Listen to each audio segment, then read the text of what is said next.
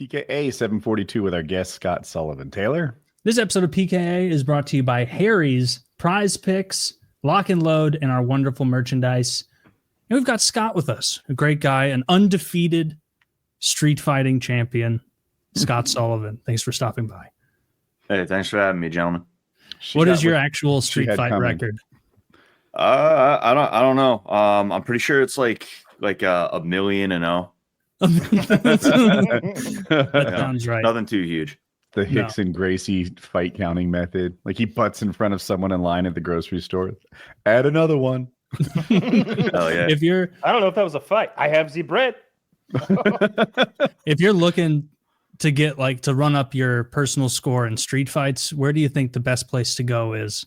You can't go wrong with a hospice ward. You know? Oh, well, they're not on the street though. I was going the other direction. I can't believe you're picking on old people. I would have done preschool. A preschool? That's a good one too. I was thinking like a vegan march, but you show up near the end, when they're kind of pooped. These aren't like street fights as much as they are hate assaults. No, it's not because I hate them. It's because I'm asserting dominance. I loved every second of it, so Yeah, I would say I'm not doing this because I hate you. So I'm pulling little bits of carrot out of my knuckles. Oh, I thought you were forcibly penetrating at that point. Oh no! Don't be gross about this, dude. Well, you said you weren't doing it because you enjoy it. It just had to be done. You had to dominate them. It was about the dominance, not about the enjoyment. It was about exhibiting my skills. What's the ball gag for when you do this exactly? That's for me. That's actually that's a breathing technique. That's an ancient that trains Taylor's jaw. Actually, that's not a ball gag. Yeah. No, there's a bit of peanut butter in the middle here, and I'm almost. Dude, I just thought of something. And I've almost got it. Can you imagine if Taylor was a biter in bed? Oh, oof. Man. I've got powerful masseter muscles, Scott. I had my dentist tell me in a way that wasn't a compliment that I have the most powerful masseter muscles from grinding my teeth he's ever seen. I could take your finger off like a horse could.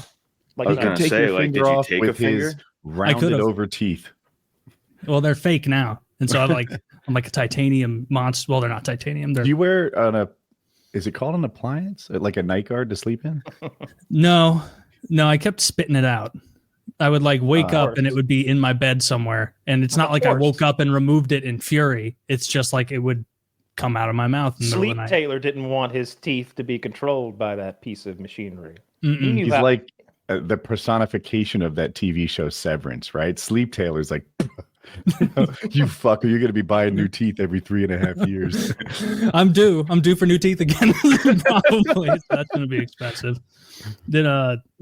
I wanted to ask this guy, have you ever been in a legit street fight? Obviously self-defense.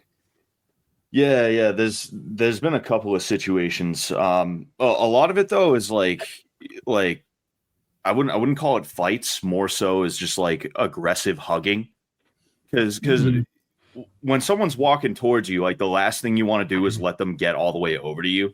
Whatever you do, whether you're gonna swing on them or get away or whatever, and I'd usually just go for double underhooks and take them down, and it just is that. But there have been a few times where I've had to start throwing punches at people.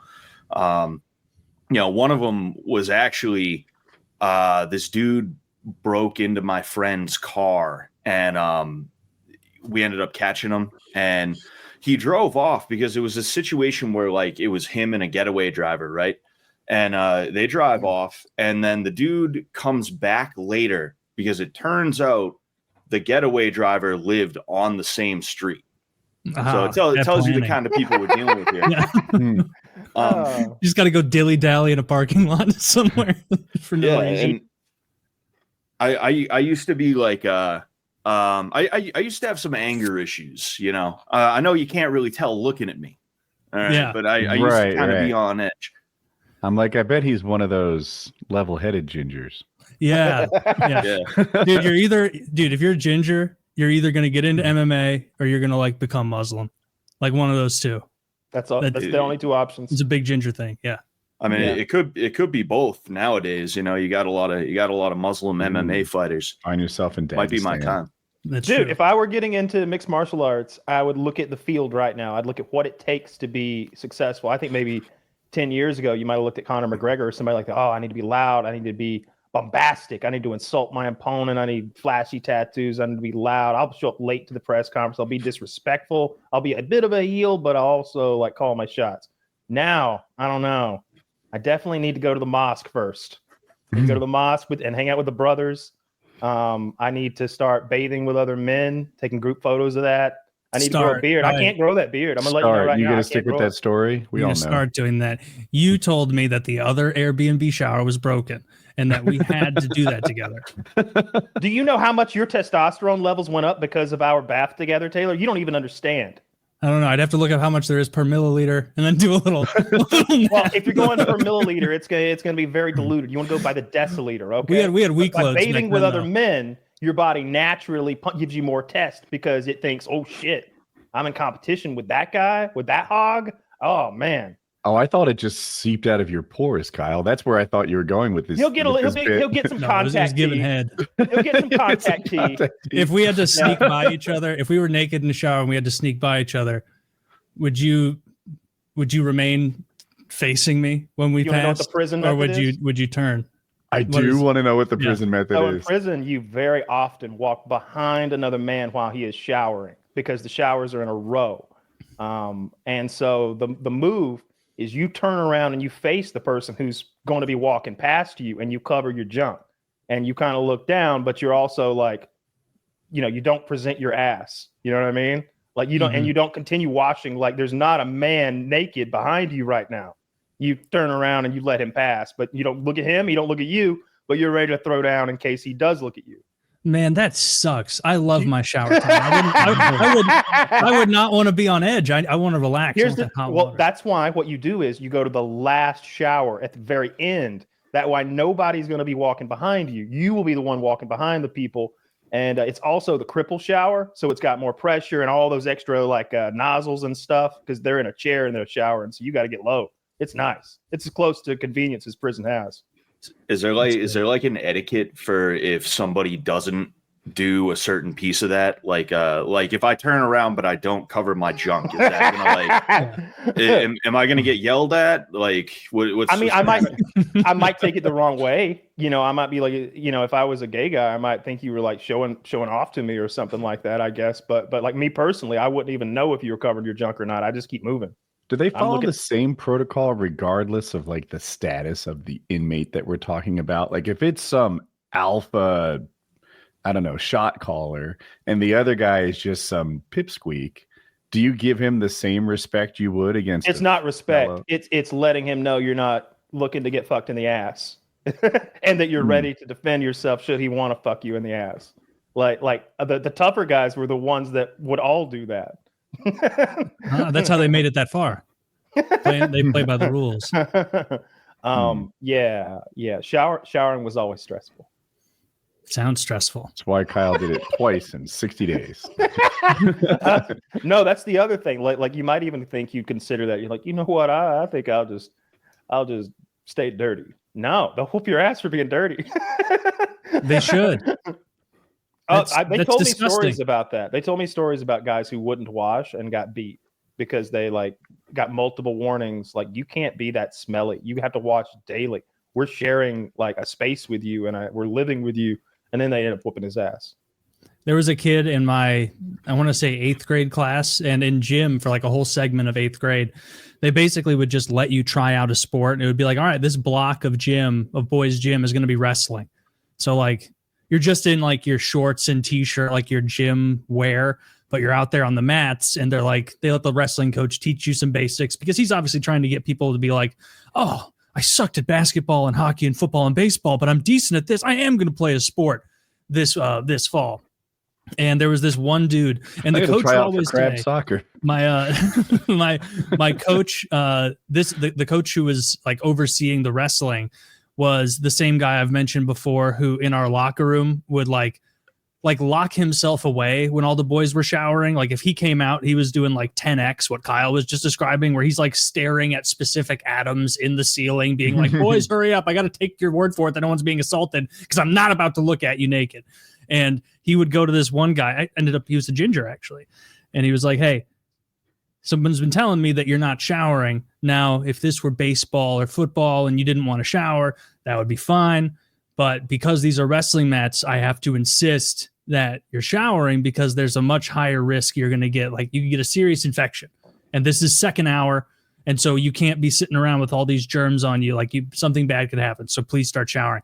This guy would not shower. He was risking life and limb of staff, of like dirty high school boys staff, and would never do it. Like, he would go in and like wet his hair. And it's like a little bird bath isn't going to get all the germs off of your like knees and your feet and all the places where the nonsense is. And I remember like the public shaming that guy got from people, because people would be like, "Oh, do you know Alex doesn't shower after wrestling?" Like, ew. He goes and sits next to girls with like fetid disease on his skin. It's like, yeah, he smells bad too.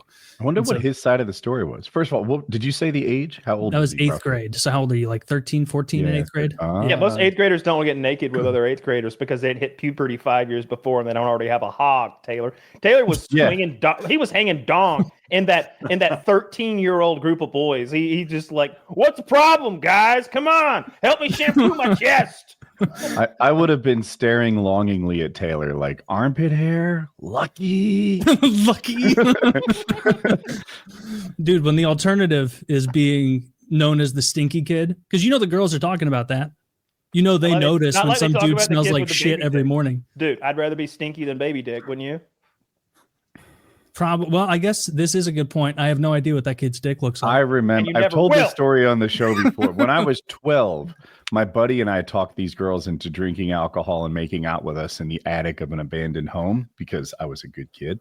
Sick. And I got her to reach down my pants.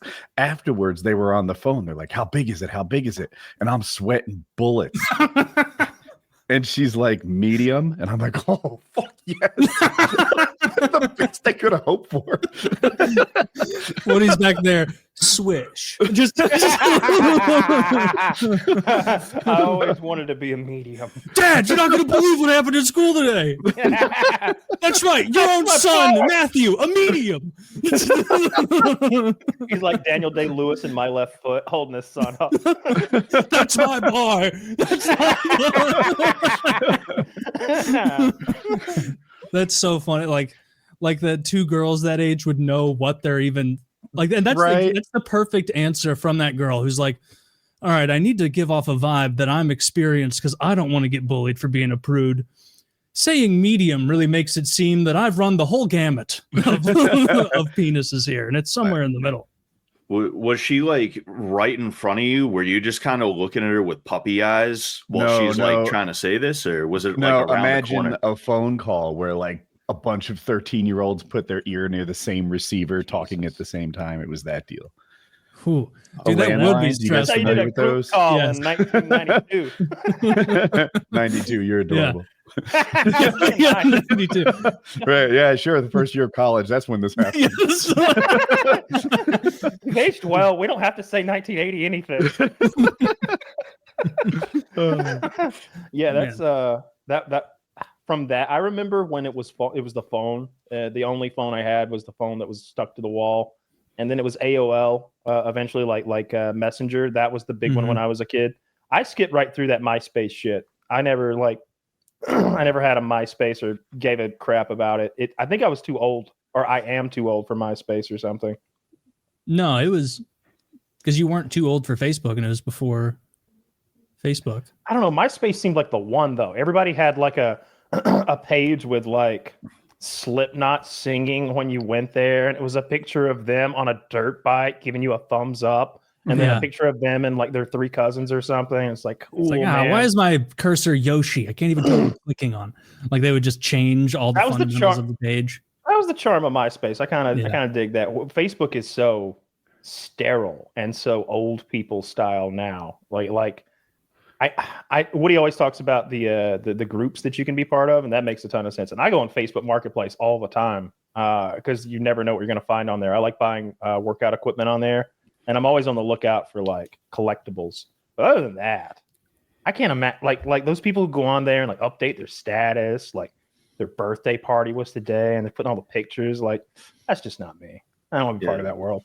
No. Facebook's just an ad platform now. Like that's quite literally all it's for. That's how they make their money. And like if you're not trying to sell somebody something, you're just the guy that gets sold shit to. So Yeah. it's My feed is filled with political comments, and I'm like, I stopped taking that bait 6 years ago. Are you political, Scott? You get into it at all? You pay attention?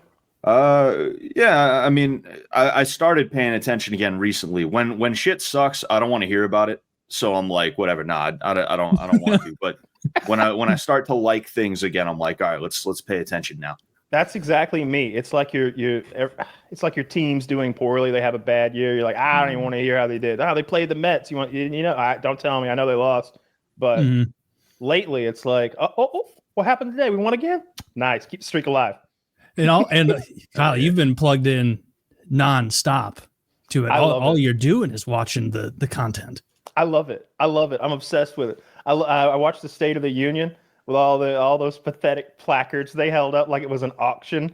I saw that, dude. Was there no one in their group to be like, guys, this sign thing does not come off as powerful opposition? I looked at it like the second I saw a sign, I'm like, this is gonna backfire, right? Yeah. Like in 30 seconds from now, there's gonna be a picture of you with a sign that says "I'm gay." Yeah, right? That's where this is going. Oh, I was wrong. 18 seconds. Fuck. They're quick.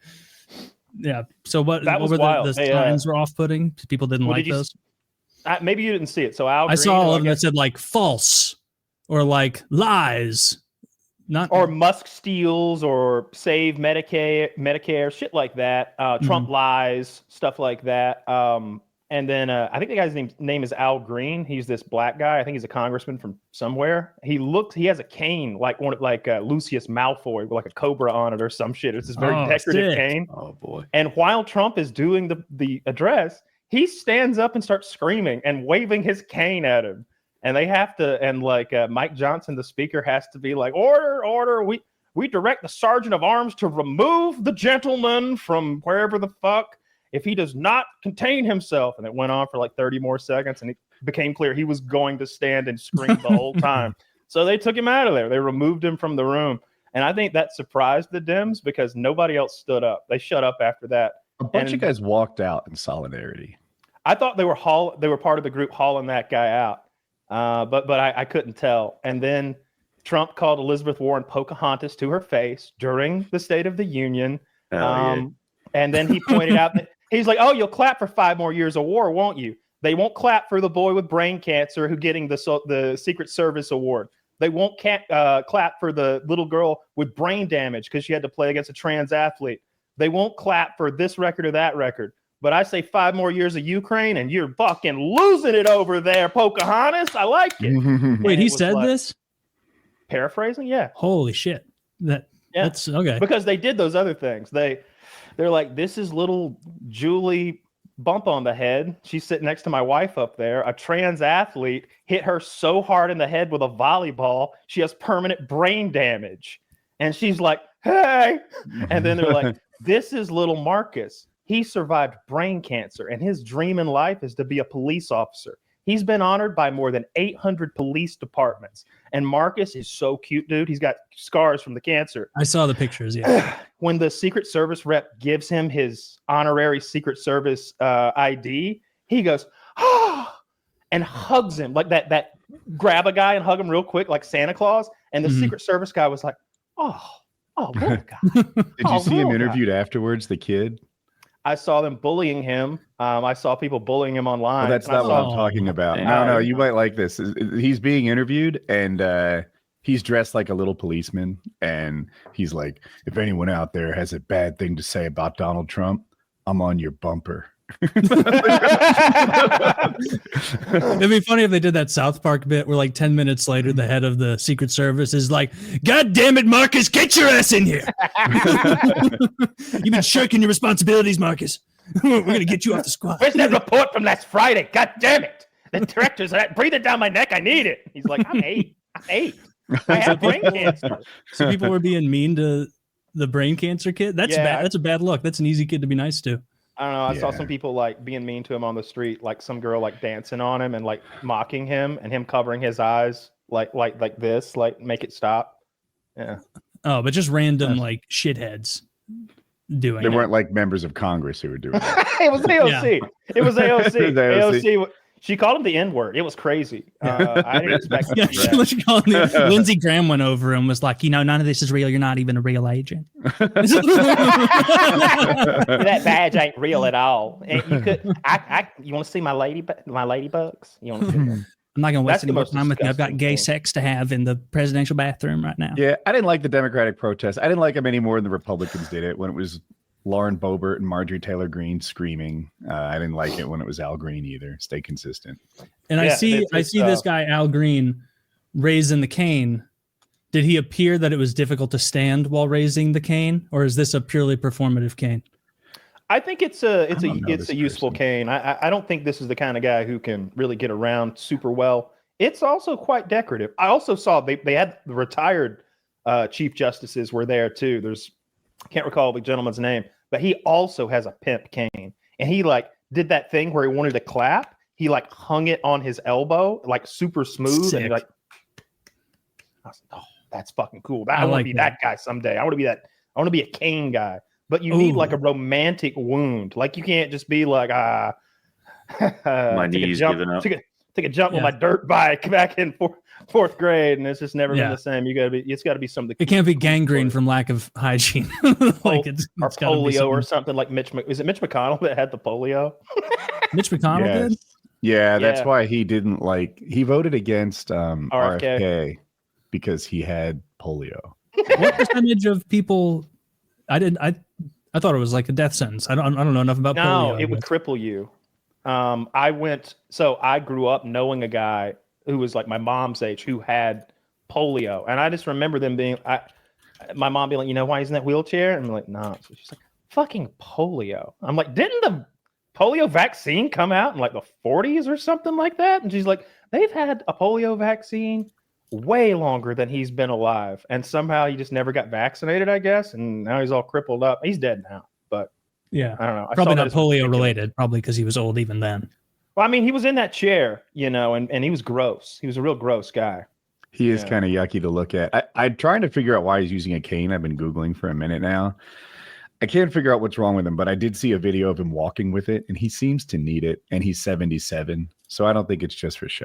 I'm good with him having a cane. I would have been totally fine if it was a for looks cane. I think that's kind of a cool thing to have. You need to be a certain age. You can't be like a 36-year-old guy walking around with a cane. You look just foppish. Like you would need to be an older guy with a What if I'm very wearing a fake stylized Marine cane. Corps uniform while I walk with the cane? Yeah, veterans can It use was a really cane the any- fake burn injury that offended me Yeah, when you did that. yeah.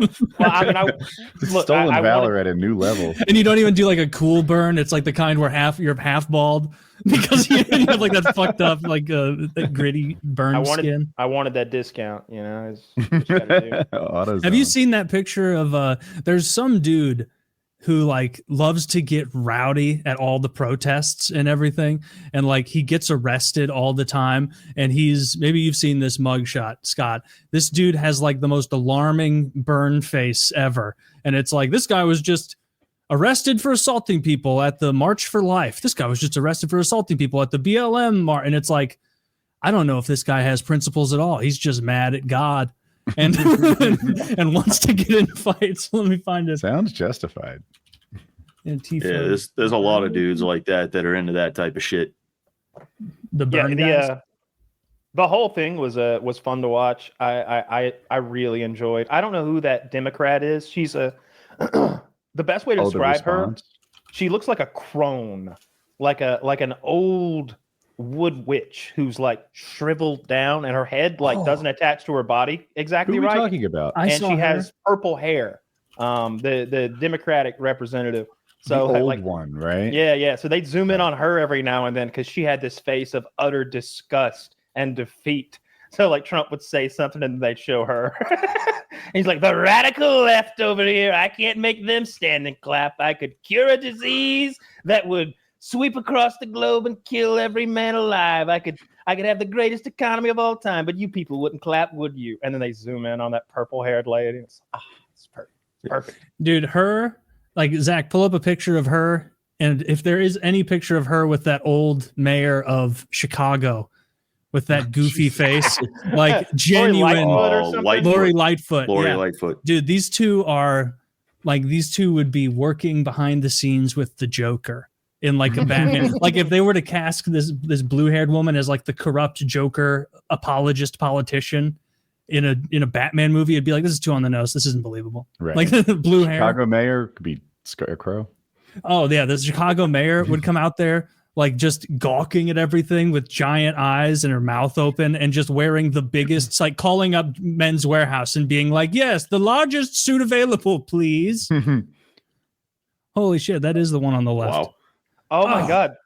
All right, I don't ever want to hear about Trump selling products at the again. What are they? Are they dressed as Clorox products? It looks like it. It's easy to forget like how gay the COVID shit was. I'm making shit up, but it's probably a COVID response, right? Like disinfect. All right, so holy shit. By the way, that's her best photo ever. This is when she was young and spry. This is not how she looks today. This is a night that. That's how I wish she looked. You went back to the 80s when she was fighting with the commies. She's got the same hair as like that. Dewey from Malcolm in the Middle. We're not talking about her because she's ugly. Hair. We're talking about her because she's, I don't know, attention seeking. Like yeah. There are so many old people in Congress who look bad, but she does this. I think that's her move. I don't know her name or where she's from or what she Rose does. DeLauro.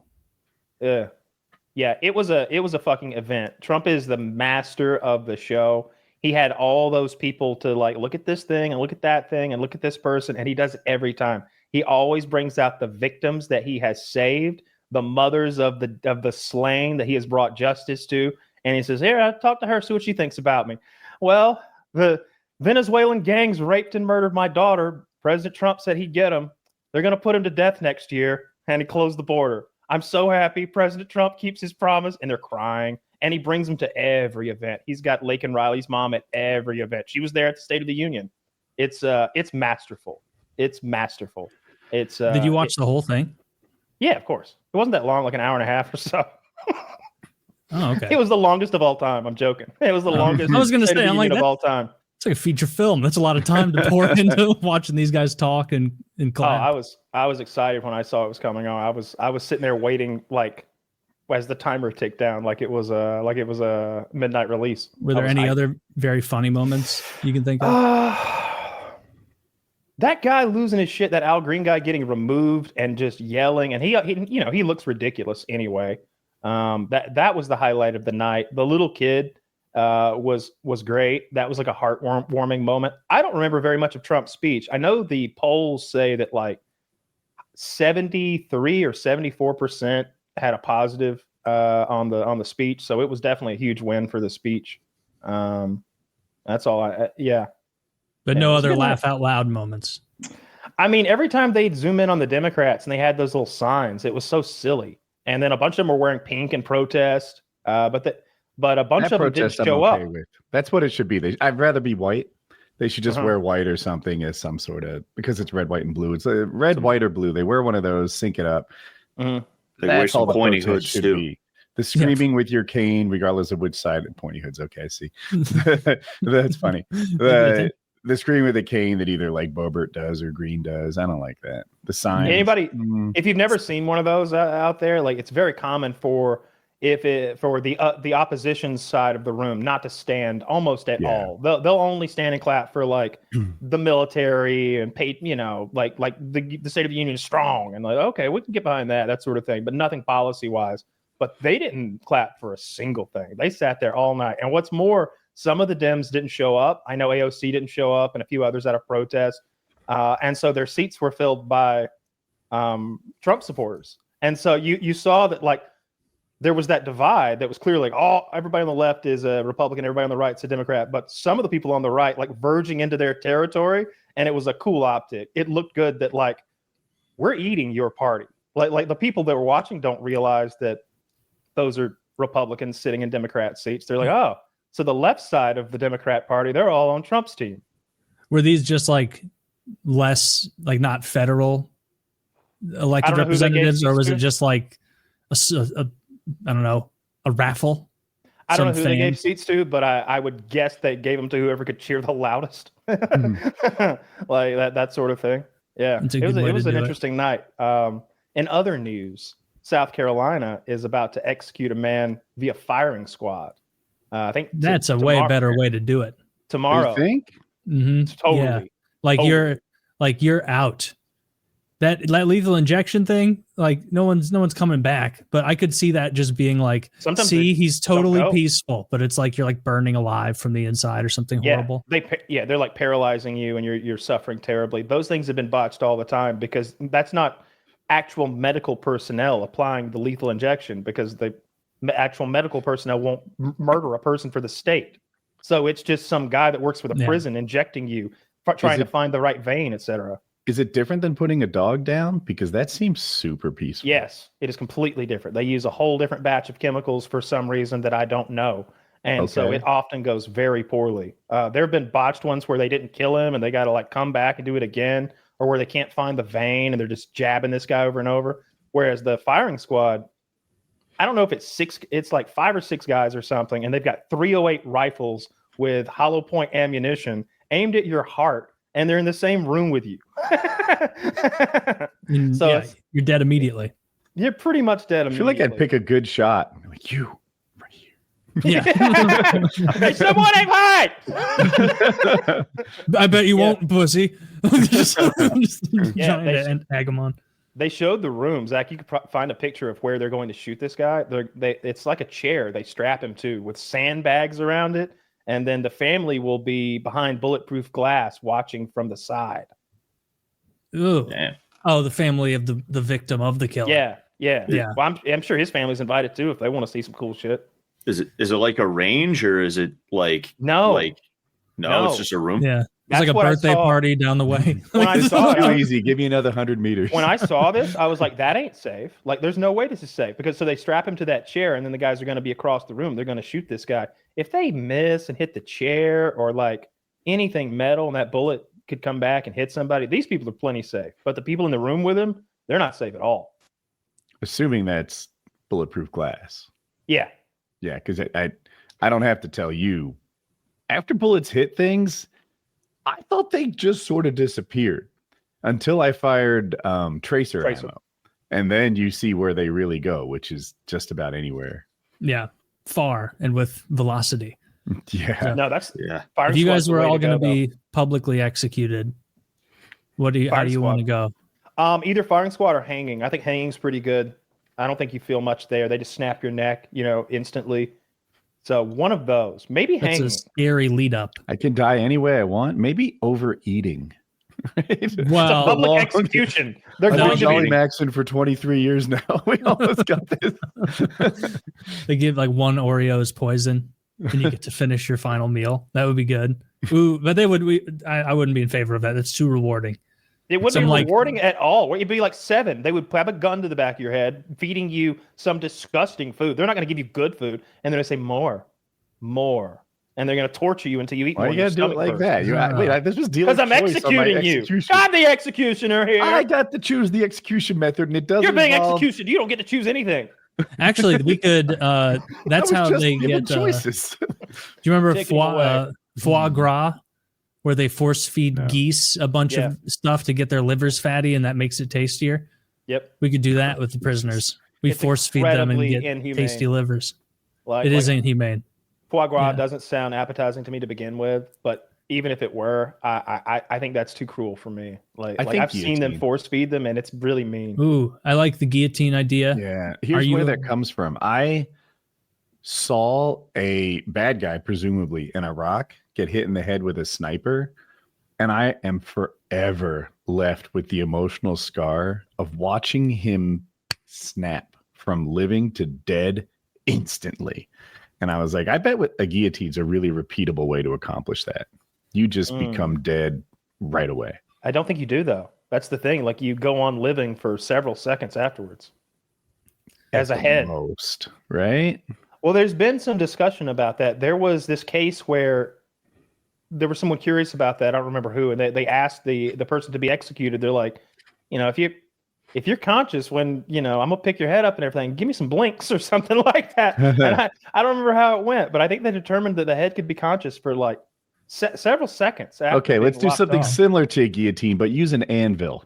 Right? That's got to click it off. Okay, that 100%. That I can imagine being that scientist who's like, and I'm definitely going to get your head right after they behead you, and then it happens, and you're like, oh shit! Like I'm supposed to be checking. No, exactly. No, see if you can find the suicide helmet. This guy built a suicide helmet back in the day. I think he had brain cancer or something, and he wanted to go out with quickly. So he built this metal helmet. And onto it were multiple ports in which went 12-gauge shotgun shells facing inward.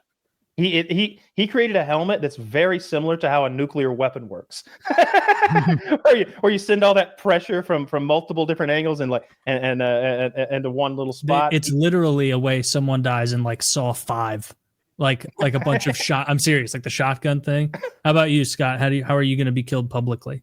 That's the inside of his helmet. I don't know. I'm kind of liking the anvil thing. They could maybe play some Looney Tunes music after they do it. Oh yeah, keep it light. Yeah. That's all, folks. If you Google suicide helmet, you have to go to like the next page to get past Google trying to save me. Help is available. Suicide lines, English, Spanish, 24 hours. It goes on and on. That'd be fun. Searching like suicide helmet on sale. Suicide helmet. Like Did you mean shopping? You're being stingy with your suicide helmet. Get the refurbished one. I'm not getting the new one. Oh yeah. Just get half your head blown off and then you're retarded. No, I think firing squads, there's like 5 different methods we use. And firing squad definitely seems like the best to me because electric chair is terrifying. Yeah. Lethal injection, they're going to mess that up. And I know some states hang still. That's better. Hanging would be better than electric chair. And if what they say about lethal injection being super painful might be better than that, I don't know. I think but so. Dude, the guy who's like, if they tried to implement electric chair right now, immediately people would be like, the fuck is wrong with you? But like, it came about in a time where they're like, electricity, a boundless world of energy and possibilities. And so then they just snuck that past the goalie where it's like, what's this one do? Instead of shooting them, is it cheaper? No. What's better about it? You get to see the arc off his skin. Not bloody. You get to see him not be bloody. Yeah, that would. I feel like the electric chair and lethal injection are for the audience more than the victim. That's what I was going to say. Yeah, criminals. There's some blood for a for firing squad. There's blood, but like really, at least the guy's not suffering. Edison wanted to back in the day. Thomas Edison. There was this thing between DC power and AC power. And I think Edison was a DC proponent. And he was saying AC was way too dangerous. And so to prove it, he executed an elephant with like 6,000 volts of alternating current in the city square. And it was the most gruesome thing you've ever seen. There's black and white video of it, I think. But he was like, you see how dangerous AC is? And I think people were like, AC power strong enough to kill an elephant. It was like, damn it, they took it the wrong way. They took it the wrong way. Yeah.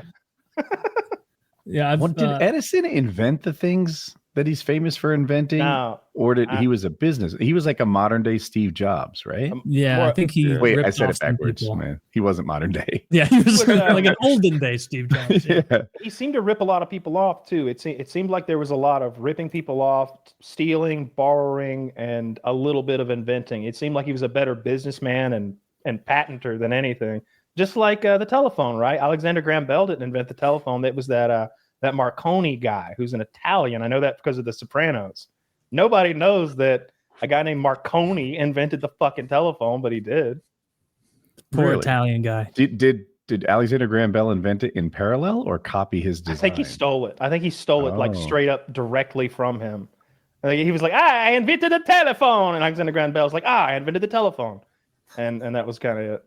It's like no one could understand what the Italian guy was saying, so he couldn't defend himself. He just stole his idea. I'm looking up worldwide methods for public execution. Where would you rank this in there? Stoning. Mauritania, Nigeria, Saudi Arabia, Sudan, Yemen, Iran, Brunei, Afghanistan. Yeah, they what do all you- still do stoning. I'm shocked that some of those I was countries are going on to say that that's list. got to be a popular one. yeah. 'cause Have it's y'all ever very- seen I mean, because that's like a murderer's row of advanced Yes, good Kyle. places. Yeah. I've seen stoning, and it's slow paced. hmm I've You seen need a different- ringer out there. Mm. Sometimes they have it. I saw one where it was like, oh, that wasn't too slow at all, was it? Everybody here's got a fucking contract if the Yankees see this. there's this one where there must be 50 people surrounding this guy. And they usually, I say usually, I'm sure plenty of innocent people get stoned in the Middle East, but whenever I watch a video, they're like, this guy like murdered 3 children, or this it's often like sex crimes and deviancy. Mhm. And like when they start throwing, it's not like a stone here and there. It's not like let ye who without sin cast the first stone and like 1, 2, 3. It's like 50 stones, 100 stones, 150 stones. Like they're raining in so fast, it looks like a hailstorm. And he tries to cover up, but like people come in for coup de grace type, like slams on him with big rocks. It's rough to watch. Yeah. don't I would like- not pick that way. They don't bury him or anything. It's just like, all right, I've stand seen right that there. too. Don't move. I've seen them bury him in the sand with just their head sticking out too. That's Yeah. what I've seen. Yeah. Well, I saw And- that on Ace Ventura. The one I saw, like it's like it was a woman who was being stoned for adultery, and I don't know the case in this. Sometimes they're raped, but they're still guilty of adultery, and then they take it out on the woman anyway. Mhm. And just it was like the first 27 stones that hit her didn't hit her hard enough. They just really hurt her, and then like kind of her misery was ended. I've seen Yeah. that where it's like She you're was in the buried middle up of to her being shoulders. stoned to death, and like you're getting winged off the kneecap, and like getting your collarbone broken and stuff. And it's like this is the worst method of One of the worst. public justice or whatever. It's definitely one of the worst that's still employed today in a pretty widespread kind of manner. The Middle East is wild, man. Aren't you glad we're over here? It's nicer over here. Nobody's getting stoned. At least, like, I mean, somebody's getting stoned. yeah, not with rock. It's Kyle hits the vape. How about this? Death by animals. This was more ancient than it is now, but being crushed to death by elephants. I believe that was used in Southeast Asia, It wouldn't work India. on They have me. them step I could on take you. Would one they like elephant. direct them to crush you? Yeah. So they lie you down and then they'd have the elephant step on you. Yes. And they just That's cool. crush you. I watched a video like that's a- 2 weeks ago of it. It was like some like bully beatdown style account on Twitter. And it was like showing this Indian guy on like a CCTV, like there's this elephant chained up with like 3 of its legs chained way too close together. So it's clearly having a little bit of trouble balancing. And then the other leg is like feeling around trying to balance better. And this guy's just behind him, like, yeah, just he's not trying to get the elephant to move. He's just being a dickhead, just smacking this elephant and poking it and prodding it and bothering it. And clearly not day one of this behavior. And then the elephant breaks out, kicks him, and then like tramples him to death in a way that like it's an elephant, so I should have anticipated this, but you die so easily to an elephant that's mad at you. This guy like got hit and like got hurt a little bit, and so he was bent over in the fetal position on his knees with his like back up. Good. And the elephant was like pushing a little bit on his back, like he's pushing on the back. The guy's head is here, and he was just kind of pushing, getting a feel for where the guy was, and then he just crushed him like a bug. Just like I'm glad there was no audio in the video because it probably would have been more upsetting. But just watching him just go, Dude, like literally died like the South Park That's character. the Like, noise I would make. If an elephant crushed me angrily, that's the noise I'd make. Yeah! it's easy to forget how dangerous and strong Made a some fun animals noise. can be. Like yeah. if Taylor wanted to drag me around by the wrist, he could, but it would take his effort. I'm not that light. But if a tiger wanted to do it, it would be like a woman with a purse, right? Just like it hardly an inconvenience, flipping me around, dragging me where he wanted me to go. You ever see Yeah. the video? The Indian guy? Chinese couples driving through the Yes. park. They're in that tiger park, which I guess exists in Asia. And there's signs everywhere. Stay in your fucking car. Stay And in this your fucking woman, this woman is like, who knows what they were arguing about. I It know had to what. be petty. What were they arguing about? She wasn't happy with the way he was driving and wanted to switch seats. This bitch gets out the passenger seat and walks around to the driver's seat and starts trying to tell her husband, apparently, get out. I'll drive us through the tiger park. Wouldn't you know it? A tiger comes out of nowhere. At the tiger park? And takes her away into the jungle. The tiger. And her husband is like, all right, back in the car. he does not No, a breeze. He's already leaving. Yeah, I think I've seen that one too. We've all seen the Indian guy who jumped into a tiger enclosure at a zoo there. Yeah. And like people said, or at least a little tagline on the article was like, he wanted to kill himself, but he was in there like cowered with this like curious tiger coming up, and he's like putting his hands up like, I've either made a mistake or I fell in accidentally. And like just the realization that no matter, like, it could have been Brock Lesnar in that cage, it wouldn't have made a difference. Like as soon as the tiger decided like, yeah, you don't smell that bad, you're food, and then just one clamp, not even like a big chomp of the jaws, just like a little, the way you'd clip a nail, grabbed his like neck. just grabs his neck, and he's dead immediately, and he's just a limp rag doll getting carried up a tree. Carried him like Easily. a cat carries a rat. The way have you seen that one, Scott? Have you seen all these? Oh, you need to watch more videos of like. Yeah, you're not traumatized enough. People you should join the WhatsApp. Well, the animals killing the people is better because it's usually people fucking with animals. You see the camel? Did you see the camel? The camel's getting beat by the guy, and it comes down and bites the guy like right at the collarbone and picks him up into the air and flicks him, and then proceeds to murder him. The camel does, and I was like, "Oh my god!" I don't like people abusing animals, so whenever I see them like getting murdered by said animal, that's a happy day for me. Camels, I think, are like notoriously mean. Like they're nasty. They'll be rude to you, aren't they? Really? I've known a few camels. Yeah, well, me too. You know, just a little bit. Well, that's more than I've known. I've hand fed them and petted them and stuff. Me too. And they were cool. Oh, I thought they were known to be mean. Well, never mind. I'm sorry, camels. Hey, camels, listen, we're sorry. We got your back. Have you? I'm trying to think of other good animals fucking people up videos. It's been a long time since I've done a deep dive on that, but it requires poor security either around wild animals or around zoos, and just as it happens, like the Chinese and Indian security in zoos must be very lax because it seems like it's always there. Hey, they got so many people over there. They're probably hoping like people kind of call themselves, you know. Yeah.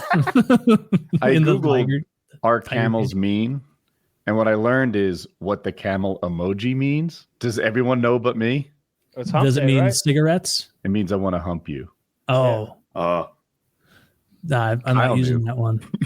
Kyle does. Wow. I didn't know. I mean, I just kind of. Anyway. Put it together. Okay. Yeah. How about this? Blowing from a gun. Are you familiar with this method of execution? You see this sometimes in like okay, so wait a minute. So very similar to that is something the British did to the Indians while they were occupying is not the word, not colonizing, raising them from the filth that they lived in. So when one of them would step out of line, they'd strap him to a cannon, like his back would be to the barrel facing out. Please, sir. There'll be no begging, Patel.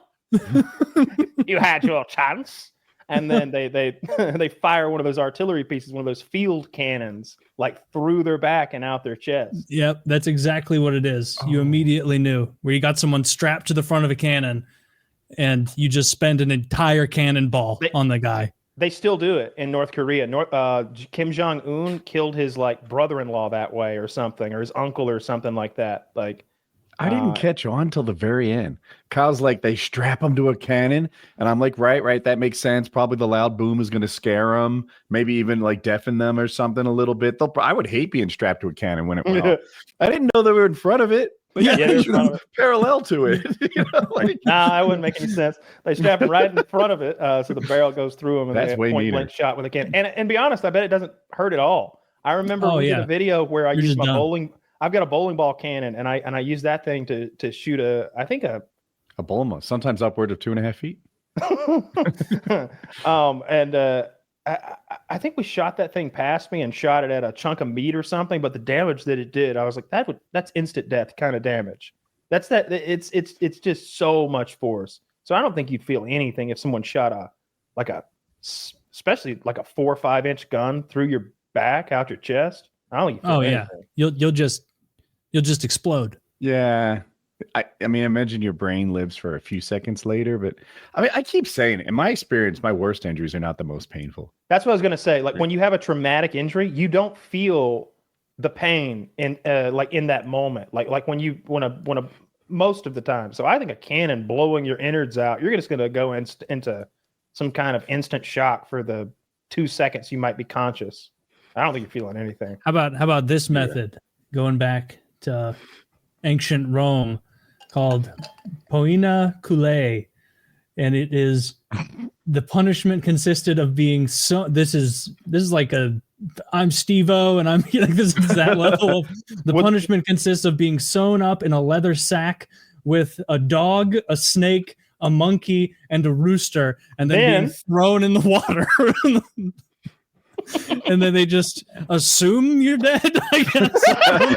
from the cacophony, from the Looney Tunes dust pile, that like a dog head and then a snake and then I your choose head. to believe the dog partners up. Like, how are we going to get out of this, boss? No, we're in this together. It's really the snake that's the problem, guys. We just need to, if we can neutralize that, I can use my fingers to get out of the leather sack. Oh my god, that's so stupid. That is so dumb. That's like that had to have been invented when like Rome was maybe on the downturn. Like I think they're not banging on all cylinders anymore. I think it's the opposite. You only come up with an idea like that if you have a lot of free time on your hand.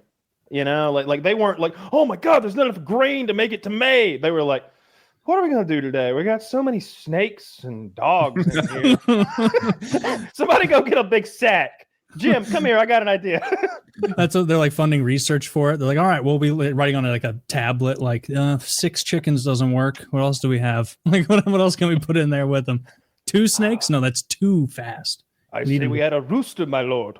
Is he gonna like peck him or like what? I don't know. It'd just be funny. And there's a rooster. You were on the money, Kyle. They were doing it in the heyday, like prime Rome, because Hadrian was emperor when they were doing some of this. This wasn't like Hadrian, weird. One of the good ones. Wait, one of the good ones. One of the good ones, old Hadrian. That's what they call him, right? The what are they? Hadrian, there's like 3 one. or 4 good emperors of Rome, and I think they just plainly call them the good emperors. There was only like 3 or 4. yeah, it was. Look at Alexander the Great looking down his long Roman nose at the good ones. Yeah, Macedonian nose, and it was crafted by the gods. Okay, he's over there to the east. I'm Alexander the Great, and you're Woody the Good. You're proud of yourself. Woody the Good. Man, usually I do like the animal executions. Who was your leader? Alexander the Great of Macedonia, Emperor of the free lands and Lord of the endless prairie. Oh shit! Whose is yours? The good. No, it's Hannibal the That's Gay. him. That's him over there riding the donkey. You think that's bad? I serve Kyle the not that bad. Yeah. Dude, it's funny when I'll do this sometimes when I'm stoned. I'll just go through really old like lists of like who were the rulers of fucking Sweden in the 500s, and every once in a while, like after a string of like Eric Ericsson the Feared, there will be a guy where it's like Olaf the Inept. And then you like read about it, and it's like Olaf the Inept was known for frittering away his entire father's inheritance and losing untold amounts of resources in the Swedish highlands or whatever. And it's like, oh man, one guy who was gay. There was that guy who was gay, and he created that like personal guard of super soldiers who had to be tall and handsome and wear mustaches. Sick. But he wouldn't let them fight because they were so precious to him. So he spent like huge amounts of money like making his own like Spartan 300 in some tiny European nation that could have used that money for grain. I remember that story. Is it the Potsdam Giants? Where it was a Prussian infantry regiment where they all had to be a certain height, and it was more like, all right, when we're going to a foreign land and we bring like like 1 battalion of guys, we bring the Potsdam Giants, and they intimidate That's people. really smart if you think about it. Like if you're from a faraway land and they're not familiar with you. It's like, remember when the Olympics happened and in Beijing, and the Chinese had that opening ceremony with like 10,000 people playing the drums perfectly, and it was scary as fuck. Like, I think that's the impression you want to make when you see the people from across the sea. You all want to be 6'6" with big mustaches and thick cocks. Like, you want them to see you and think that, and then you want to make some comment about like, yes, I couldn't bring my good regiment. These are the rejects. Yes, I couldn't cut it in the Marine Corps. They serve me as my fool's god, I call them. Come boys, if you can march. Oh, they're falling down. Like, really play down how tough they are when in reality you've squeezed your whole economy into making those giant men.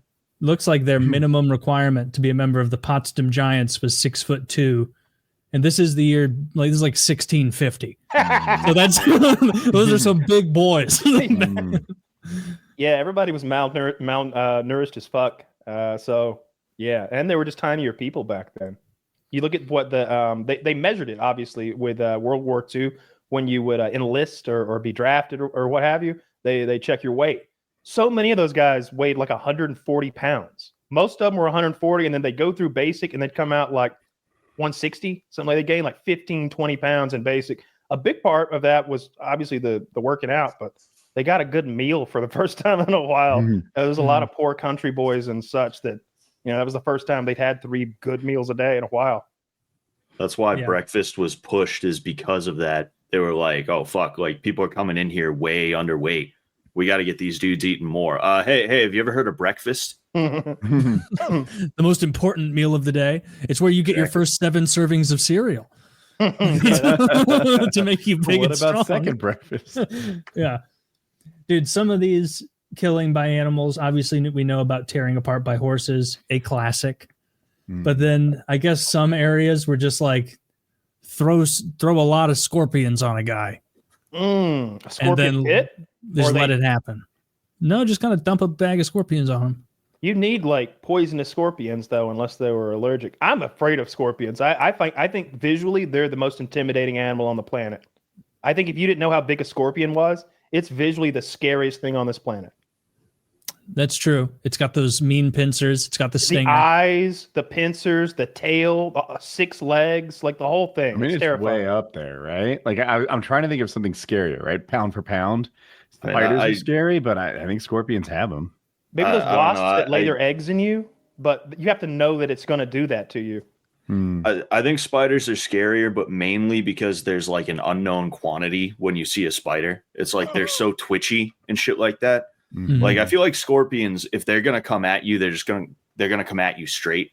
But like, if you went at a spider with like anything, like a fucking gun, you know, I feel like it just knows like, oh, he's about to press, better move. Yeah, and that's fuck. He hit you in the back. The spider would be sneaky, and he'd hit you in the back, and the scorpion would take you head on. I like that. I like that. Yeah, and probably true if they were sentient. I mean, if you were to do like a bug comparison intellect chart, I feel like spiders would have to be, you know, they're not beetles. Like, they're definitely higher than that. Maybe ants would be higher than we think because they're like that hive and works together so well. That web stuff they do is really interesting. You know, they've given them LSD, spiders, and then to see how they make a web then. It's like, I try to make it perfect now, jackass. And they have a hard time. Well, not anymore, Kyle. Trump cut the program.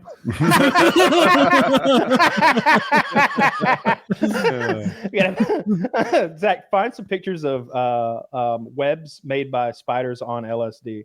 Yeah, I've seen that graphic. Neat. All the different drugs where like any drug throws them off in a big way. Even caffeine had them all fucked up. What that says to me, though, is what they're doing requires some sort of like front brain shit, and it's not all like, you know how a dog points instinctively, and like you didn't have to teach him that, he's just pointing.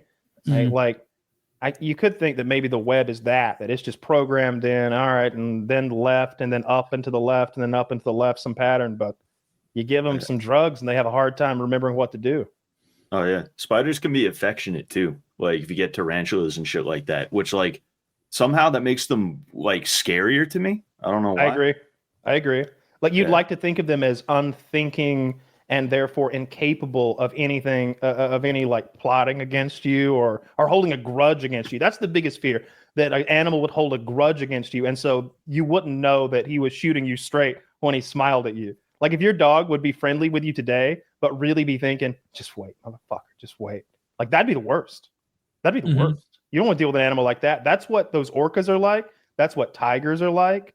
There's a lot of, that's what chimps are like. If you wrong them, there was a story about a tiger. A tiger had killed some prey. It was eating it, and a hunter shoots the tiger, wounds the tiger.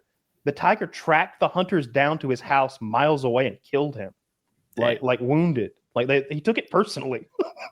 Yeah, I mean, he's like Michael Jordan, and I took that personally. And also, it's like a smart animal like a tiger. Like that's all that it has on its agenda now.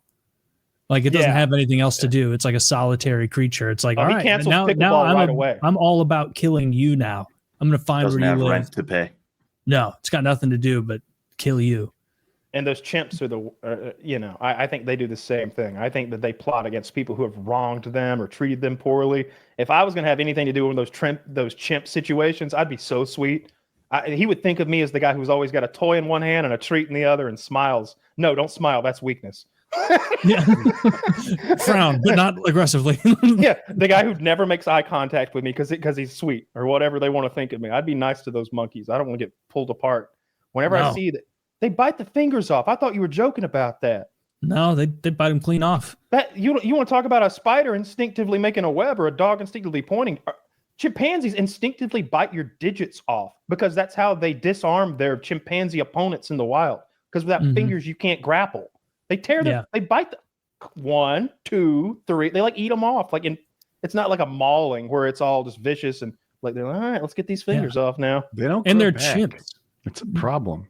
They don't grow back, and it's not like if I were like I'm some mafia, torturer. If I'm biting someone's fingers off, I'm spitting them out afterward. Like I'm bite, spit. The monkeys just finger off. You've already got your opponent pinned down. Enjoy your snack. Like they're like eating the fingers as they're doing it. They're not just biting. That's why a bear's so bad to be killed by, because they'll actively eat you alive. You've seen them eat salmon like that. They'll hold you down and then rip chunks out of your back and devour you. Like, and you can imagine how long it would take to die from something chewing on your back. I'd be like trying to manipulate my neck up. Take my neck. Take my neck. I take it back. Major injuries are very painful. Yeah. You like that'd be a bear would be an awful animal to be eaten by. We've talked about this before. Big cats, obviously the goat animal to be killed by. They don't want to eat you if you're still alive. They just want you dead first, so then they can go like drag my big body up. Hyenas might be up there. I think same thing. Hyenas, I imagine them just like don't they bite feverishly going. No. Oh, I don't know. I've seen it where hyenas go after male lions' balls. I think they're just having fun because they hate male lions and they eat their young. They're a big part of hyena diet is bones because they have the most powerful jaws in the animal kingdom. I think Have you met Taylor? Yeah. Well, second most powerful jaws. They're fine.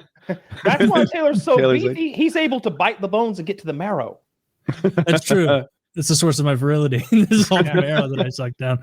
Yeah, I think that's have how our heard ancient ancestors in Africa, like that's why our brains really began to grow, is because we got access to bone marrow and by cracking open the bones of like lion kills and stuff like that. My favorite theory for why humans got big brains is when people that absolutely love doing mushrooms are like, it's actually this drug I like.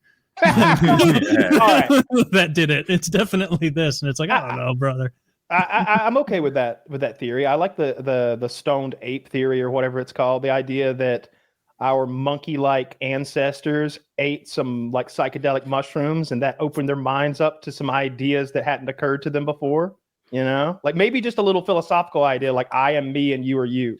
Just that sort of recognition popped into their monkey brains because of some mushrooms. I could imagine that being true. I don't think it like taught them the secrets of the universe or anything, because it doesn't. When I take psilocybin, it just makes me sick to my tummy and I can't walk straight.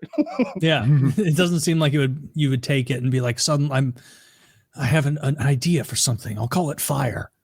Like maybe no, you would just be like, I'm so much more scared of spiders than I was earlier. They're probably all over our campsite. What the fuck was that one kind of spider that we all saw that's new, that's got the spiny tail? that stings you and the claws. What a scary animal that was. Dude, being the first guy to find animals like that in the wild, be like running back to your camp. You're not going to believe it. And they're like, oh, you again. You with your nonsense. A scorpion. When the Romans would come back and tell tales of elephants and giraffes, no one would believe them. They had to bring them back before people believed those animals were real. So when they would have those spectacles in Rome, which I think is fucking cool. I wish we did that. Pretty sick. They'd go to Germania, they'd beat the shit out of them, they conquer them, and then they come back with like a parade. And the parade would involve like all the Germanian treasure up on a parade float. And then they'd have the Germanian king up there too. They'd slap him around in front of everybody. Like, look what we did. They prop him up, put his stupid king we don't crown conquer cool people anymore. We're gonna like win a war and be like, this is non-bread. And we're okay. Boo! We want a cool guy.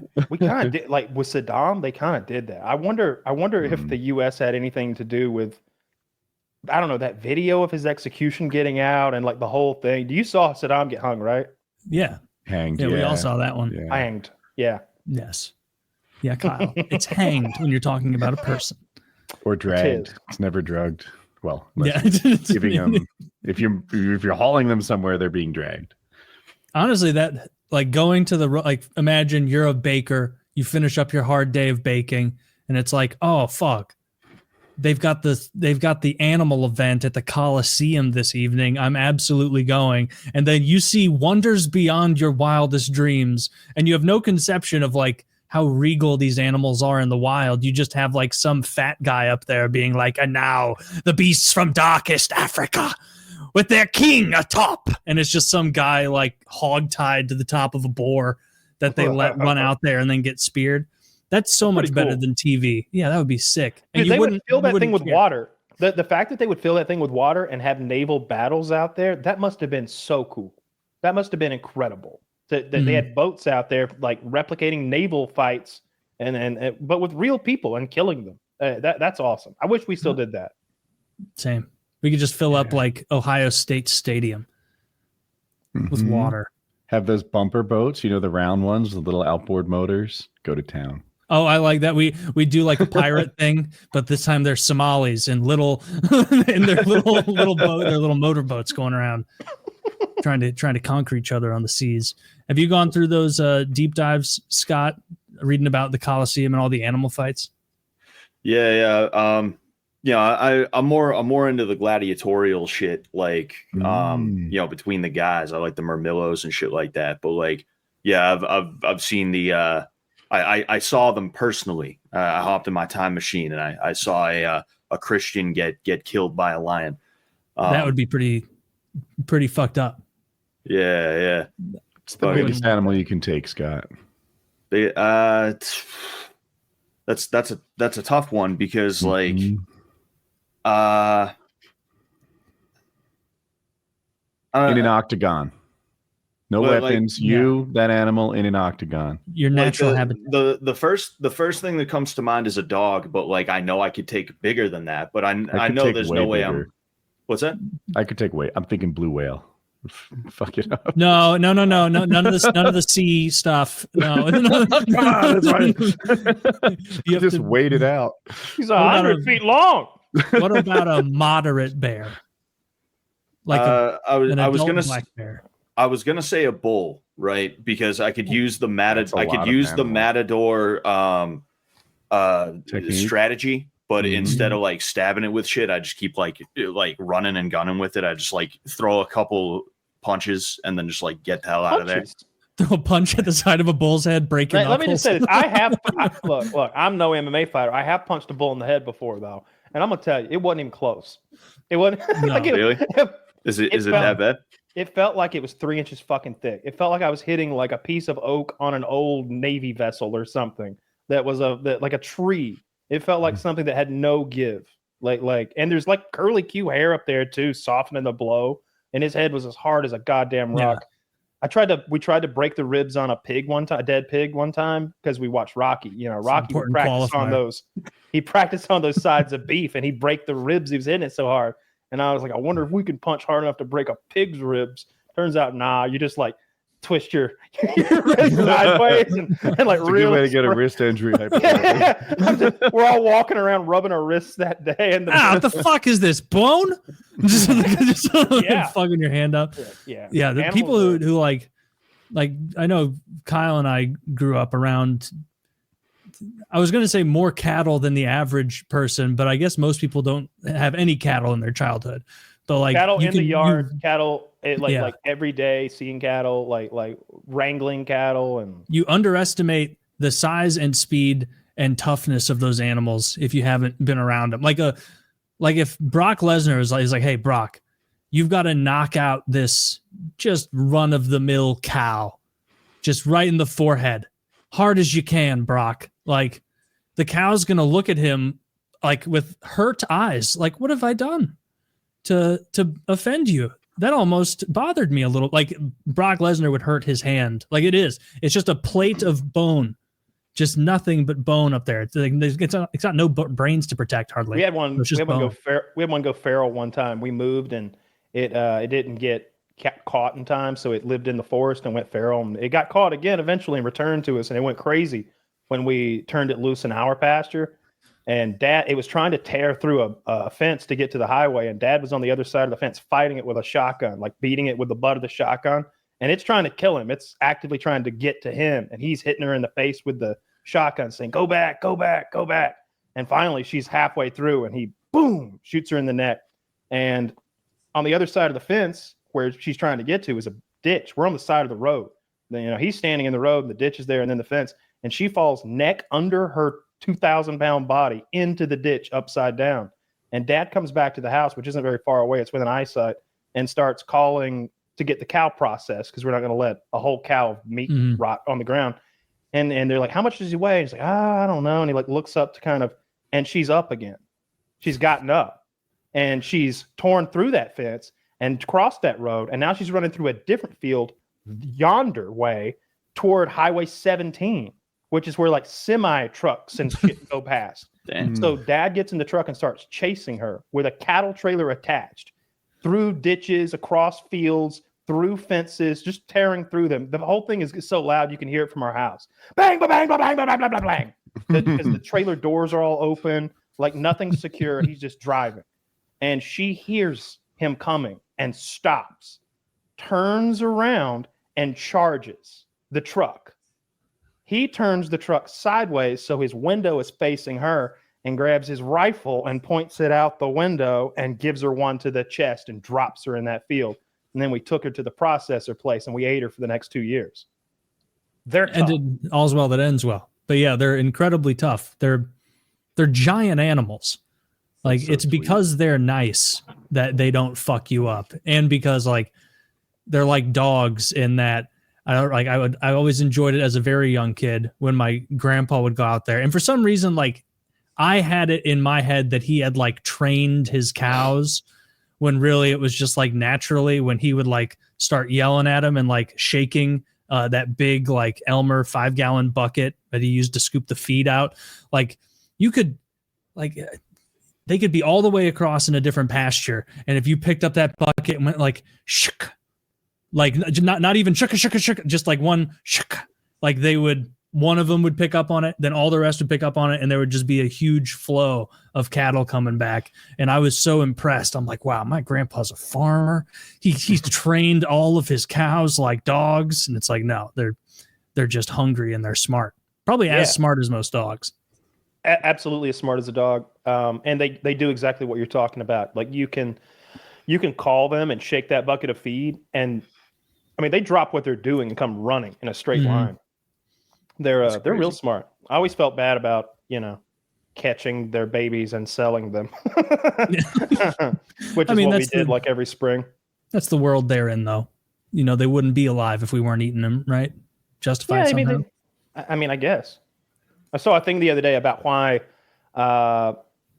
the North and South Americans were so easily bowled over. And Woody always talks about they'd never figured out how to invent the fence. And I wanted to learn more about what was going on.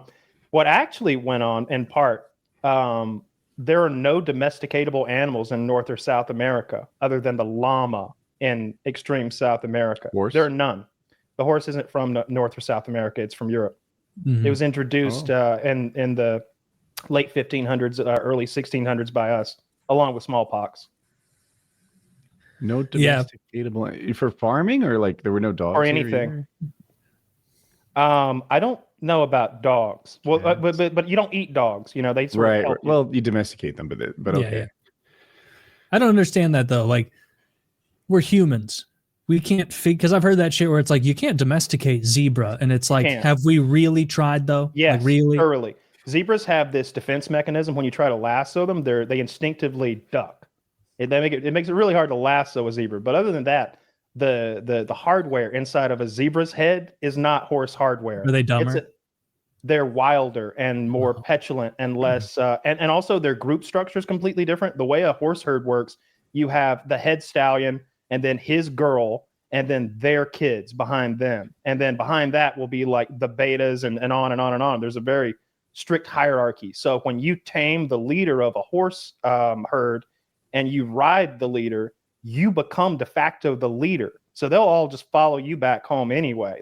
They're because of that structure, they're very easy to domesticate. There's only been 13 animals domesticated by humankind, I think, and that's only if you include the silkworm and something else. The honeybee. I don't count that. Those are kind of cheap. Well, honeybee can count. Silkworm, come on. It's going to make silk no matter where it is, right? well, you got to like get a bunch of them together to have the amount of silk that you would need to create a garment. Yeah, well, they're going to fight back. I wonder though, if they. I know when Taylor first started talking, it was like I'd seen a YouTube video about domesticating zebras, and the YouTube video basically said they're such assholes that it's hard to get that out of them. They're scared to death. Horses are frightened. They don't hold a candle to zebras. Those things are just in a permanent stage of like backed into a corner rage sort of animal. Okay. Mm-hmm. But what if we like selectively bred the nicest ones for generations and generations? I mean, wolves aren't that domesticatable until they're dogs. Mm-hmm. Yeah, I totally like if they selectively did that for generations, we could absolutely get zebras to calm down a little bit and still keep them strong enough to like pull plows, like for sure. How would it not be work? They're dope. Well, why haven't we tried it yet, though, is the question. We have. We have. They failed. Like if it were possible, it would have been done. Dude, we've been to the moon and we have nukes. There's no way we've tried and failed. Can we slip this funding past Doge Think somehow? about the last I want it done. 100,000 years. I'm okay. We slip this one in. We take some of that Iraqi Sesame Street money. We funnel it into zebra. I'm down. Oh, I gotta say that Trump said that there was some money going to transgender mice. So it's fucking stupid. Transgenic mice. And but are you sure? Yes. It's transgenic mice. It's mice experiments that are over my head because it's science shit. And whoever's working for Trump who was like, here, sir, here's another one. They got transgender mice. Like, did you just misread or are you just misleading on purpose? Like, which is it? You have a list of 100 ridiculous things and you have to make one up. And the worst part is we cut the funding for the transgenic mice, and I think they needed it. Yeah, it's well, I guess it involves Alzheimer's. Yeah. It involves breast cancer research and like some shit that everyone's some medical for. Sciencey shit. Yeah, and a transgenic mice. This is brand new to me. I learned about it today. Me too. I guess what it means is that they, like when it was still an embryo, they made some DNA level modification to the mouse and then ran experiments on it. It's not about mice that identify as women or anything like that. Like you Did you give see it those woolly Alzheimer's. mammoth mice? Did you see the woolly mammoth mice, Taylor? Yes, I did see the woolly mammoth mice, and that I'm a big fan of. Scott, where do you come down on bringing back ancient animals? I mean, I think it'd be cool to see a woolly mammoth. Exactly. What do they like? Make a mouse into a woolly mammoth using like genome shit? I think they had to figure out the woolly part first. So they got some woolly mice, which means eventually we can use some of that mammoth DNA we have to make some cool ass mammoths. It just looks like they brushed it backwards and called it cool. I don't know. You can see before and after. He's all woolly now. This is like that's adorable. It's when like I pet my dog the wrong way, he's halfway there. It's not mind-boggling, but it's the beginnings of progress in the woolly thing. Yeah, I like that. there's been an ongoing. There's two different things they're doing. They're trying to bring back the Tasmanian tiger, and they're also trying to bring back the woolly mammoth. They have DNA from both of them. But I've seen them explain how. I'm good with both of those. I don't care about, like, if they brought the dodo back, I wouldn't even stop by that exhibit at the zoo, like some boring bird that doesn't. Apparently, they're incredibly friendly. Like you could just walk up to one and pick it up, and then carry it back to camp. Like it was a domesticated chicken that lived in the wild, basically. A big fat one, though. Oh, okay. Well, I didn't know that. Maybe I'd be fine with them then. But as far as cool things go, I'd rather see like an actual dinosaur. I know that's never gonna happen because if we're making really, really furry mice, we're a million years. Actually, here's the thing about an actual dinosaur. So like our ability to our genetics tech, like on the tech, if we're on the tech tree of genetics, is like really low right now. But if you think about the way the DNA makes us what we are, and so there is a code for dinosaur. If we could learn to write DNA from scratch, to just, you know what I mean? Then we can make our own dinosaur. So it's not like it's impossible to get it. We need to know the recipe, or what I would prefer, you just do it like the Disney way. Like it just needs to look like the original recipe. It doesn't matter if they taste like the dinosaurs did 65 million years ago. Just make it look like Jurassic Park, and the world will be thrilled. If you could write DNA, you could create a real Jurassic Park. It would be like the movie. It would be that thing where every billionaire in the world would pay anything to take their kids to Jurassic Park. Yeah, I'd love that. Jurassic Park would be so sick. We go on coupon day.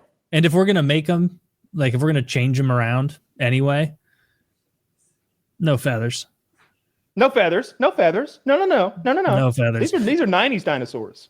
Scott, where do you come down on the feathers versus scales debate? The right or the wrong side? Yeah, I mean, there's something less intimidating about feathers on a T-Rex. Yes. That it's just not right, you know? Yeah. It's not right. It cheapens the intensity of what we were taught they were like all about, which is like kings of the world. Have you ever stood toe to toe with an ostrich or an emu? Mm-hmm. No, and I wouldn't want to, because ostriches, they're big and scary. They're intimidating. And if you get a look at their feet, they have this thumb that's like a pretty gnarly claw. And I'm told they try to disembowel you like a raptor would from Jurassic Park. Like we were always warned when we were out there around them. People would be like, hey, don't approach that. Like we would be fucking around with all sorts of wild animals out there. But when we messed with the emu, they were like, hey, be careful around that. Be careful around him. Keep your eye on him. Like everybody was afraid of that thing. I don't know. The feathers don't. I would prefer no feathers. Yeah, of course. But if the feathers are the way they are, then I want them to be their true selves. You know, or how I want about to know if they had feathers. How about a saber tooth? That would be awesome to see in the zoo. Taylor, on the feather thing, would you change your mind if the feathers were dope? Like if they look like peacocks or something? If they had even pigeons are beautiful with their feathers. There's a lot of great looking feathered animals. We are playing with genetics. What if we like bedazzled the fuck out of them? Like we had lightning bolts and shit like that with the feathers. That would be sick. I'd like that. But really, if I'm going to see a T-Rex, there's just like a level of, maybe it's part of my primal monkey brain, but like I have less fear in my heart for a feathered animal than I do like a scaled animal, like an alligator or a snake. Flames on the side, like a 50s hot rod, right? If we're fucking with genetics, that'd be cool. Do it right. Give it a mohawk. Give it. Now we're talking. Yeah. Or not a dinosaur, but another animal I would want to see brought back. And Kyle, I know for a fact you'll know what this one is. Scott, you may as well. Was it called the giant sloth bear or the giant anteater bear? It was some enormous fucking bear that they say lived in the Americas thousands of years ago. The short-faced bear. Short-faced bear. The short-faced bear. There's actually a supposed modern day, not modern, sort of modern human interaction with a short-faced bear or a short-faced bear hybrid, perhaps. I can't remember what they call it. They call it like McAllen's bear or something. After the guy who shot it, but it was like 1880s, and he shot a gigantic blonde bear, and no one knows what species it was exactly. And there's been people have often thought that maybe it was an ancestor of a short-faced bear or a short-faced bear hybrid. They were enormous, like way, way bigger than a grizzly. There's if Zach can find a picture of like the short-faced bear, like compared to the grizzly and compared to a human, it's shocking. We would have dealt with those things when we were crossing the Bering Land Bridge from Russia over into North America, and it's presumed that the short-faced bear is a big part of why humans didn't make it here sooner. That they had to contend with short-faced bears on the Bering Land Bridge and up in like what would have been the Aleutians and western Canada, all up there around that area. A 2,000-pound bear that's like 12 feet tall. Yeah. Like that's like there's no like if that sees you in a boat, you're fucked. How do you guys feel about hunting the new or the new old animals? I'm fine with it as long as we make enough. Yeah. So I like that idea. I've known some people out in Texas who have those big game ranches. And at first I thought that was kind of lame because I grew up hunting, just going out into woods and looking for deer. And what they do is they import wild game from all over the world and they fence it in Texas. And then people pay to go out there and shoot them. But it turns out that funds conservation efforts. And without the money that comes in from raising a few for hunters to kill, you don't have the money or the impetus to preserve some of those species of antelope and such that only exist primarily now in North America. Like some of those species are so endangered that there aren't any more in Asia or Africa, or maybe there's a few dozen. But then there'll be like 3,000 here that some guy's raising in Texas to shoot. And they'll be like, you can't shoot them anymore. And he's like, all right, well, I'll slaughter all 3,000, I guess. Like they were here to be paid to come and shot. I'll put whitetail or caribou or something in there now. Yeah. So I'm down with hunting them. Yeah. That might be the only way to keep them around. I would want to hunt a velociraptor. There's a certain danger with it too. You know, like you fence caribou in and it's like, okay, it's just caribou, but like you'd be entering the arena to have to shoot a short-faced bear. You'd need like a fucking anti-tank rifle circa like World War One. That PTRS. Yeah. Yeah, the PTRS. Remember that thing from World at War? Yeah. Quick scoping with the PTRS. One of the ugliest guns in any Call of Duty ever. I can remember how fat the crosshairs were. Such a piece of shit. Yeah, I hated the PTRS. But it was the only like high caliber semi-automatic sniper in that entire game. That was a garbage game. World at War sucked. If it weren't for Nazi zombies that would have just disappeared into the ether immediately. It was only zombies that kept it around. Because I remember when we were all right. making... Treyarch became the better developer over time.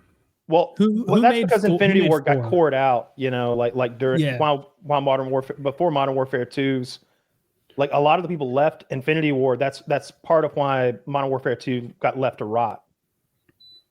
Yes. Yeah.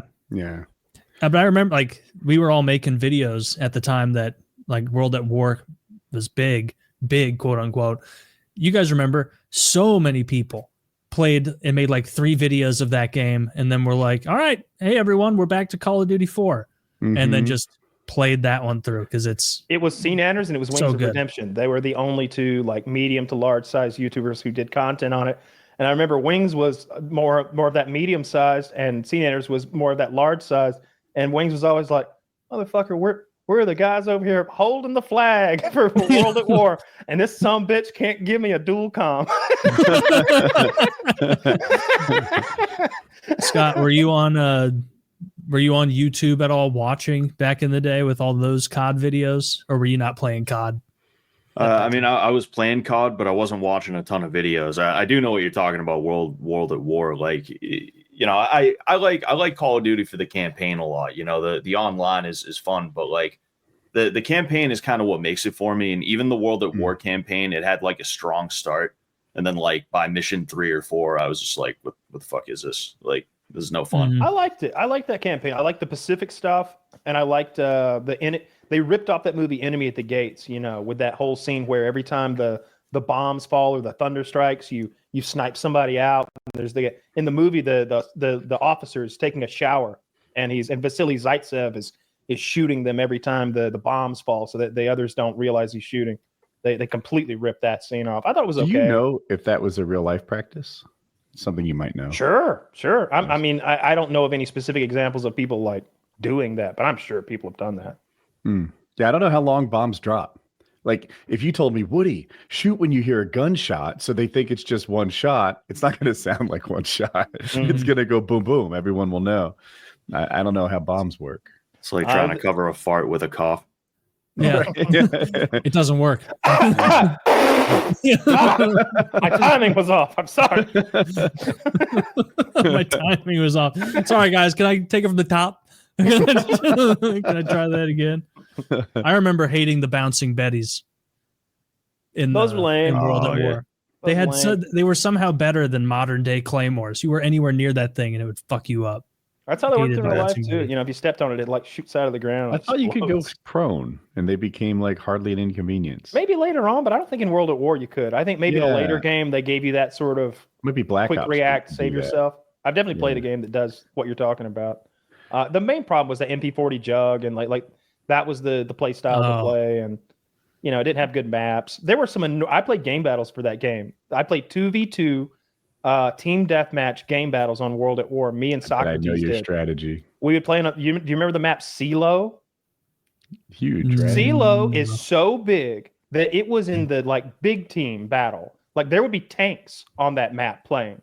Like somebody 18v18 or something. No, I'm exaggerating. Maybe it was 12v12. 12v12 at least. It was 9v9, 12v12, something like that. Like double teams probably. It was like and there would be vehicles, and it was that big. We played 2v2 TDM on that map. Hardcore TDM. Sounds awful. We get one kill and we'd lay in the grass, and not together. We'd split up and lay in the grass. And the time limit for game battles waste of time. No, it's all about upsetting them because this is game battles. They're gonna we're on a ladder of people competing, and we're gonna we're recording these wins for the end of the season. So the people we're playing against are furious. They are like searching everywhere for us in the grass. And like after the match, like, you guys are the biggest pussies, you fucking losers. And it's 2 out of 3. So we got to play them again. So then we just slaughter them in the second game because it's a regular map. They got all mad and disputed against us. We had to get out. Well, that was World at War. So I'm sure, were you talking shit in the lobby? Of course. Oh yeah. It's game battles. So the way game battles works is we're in a private lobby, and it's like, hey, I'm Kyle. You're Dave. All right, nice to meet you. I got the rules all set. Y'all ready to start? You host the next one. And it's like, and people are taking pictures. We don't have at the time like camera phones weren't even a thing yet. So everybody's got a digital camera, and they're taking snapshots of their screens to prove they won the match. You need proof if they dispute. Yeah. What I hated was there were rules you had to set up the private match. We didn't play under the default like time limit or rules or whatever, and it was real easy to get something wrong. And that's a forfeit. It's a forfeit, and that something wrong could be very unimportant. It would have no impact on the way that the game played out, but you still lose if you get it wrong. I didn't even want to host. Yep. I'd rather give you host advantage than have to set up the rules perfectly. Yeah. That's true. Speaking of shit talking in games, obviously a fun pastime everyone's enjoyed.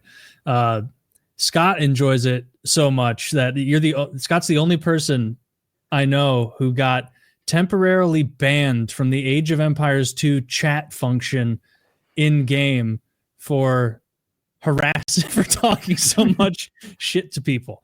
How long was that? Like a week? You couldn't talk to people? Well, the first couple of times was 24 hours, and then the most recent time was 7 days. Yeah. Did you get banned for talking shit or for using inappropriate words? Mostly for talking shit. Because me, like, I have that Boston in me where I just immediately want to like. I can't play by the rules even of AoE shit talk where it's like you just hit double ones and hit enter, I want to be like, you fucking pussy, you fucking cocksucker. Like that's me, And I just embraced the fact that I'm gonna be a toxic player on AoE. It's that one game where I'm like, nah, I'm gonna get mad about this, And I like it because sometimes like you'll be borderline out. Scott and I play together, and like he'll have gotten hit hard. He's barely still in the game. I'm trying to carry, my side of the map. And like when most people in Scott's position would be like, all right, I got to find some village. I got to reboom over here. I got to do this. Scott will just be like, nah, we're not rebuilding. And you'll just in the chat be like, you're hitting the button to make sure everyone can see it and be like, you're fucking trash, dude.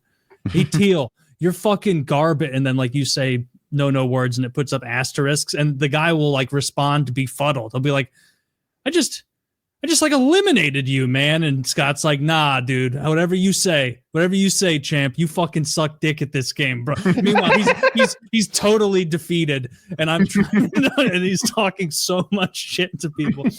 I was telling him how you can see like intra-Asian racism on that game and it kills me. Seeing some Vietnamese guy be like, you just a Chinese pig. Like just furious at people. They really get there's no part of Asian culture that's like don't be racist. If anything, there's a huge amount that's like, yeah, we are Vietnam. We number one. They all jealous. They don't even dispute that the racist claims are anything but fact. They treat racism like the races in an RPG. It was like, yeah, elves can see in the dark and orcs get better critical hits. And the Vietnamese are sneaky. Yeah. it's not even a hate thing. It's just like, yeah, you know, just how it is. Yeah. To them, it's like Pokemon. It's like that's the type they are. It's like, well, you can't trust them. They sneaky. And then the Vietnamese guy will be like, that's true. We all. I saw Bobby Lee one time defending Koreans and just talking out of his ass. He's like, yeah, you know, but Koreans don't have that crazy history of racism and slavery. And somebody, I guess, had Google and they were like, actually, Korea had a slave empire for hundreds of years, and they were the worst slavers. They were the OG slavers, and it's like, oh shit, I didn't know that. Oops. It's like the Arab slavers were like so much worse than the American slavers, because like, yeah, say what you will, but in America we wanted more slaves, so we let them reproduce. The Muslim slavers, by practice, would castrate the male slaves right away. Yeah. A castrated slave is a trustworthy slave, if you think about it. They had a class of eunuch slaves, their own little varices. I also heard that if you wanted your kid... this is a different time period. I heard someone talking about eunuchs the other day, and because I was like, why would you... Unsullied.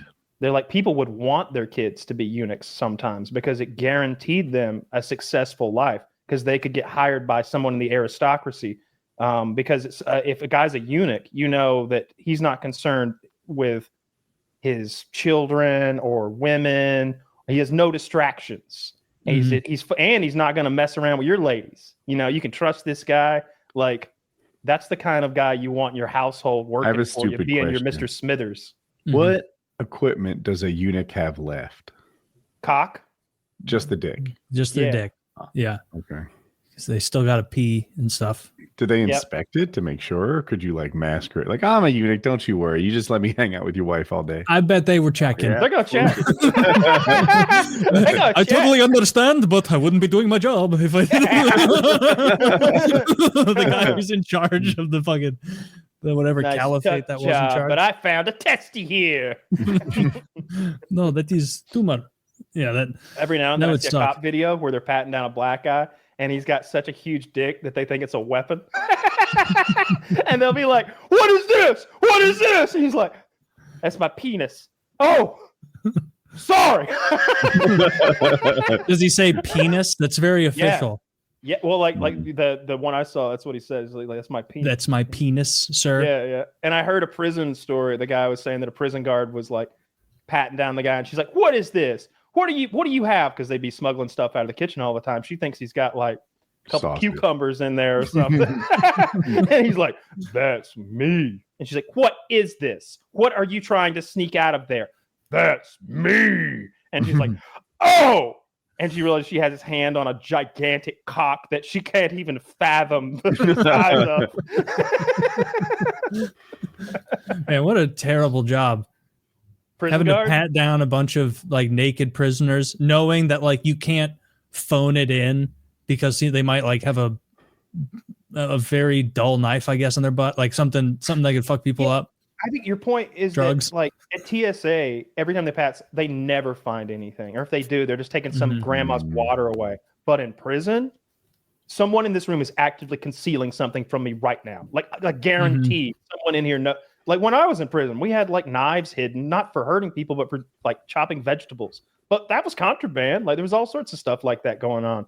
Like they're actively hiding stuff from you and sneaking around. What would happen if somebody felt threatened? Do they know that like the salsa knife is there just in case? I mean, I knew where the salsa knife was. I wasn't going to go for it or anything. It was hidden like above the door entryway, like up on top of the exit sign. There's one of those electronic exit signs and way back on top of it. And it's like, that's where the chopper was. I just see him like downgrading from whatever shank they had to sharpened rocks and like, this is Kyle's fault. The salsa hasn't been the same ever since he defended himself from that rapist. Kyle used the chopper on snow. Now we can't have salsa. Now I would make when I made relish, you know, you got little pickles and relish, obviously. Well, we didn't have relish, so I had to chop up pickles, but I didn't have the knife. So I took pickles and I nibbled them, and I'm just in there nibbling pickles and putting them in a pile and making relish with mayonnaise to put on crackers with tuna. That's awful. Yeah, but That was the a good day. payoff is so mediocre.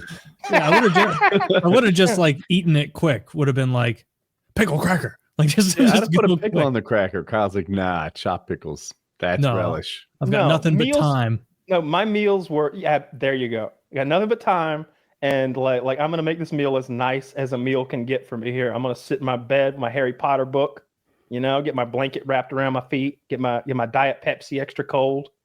I don't know. If I want a really nice meal, I don't baby bird it to myself. Like, Mhm. Oh no, well, Overeat like it quick. no, the chewing is making the relish. Like I'm nibbling the pickle, that's making what the baby relish. birds say. Yeah. Well, no, baby birding is when you spit into somebody's mouth and feed them that way. You chew it for the baby on their behalf. Suppose, Hmm. but I then you spit it in suppose. their mouth. The spitting into the mouth is the baby birding part. I didn't. Either way, I don't like that you were doing that. You spit it onto a cracker. Totally different, everyone. No, I made a pile of them. So you'd have a spit cracker later. Well, there wasn't any spit. I just used my teeth. I was very careful. You would have eaten this relish if you'd been in prison with me. You'd have been like, I "Oh, wouldn't is have that eaten it. relish? Yeah, he would have. Kyle, you make a nibble relish? Can I? Oh, make me some too." You'd have went and got one of the pickles that's in the little plastic pack. You'd have come right back with that thing, and I'd have chewed it up for you while you like crushed up the Doritos. Maybe. You'd I been can see crushing Taylor Doritos. being like, move over. You call that Yeah. chewing? Let me show you chewing. I would have been the clipper. Yeah. Were they those pickles in the bag that say like hot mama on them? Yeah, there's juice, and they're in a little plastic sleeve Yeah. that you peel apart. Yeah, that was Get our 'em at only gas stations. access to a pickle. A prison is a lot like gas station food. And anything that's in a gas station food is what prison food is. Hey, were the potato chips really good? I've heard there's like amazing prison potato chips. Yeah, they had some kind of like all seasoned or like everything seasoned chips. They were okay. I tried to experience them without the crime. I found you could buy them on Amazon. It was like, this is a while ago, 5 years ago. It's like $12. Every chip was crushed into dust when it got here. I don't really think I know what they taste like properly. Amazon's not good at delivering potato chips, it turns out. Turns out. Weird. No. Got to go to prison to do it right. Yeah. No, I didn't really I was trying to eat healthy. So I mostly had my chili, my brushy Creek chili. You're That mostly seemed trying like to the be way to go. healthy. You were was on so cut. healthy, you didn't shit for weeks. Yeah. That was the fear. That had nothing to do with my diet. That was the fear. That had nothing to do with diet. That was 100% stress. Zach remembered the name Whole Shebang Potato Chips. That's what I learned by watching prison YouTube videos, that they're very good. Yeah, Uh, that's them. Did you see they're making a new Shrek? Yeah, the animation's a little fucky, huh? What'd they Is do? Zendaya in it? I feel like I saw Zendaya was going to be in it. She's the daughter, yeah. Oh, didn't What's know the Shrek point daughter. of casting Zendaya? The thing I don't like about her is her voice. Did Like- you like see what- Reddit Yeah. petitioning to get Harvey Weinstein back? For Oh, what? because the girls aren't pretty enough in movies anymore. Apparently, Zendaya is in like 24 movies this year, and that since Weinstein left, they haven't been discovering attractive female talent anymore. And they're like, we didn't realize how important he was for the Hollywood ecosystem. There's He was no our number new one young scout. hot chicks anymore. He had a real nose It's all for it. Zendaya doing every role. We got to She's bring doing back way- Weinstein to find the next Jennifer Lawrence. She's doing Ah. every single fucking role, and it's infuriating. The new Christopher Nolan's next movie is the Odyssey. So Odysseus and that whole story. And Zendaya's in it. And it's like, why is Zendaya in this? Why is she in every fucking thing? So is who's the trans man? Elliot Page, formerly Ellen Page. Oh yeah. He's in a lot? of course. He's in the Odyssey. I don't know what role. And then Matt Damon plays Odysseus. And Matt Damon lives Damon. Yeah. I don't like Did he get in shape for it? Do you know? He didn't look like he was in nearly good enough shape to be Odysseus to me. Whoever cast this is my enemy. I don't like any of these names you're saying. Yeah. How old is Matt Damon now? He's got to be in his 50s. Late 40s for sure. Definitely, probably 53, something like that. Like, I'm gonna guess 52. He is 54. Everyone's close. I should have gone 54, right? If you're gonna play Price is Right, you go one over. You go over. Yeah, I mean, I like him. I liked him in The Martian, and he's not like a bad I was actor. gonna say, like, you go back 10 years, Matt Damon. If Matt Damon's in a film, I give that film serious consideration. well, I think I still feel that way about Matt Damon. I just don't see him as Odysseus. Odysseus is a 35 to 40-year-old Greek king who's sailing across the ocean. He's an absolute badass. He's like an absolute alpha male, goated with the sauce kind of fella. And I don't know if Matt Damon has that physique anymore. That's where I kind of like. I like Matt Damon a lot, but the current version, Fat Damon, not the same. I was going to say that's what you want to hear when you think of a Greek guy is a Boston accent. Yeah. He's explaining the Trojan horse with that accent. Dude, so fucking here it is, dude. We're gonna make a horse. we're all gonna, dude, stay with me. We're all gonna get in there and we're gonna kill everybody in that fucking city, dude. Trust me, bro. Trust me, dude. Now your idea was the fucking shitty one, dude. No, mine's pretty good. This horse thing's gonna work. I can't do a Boston accent, but it did work. Yeah. There was another movie about the Iliad and the Odyssey and the Trojan War with Brad Pitt. Yeah. When Brad Pitt plays, was that called Achilles? That's what I'm talking. Yeah, he plays Achilles. Oh my god! So Achilles, if you don't know, like the lore is that he was dipped into that like magical river by his mother, and she held his heel as she dipped him in. So that was the only part that wasn't. I don't think it was the river Styx. That's the river Styx. I thought it was. And he was like every inch of him is covered up with the magic of the river, except for that Achilles heel. That's his weak point. But Brad Pitt looked incredible in that movie. Find me a picture of Brad Pitt from Troy, Zach, all glistening and looking sexy. He was lean. And then he killed Boagrius in the very beginning, but I wanted Boagrius to be a bigger part of it. Dude, that scene at the beginning where like the two armies meet and they're going to have their champions fight and Brad Pitt's not there. He's in a tent with some whores and they send a boy to get him. And the boy's like, that's the biggest man I've ever seen. I wouldn't want to fight him. And Brad Pitt's like, and that's why no one will remember your name. And then he goes, yeah, and like rides off. And I was like, that's hard. Yeah. That's a badass line. Mm-hmm. Look at him. So they opened the movie by talking huge shit to like a 6-year-old. Yeah. who was just coming to wake him up. He's like, yeah, well, guess what, homo? I am going to fight him, loser. And then just leaves. And then he gets him. Yeah, I remember that movie being cool. I haven't seen it, and it probably came out 20 years ago. So it's probably been 18 years since I've seen it, but that was a cool movie. A decent amount of fighting, a little bit of nudity here or there, if I recall. I don't think a ton of it, though, actually. It's a little titty there. A little titty. It's tasteful. A tasteful amount of nudity. Maybe Keira Knightley was in it. There was some hot girl in it. It was in Orlando Bloom and that Eric Bana. I don't remember the girl's name. He played Hector. He played Hector, my favorite character. You liked Eric Bana the most? Yeah, Hector was good. It was like, oh man, you and Achilles probably could have been boys if not for the circumstances. The fight between alignments. The fight between, if anybody wants to see a cool like movie fight, it's between Hector and Achilles. Is a really good fight. And I saw some historian sort of like ranking the accuracy of the weapon use and the techniques, and he's like, oh, give this one an A or whatever. So like, I like that fight. That's a good fight. And then Achilles is they ask him Eric Bana at the beginning of the fight is like, since we got a fight here and everything, maybe we'll just agree that each of us get our funeral rights and we respect each other, the loser of the fight. And Brad Pitt's like, the dogs are going to eat your body tonight. your bones are gonna be in the haunted lands, and your soul will walk the earth alone forever. And he's like, well, hang on a minute now. Like, he's just not gonna have any of it. And he does. He kills him and then drags him behind his chariot away, just through the dirt and everything away. Very disrespectful. They get it back, right? Am I crazy? They get it back. They eventually get the body back, yeah.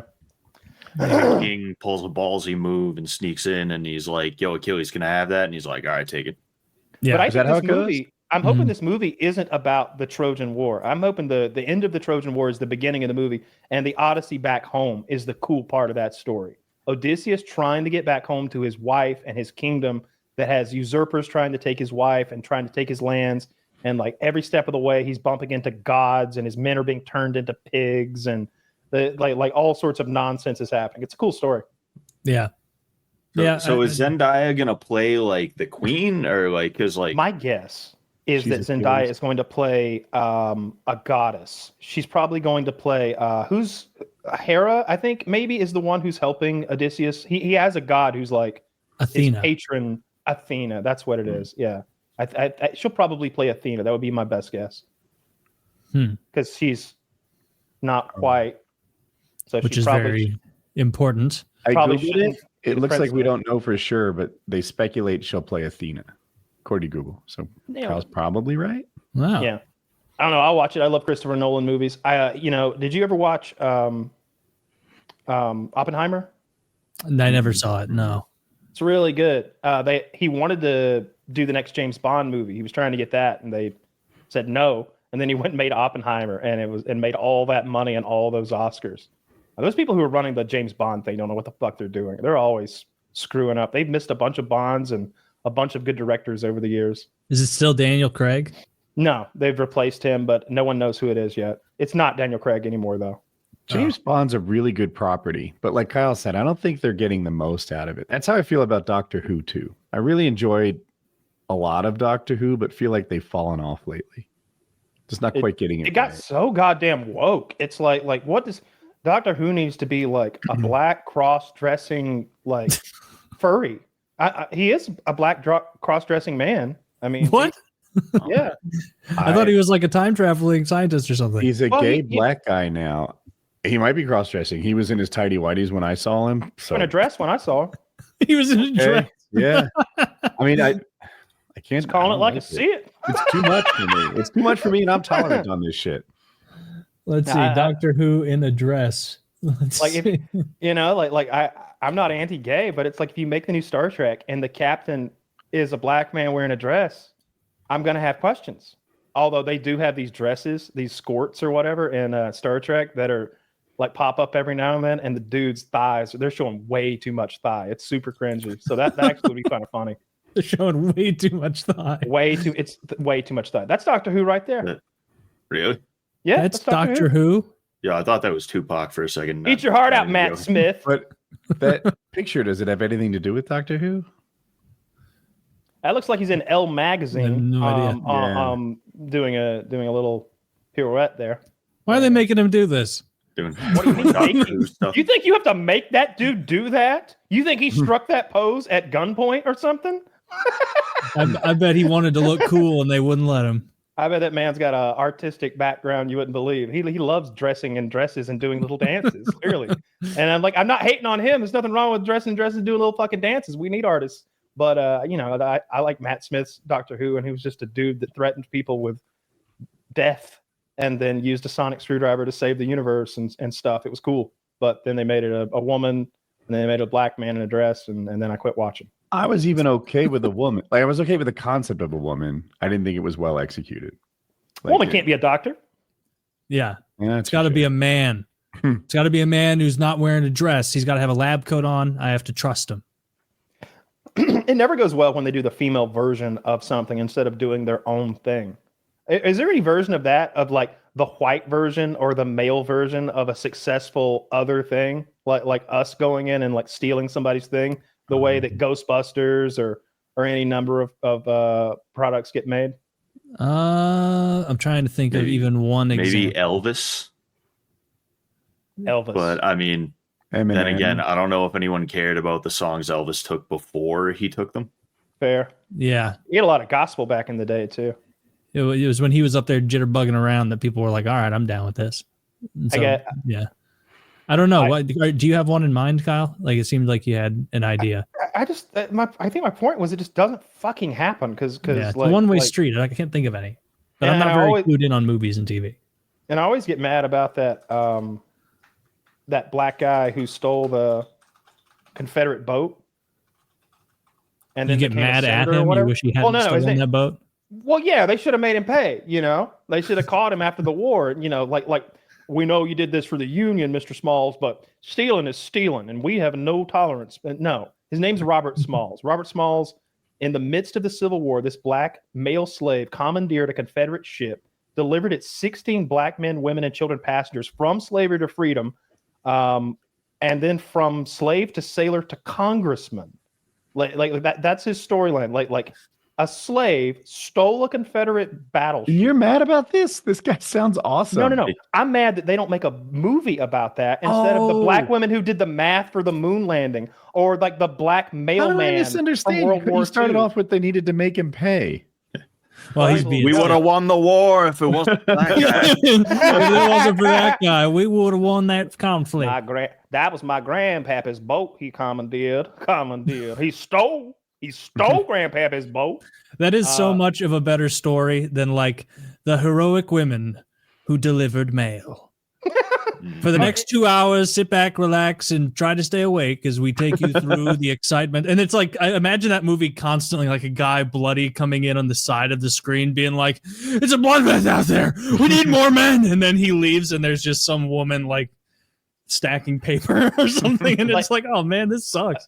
Where's the board? A good black movie about like a good inspirational black movie to me. Men of Honor. It's got Cuba Gooding Jr. and Robert De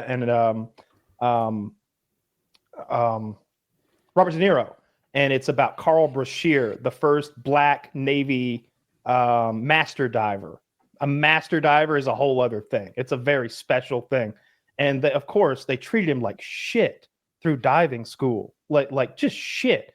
There's this the final thing they have to do. They send you into first of all, the diving suits back then looked like a ridiculous apparatus from the 1800s. Was this guy a good swimmer before them? Yeah. Okay. He grew up in the country, and like every day after work, he'd run and like jump into the pond, and like this guy was his the guy. Yeah. And Jackie Robinson of diving. They send him down in the cold water to do their final exam, and what they do is they send down this pipe, this flange. It's two or three pieces of pipe that have to be. You put O-rings between them and then bolt them together. And there's lots of bolts that go around, like some Mario stuff. And they have to, and then they lower a tool bag down to you. You're down in the water, and you have to put this thing together in the cold, dark water. And then when you're done, you tug the rope, and they hoist up your flange, inspect that it's completed, and then they hoist you up. Well, when they go to give Carl his bag of tools, they cut it and they toss it into the water. And so all these little O-rings are just going everywhere, all the little bolts. He was down there for hours and hours until he did it. He has a crazy true story. He lost his leg recovering a nuclear weapon that we dropped in the water in the Pacific, I think. There was a cable snapped, tore his leg off, and they wouldn't let him dive anymore with a prosthetic leg. And in the court, there's a scene in the court proceeding where he stands with his full diving suit, which is like several hundred pounds, with the fake leg. But the fake leg, the leg he's wearing that day wasn't his good leg, so he has to do it with one leg because his fake leg will snap if he puts any weight on it. Oh, that's a good leg day. I've never heard one. Just to stand up in like naval court to prove that he can still do the job, and he wins his job back. It's an amazing story. It's great. Really good movie. That guy sounds cool. Yeah, that does sound like a bit. Sounds way better than the silly movies, the ham-handed ones. 2 Scoops of Valor. Is that what it's called? Well, that's my fictional one that I want to make. It's the story of the black guy who operated the ice cream barge in the Pacific in World War II. Ooh, 2 Scoops of Valor. Mm-hmm. Is that a real story? A black man bringing a little bit of mirth to our boys overseas? It's based on a true story. Okay. So no. Well, we did have 2 enormous ice cream ships in the Pacific to provide ice cream to the troops in the Pacific, but I don't know if it was a heartwarming story about a black man like captaining it and doing anything heroic. But I think that's just the type of story that they would do. I thought that story where the black lady's doing the math for NASA was crazy. I made it like 40 minutes through that movie. And like the biggest stressor was they didn't have a bathroom near enough to the room where they did the calculation. What? And there was this big moment where I can't remember who it was. Tom Hanks or somebody's like, these ladies can use the bathroom on this side of the building. And it's like the music's swelling like with this heartwarming moment. It's like, what the fuck? Didn't they just do math? Aren't they just human calculators? For the last time, it's not because they're black. It's because one of them is, we're not going to say who, is absolutely blowing it up in there. It's despicable. I can't believe it. You know, the bathroom should be like dependent on usage and such. Like, I don't know, in the men's bathroom at a sports event, would like the women's line like goes out the door and the men's is kind of moving along quickly. Maybe they need to have twice as many women's bathroom. I worked in Cisco IT. There was hardly a need for a female bathroom at all in that organization. Like they should have, like, you know, understand your population. Should be. I think maybe a bathroom for number ones and a bathroom for number twos. Yeah, but you know what you would get? You would get cowardly, I'm too afraid to admit I poop people who would be stinking up the pee bathroom because they'd be like, I don't want people to know that I'm shitting. Oh, it's just urinal. It's all urinals. It's three walls of urinals when you walk in. You're talking about a sports like arena. Oh, fuck the urinals. Do the trough. You ever piss in one of those troughs at a not a fan. That's classless. Like at least, you know, yeah, I don't want other urinals maintaining spacing. That's a community event. It brings people closer That's a community together. event. Everybody's cocks out, bro. Fuck the trough. Make a sink, and we all gather in a circle. If you want to bond, I want to see you, dick. At least, like when you have your own urinal, like the thought that there are pee particles splashing back on your jeans is just kind of like you can put it out of mind. But if you're standing there at a trough and other people are peeing right next to you, you're just thinking like, there's pee particles all over the place. That guy's spraying. And it's okay if it's my pee, but now this guy's pee is getting on my jeans? No. I'm just thinking I really had to piss. That's why I'm at this trough. I'm glad I made it. You know what I mean? Last time I pissed at a trough was at a drag race, and I was about to piss outside in front of people. I had to go so bad. I remember it distinctly. It was awful. You just have one fond memory of a trough. Yeah, I only pissed in a trough once. That one time. Yeah. Counterpoint to the urinal. Fucking how often do you see people actually flush those things? The urinal, unless every time. Yeah, I don't want to touch it. Really, the like metal bar. Most are automatic. But I wash my hands afterwards, and most are automatic these days. I don't touch anything in a bathroom though. I don't even touch the sink. Well, I like it when the door has that little door handle for your foot on the bottom. You can just open it with that. I do. Good. That was one of the few good holdovers from the COVID times. Is now there's a lot more bathroom doors that have the foot pull instead of, you know, doing what you used to do if you wanted to not touch it, which is like keep one of those wet paper towels, grab it with the wet paper towel, throw the wet paper towel in the direction of the trash can. If you miss, slip out the door while it's closing. Slip out the door while like it's a closing. Ninja. Yeah. I don't even bother throwing it in there. I leave the paper towel sort of clinging to that door handle, and I just let go as I enter the establishment. I'm gone. That's savagery. I didn't get sick once through COVID. I was so careful every time going to that gym. I didn't touch a thing. I was in and out of there like a surgeon, hands up in the air, like getting my hand sanitizer on the way in, hand sanitizer on the way out.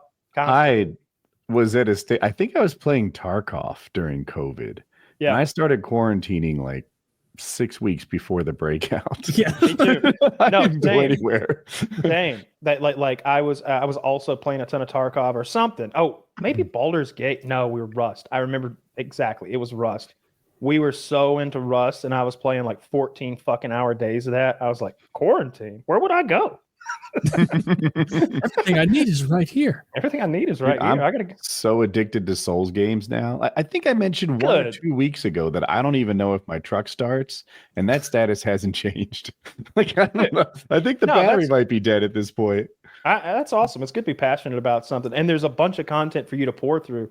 You know, there's a lot of Souls games, and then after that, I swear, like, if you get into Mordhau or Chivalry and you pwn some noobs and you're like leading teams to victory, Like, I think you could get into that. chat Rally said behind it would Woody. My chat said it would take longer for me to be competent at that game than you say it will. I don't know. They would know better than me. Yeah. It just seems similar to me the way you like. I can't do all that parrying and timing stuff. That I like to get real good and baked when I game. That's why Baldur's Gate's so good. It's turn based. So if I need to sit there and like think for a minute, there's plenty of time. I don't need to be reacting. We've been me and Scum have been playing a co-op campaign through Baldur's Gate. I think we're about 40 hours in or something like that we've played. Has he been doing okay with availability?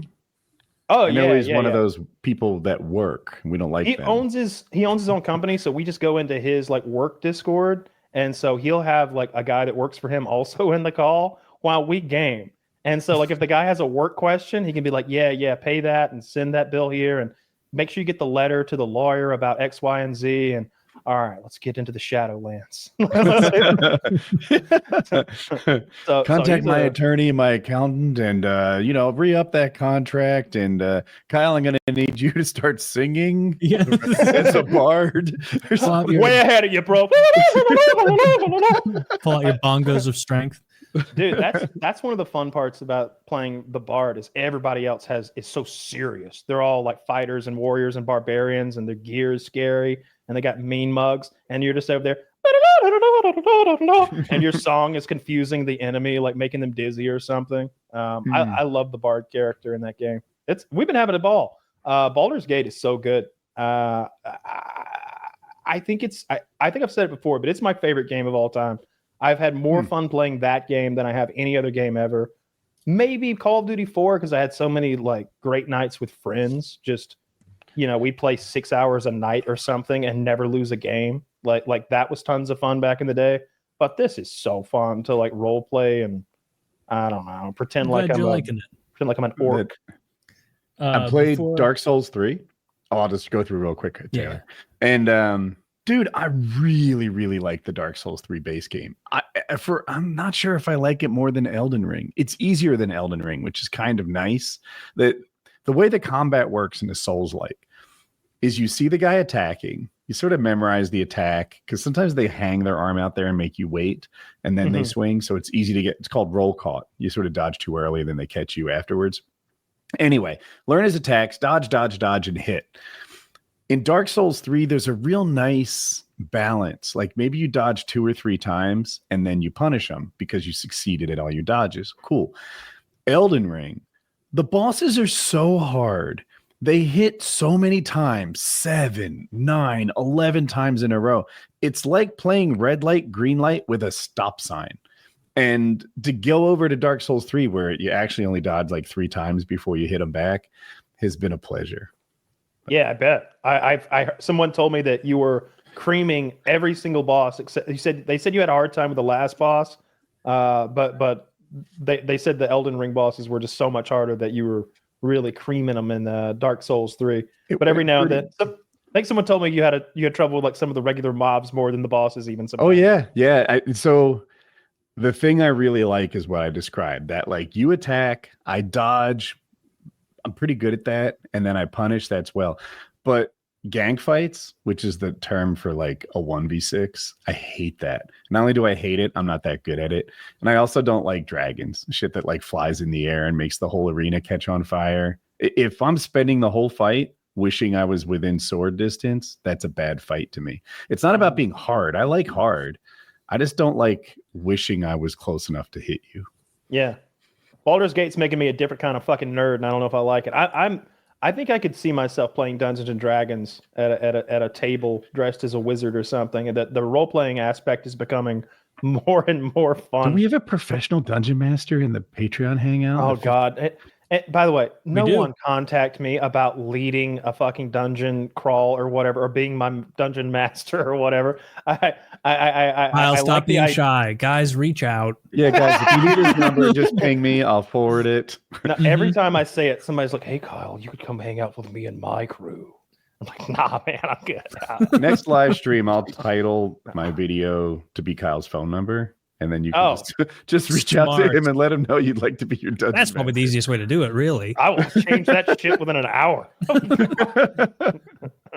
right. Before we jump to the next thing, we got to hear from some wonderful sponsors, guys. This episode of PKA is brought to you by Prize Picks. What is Prize Picks? Prize Picks is the best place to get real money sports action. With over 10 million members and billions of dollars in awarded winnings, Prize Picks has made daily fantasy sports accessible to all. You just pick more or less on at least 2 players for a shot to win up to 1,000 times your cash. Run your game all season long on Prize Picks. It's almost playoff time, and it's now or never. Don't miss out on the last few weeks of basketball action with Prize Picks, the best place to win cash while watching the playoffs. It's the best way to get action on sports in more than 30 states, including California, Texas, Georgia, and Florida, so join over 10 million active members today. A great feature that Prize Picks invented is the flex play, which means you can still cash out if your lineup isn't perfect. You can double your money even if one of your picks doesn't hit. Sign up today and get $50 instantly when you play $5. You don't even need to win to receive the $50 bonus. It's guaranteed. Use promo code PAINKILLER when you sign up. Prize Picks also offers weekly promotions that can lead to big payouts like Taco Tuesday. Each Tuesday, Prize Picks discounts select player projections up to 25% to provide even more value for your lineups. So click the link in the description below and get started on Prize Picks today and make your sports watching experience even more exciting. Link is below. Remember to use code PAINKILLER to get that going. And again, that is Prize Picks linked below. Sign up today and get $50 instantly when you play $5. You don't even need to win to get the $50 bonus, guaranteed. Use promo code PAINKILLER when you sign up. So check out Prize Picks, guys. Give them a little click. Give them a little click. Make us look good. Click on Prize Picks. See what they're up to over there. Perhaps you will enjoy it.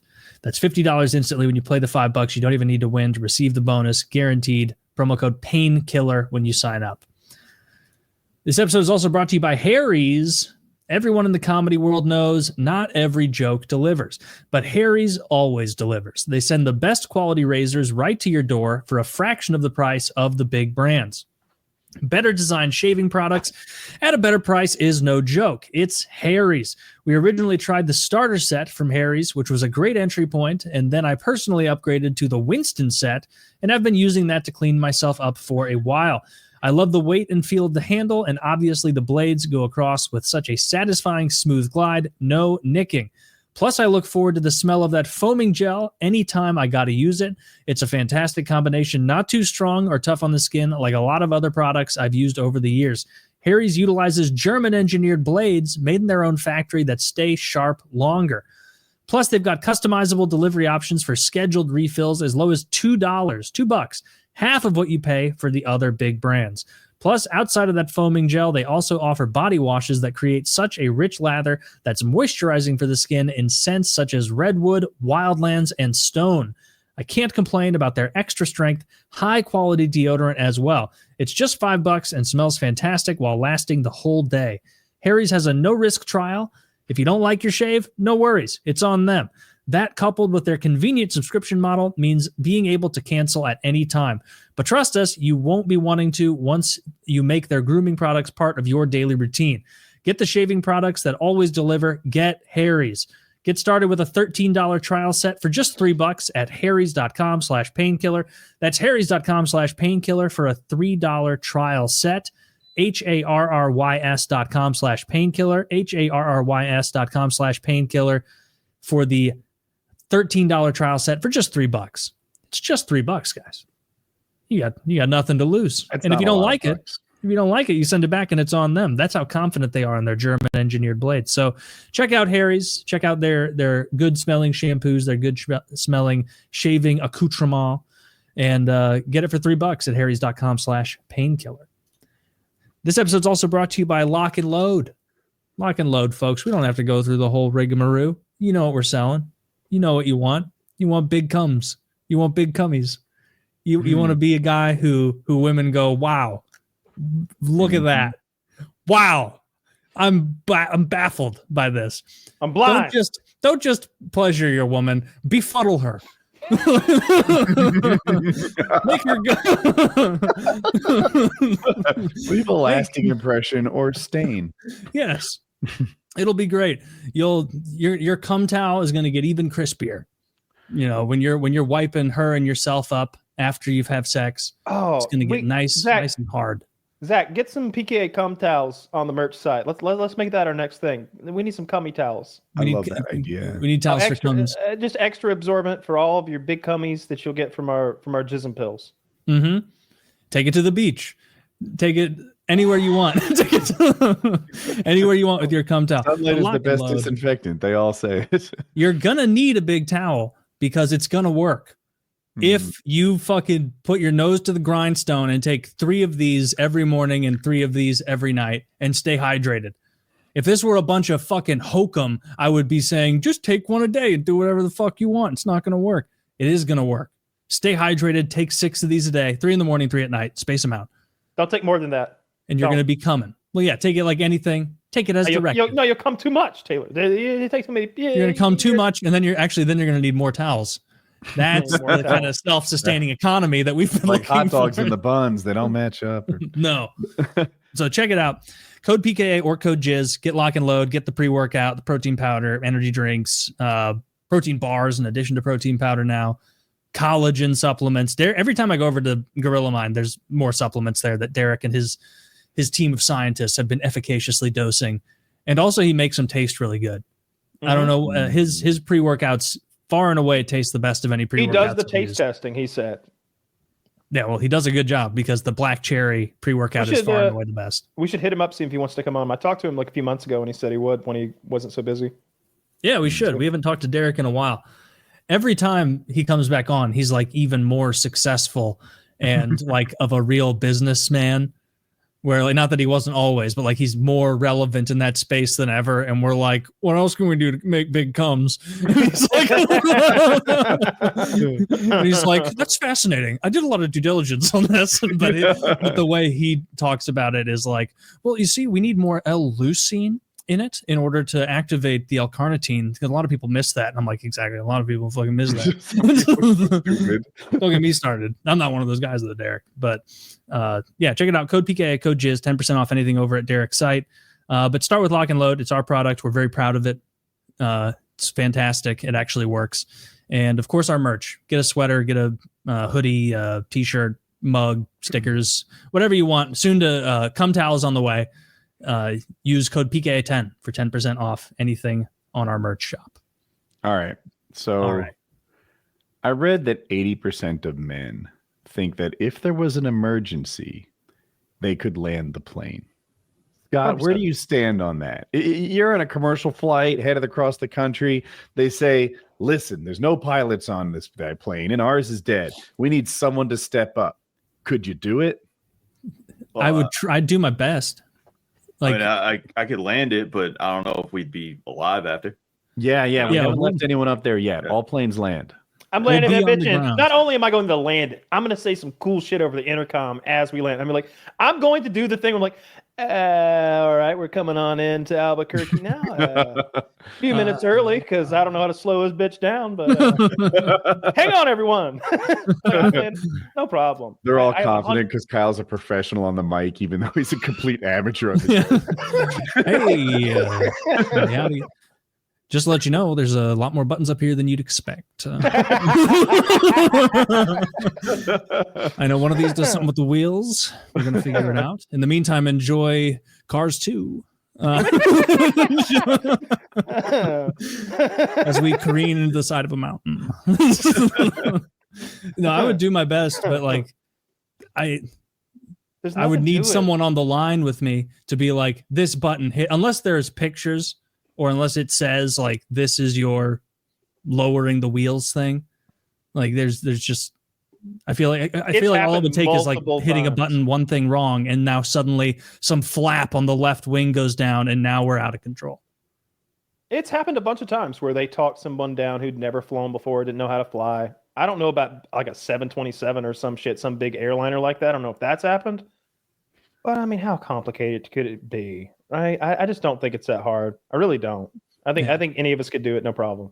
I want to know what half those buttons are for, though, because how complicated is it? It's like flaps up, flaps down, left, right, and then accelerate, decelerate, and then the landing gear. Like, what else do they need? Show us a know. 747 cockpit, Zach. I bet a lot of it is stuff to be like sending data back to the air traffic controllers so that they know where you're at exactly, right? I bet there's a lot of things for emergency situations, right? Like cutting off hydraulic fluid to this or that, or like making it operate on one fuel tank. I don't know. I'm making shit up, but I bet there's a lot of like, yeah, shut this off, disable this, enable that. Yeah, that's so many buttons. I mean, that makes me anxious just looking at it, you know? It's like something about the field of view not being as like wide as you'd expect. Do the people sitting in those chairs really know what every single button does? Of course they do. I fucking hope so. They better. Dude, if I went up there and I asked the pilot, like, hey, so what's that do? He's like, who knows? Dude, in my truck, I would like, what does that one do? Oh, the one with the tires and the squiggles. I have to hit it to see what it does. Yeah, but you're not a professional truck driver. I bet a professional truck driver knows everything his big rig does. You just hit it and you're like, well, that one doesn't do anything. This one makes that light toggle on and off. I still don't know what turn signal does. Traction control? I don't know. Yeah, I don't think it's that complicated. I think there's a bunch. I really don't. I think it's like you said. There's a bunch of switches and flips and levers there to turn the fluid off to this or cut fuel to the left engine or whatever, etc. But I think landing that thing is going to involve orienting us toward the runway, which is some like altitude, lean left type shit. And there's going to be what? It's like the flaps and the wheels and like what else do we have to control this thing? It's just pointing it. I think it's just super flaps easy. And the I'm wheels.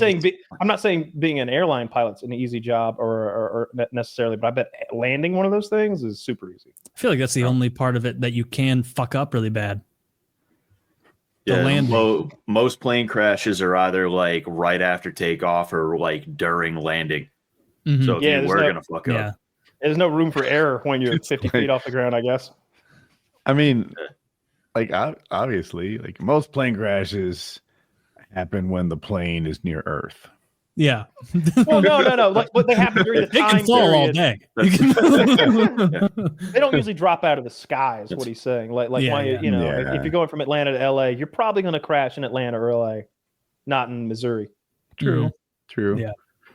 Flying's fucking scary though. I've only flown one time in the last 20 years. Really? Holy cow! It was New Year's, you know, and it's like. I went to Maryland, which that's only like an hour or so where I'm from. And first time in 20 years I had flown. I don't even remember the last time I flew. I'm just sitting there like it feels like I'm getting ready to go out for a fight.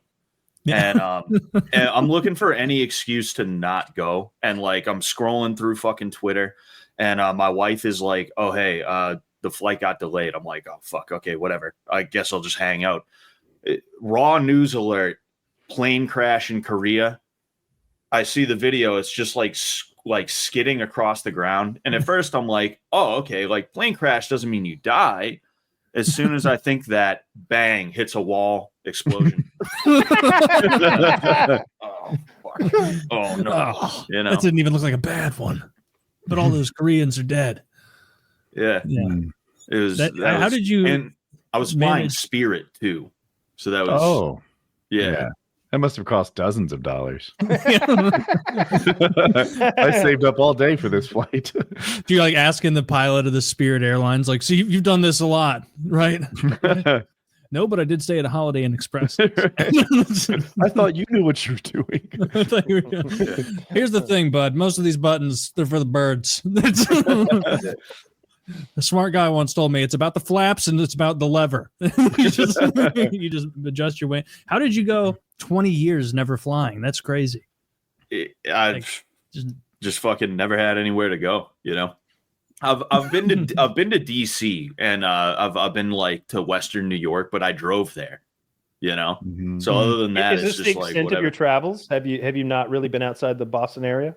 No, I've been I've been all around New England. I've been Canada. Florida was the last time I flew. Other than that, like Western New York a couple of times. It's beautiful out there. If you go to New York, fuck New York City. Go to where the Finger Lakes and shit like that start.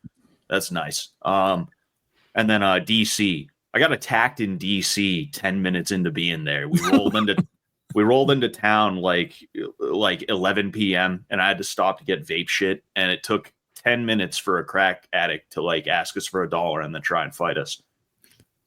Did you actually fight the crackhead, or you just left? Nah. We just left. We just walked, got in the car. I forgot to unlock the car for my buddy because the clicker didn't work. So he's like pulling on the fucking door, like, dude. And the chick's it was a girl. She's walking around the car You could slowly. have taken her. You could have taken her, but you could have got hepatitis too. Right. He gets the W and the Hep C.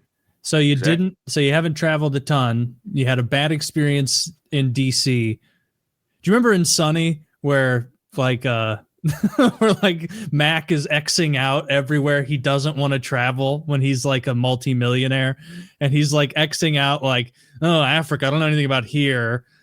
This X's out, whole like, area over here, no all thanks. of Asia. He's like, no thanks, I don't know what's going on there. And then he gets to the US and he's like even Xing out the West Coast, the Midwest. It's like it's like, oh, okay, so you're just gonna kind of stay around New England. And he's like, well, not the northern part, Maine, what the fuck? And he's it's like just the Philadelphia area that he wants to sail around. To go to Westchester. Yeah, so that's what your story reminds me of just like, oh yeah, I've traveled northern New York from Boston, just a huge distance. We're a Have very you always, insular people. Have you always been tentative or afraid to fly, or do you just have a bad first time flying experience? I don't know what it is. Like you know, like because I've been in like tons of like weird situations and shit like that where you think I'd be like scared, but like, you know, I'm pretty cool about it. But you can't punch gravity. So I think that's probably what it is like if you put me in a cage with somebody, it's like, okay, I win or I lose, whatever. At least I have agency. If you're falling in a plane, it's just like, all right, this is happening.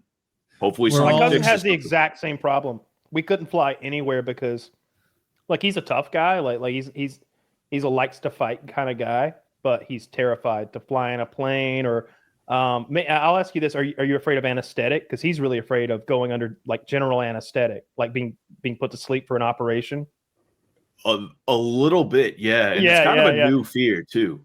Like I didn't ever think about it until the last like 5 to 7 years, and now I'm like, fuck. I hope I never have to have an operation again. Yeah, he has again, tough guy. Like if someone was talking shit, he'd be the first to jump out of the truck and like be ready to fight. But he went to go get like orthoscopic knee surgery, and he was just in there in that gown looking at all the machines, and he noped out. He left like the surgery was today. He's supposed to be in a gown, and the doctor's seeing him in 30 minutes in the operating room, and he noped out and fled the hospital. He made a huge mistake. His ass in the wind.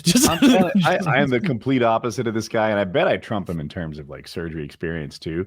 I'll be like, I broke my fucking wrist. Well, the silver lining is the anesthetic. Like we do have that in our future. He should have like, how you doing? He should have been like, I am nervous. I'm scared right now. And they'd be like, we've got something for that. You want to be happy? And boom. He didn't make it part. Not only am I nervous, I'm going to be nervous for 3 to 4 weeks after this. Got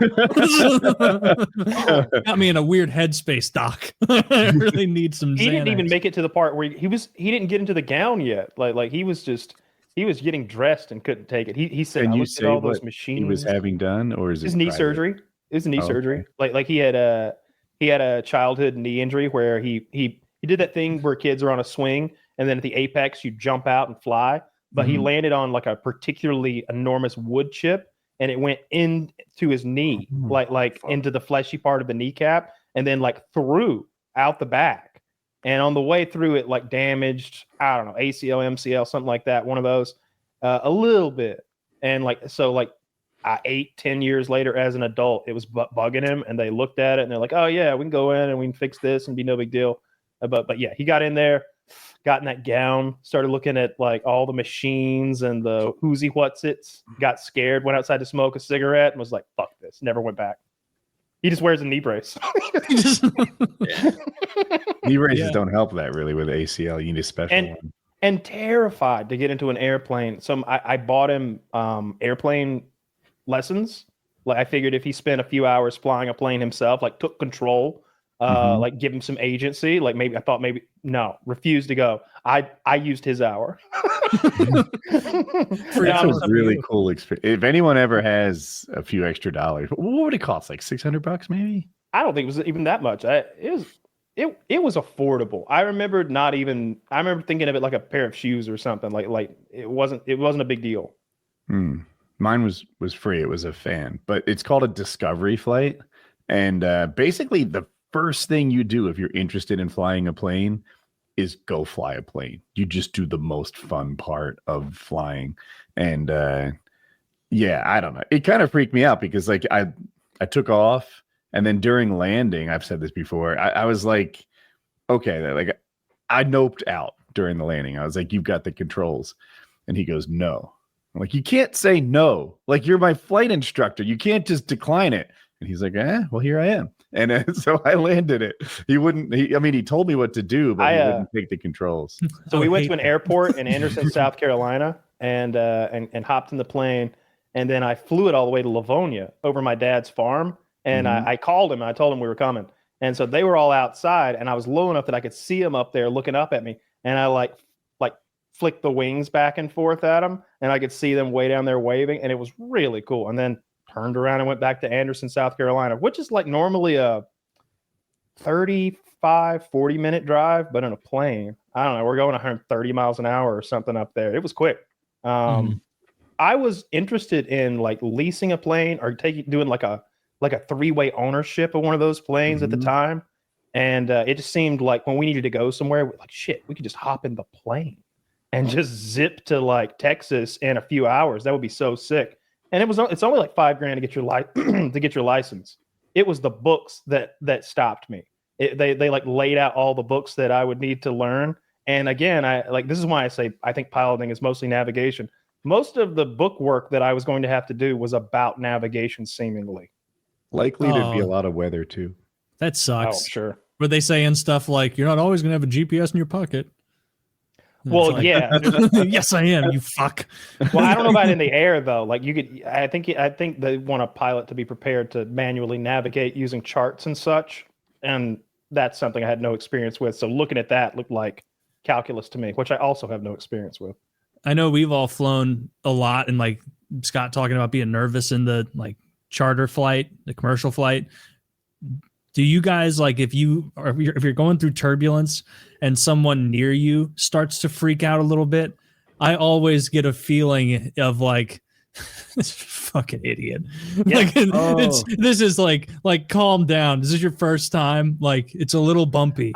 I think mindset's important on a flight. So I've been on some rough ones, like some really rough flights, like that small plane between Burlington, Vermont, and we didn't even make it to our destination. It seemed like we might not make it at times. It was crazy. But when I get into a plane, I have this mindset of there's nothing I can do. Nothing I can do can change this outcome. I'm either going to live or die. So I might as well just be loose and hang and like enjoy myself. So I don't know. I'm never afraid on those things, even when it's rough. So there's nothing I can do. There's no point. Same. But I will think sometimes like these aren't the people I want to die near. Have you ever thought that? No, I've never thought that because like I've thought that. Maybe this fucking guy made a to-do about getting a Coke with no ice, like correcting the stewardess. Like what a douche. I do that too. I always ask, the verbiage is important. You ask for a can of Coke. You don't ask for a Coke. You ask for a can of Coke, and you know what they bring you? A can of fucking Coke. And if you ask for a Coke, they bring you a little plastic junior cup, like we're in 3rd grade and we can't have too much juice or we'll piss ourselves. I want that whole goddamn can. And the snacks on planes now. I can't imagine what it must be like to be like an old person now who experienced like flight as an adult in like the mid 60s. I'm here. Well, you're a low tier old. Woody flew on the Spruce Goose, actually. You know? Yeah, I think Woody was right there on the Spirit of St. Louis. I remember the Wrights brothers. They were right down the road. They were a couple of young whippersnappers. Yeah, but like you see those old pictures of like Scandinavian Airlines in like 1971 or something, and they're like carving up prosciutto or something and serving it to them. And now you're like, can I have a dirty cup of Coke and then and 4 pretzels? and they like are like, here you go, sir. Throw the bag at you, and then they go about their day. Who do you fly? It depends what the prices are like, but Delta or Southwest usually. I only fly Delta, and I remember last time I flew Delta, I got the charcuterie board, and it was pretty good. I don't know. I've had pretty good experience with them. It's not a tasty meal by any standards, but it's okay. No, it's not even a meal. I've had that too. And they give you all the liquor you want, which I appreciate. I usually get good and drunk on a flight. Really? St. Louis have Oh, yeah. are they a major hub for anybody? We used to be the major hub of Southwest, and then that whole brand took a hit. And so now we still get a decent amount of direct flights through Delta or Southwest, but nothing like Atlanta, like at all. Yeah, Raleigh's not really blessed in that way. We were direct flight for someone. They went out of business after 9/11, and now we get a lot of American and United, but it stops most of the time. Something you're talking about getting hammered on flights, Kyle. Something I do like that's just always fascinating is just the rules of drinking at the airport, where like if you were to just be walking about like you're walking to get coffee or something before work, and you see some guy in a bar like with like 2 empty beers already, and he's working on a third. It's 6:04 in the morning. You'd be like, God, golly, let the sun come up all the way before you decide the day's fucked. But you'd see that at an airport, and it's like, that's just a guy waiting. Time's relative, right? Like you don't know what Time's time relative. zone he's even from. For all you know, that's a Korean having his 5 o'clock beer. You know, for him. I usually have a drink before the flight, and then if I'm not smoking or I don't have edibles. Now, when we fly to Colorado and I'm coming back, I'm always the last one to leave the property, that because it's usually under my name, so I like to do a last run through, make sure there's no cigarette butts in the backyard and whatnot. But I also get all the drugs. I inherit everyone else's drugs who has to fly back to their homes and can't carry their drugs with them. So on the last day of one of our weekcations, I've got a huge pile of drugs that either gets thrown away or smoked and eaten. And I go to the airport, like park and ride lot. Not. I sit in that park and ride lot, and I do all the drugs. And then I throw away all the paraphernalia in a trash can, and then I drive to the airport and start the process. And I'm like, them edibles are going to kick in soon. They're going to kick in soon. I got to make it through the metal detectors. Oh, see, that's I've been in that exact same boat where like I think you were the one who said it, where like you smoke or eat edibles to the point that you're like almost scared. I am and scared. then you go through security, and then by the time you're through security, you just have that wash over you feeling of like, what was I even worried about? Why was I so scared of that dog? Like walking. Dude, I remember that. No, because it was a drug dog. I remember specifically, I reek of weed. I just have smoked like 4 bowls in the parking lot, and now walked into the airport. I reek of it, and they've got a drug dog checking this all out, and it's like, oh my God, I'm so stressed out. But I don't have anything on me, so it's not a big deal. I'm just worried about being delayed and hassled. But I'm so high on edibles when I go in there that I can't even describe what it's like to go into the Atlanta airport, one of the busiest airport in the world, to walk into that bitch zooted on edibles. And it feels like I'm in a Rick and Morty episode, and I'm in a space airport. And so I just have to live inside this little bubble. I can't look in the distance and like see what that lady's doing. I can't like listen to the intercoms. I have to live in this little bubble of me land. You can't even fathom venturing to the food court. Oh my, I would never. No, that'd be insane to me. I might not make it back. Like I might sit down eating a brownie or like zone out and miss my flight or something. I can't stop moving forward. I have to get to the gate. I have to get to my gate. And every step of the way I'm terrified, and it's hard. And I'm wondering if I'm being awkward or weird. And time is fucked up. So I don't know if I paused for too long before answering his question. I don't know if I'm being weird and I'm paranoid about that. Just every step of the way is an adventure. Yeah. Now I prefer just getting a little high before I go to the airport. Just a little high to take the boredom edge off at the airport. Yeah. But I have been so stoned on edibles at the airport before, because I don't know. I feel like everybody does this. Even if it's an airport I've been to 100 times, like I walk all the way to my gate to make sure that the sign actually says over my gate which one it is, because we've all had that, where it says like go to gate B52, And then you show up at gate B52 and it's like, this says Charlotte, not Tampa. And then it's, oh, fuck, you have to get on a train to go to the other gates in Atlanta. Like, yeah, it's a problem. I've flown through Atlanta a number of times. And like I've gotten so high that like I get to my final place, like the final gate, and then I still have like an hour to burn. And I'll sit there deliberating whether or not I should go to like the Chick-fil-A. That's a maybe 4-minute walk, but I deliberate for so long that it becomes an actual time issue to where it's like, all right, if you want it now, you got to go now if you want those breakfast biscuits. Yeah, I always bring like food and snacks and stuff with me. Like I'm ready to go on those trips. Do you go to the CNN store sometime, or not the CNN, whatever? I bring my enormous I've got a really big razor blade gaming laptop that's like, I don't know how big that monitor is, but it's huge. Like, it's a gaming monitor laptop, and I'll play Civ 5 in the airport the whole time. I'll plug into the wall over there and do my own thing usually.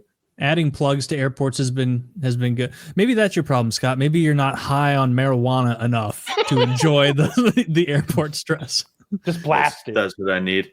Yeah. You would hate it. You would hate it so much, because what I'm trying to do is turn something that I find monotonous into something kind of precarious and scary. Like I like that it's scary and intimidating to do it. It's fun because I every step of the way going through that airport, I'm like, okay, made it to the train. Whew, we didn't do anything weird on the escalator. Okay, now just hold on to the strap and don't fall into anybody.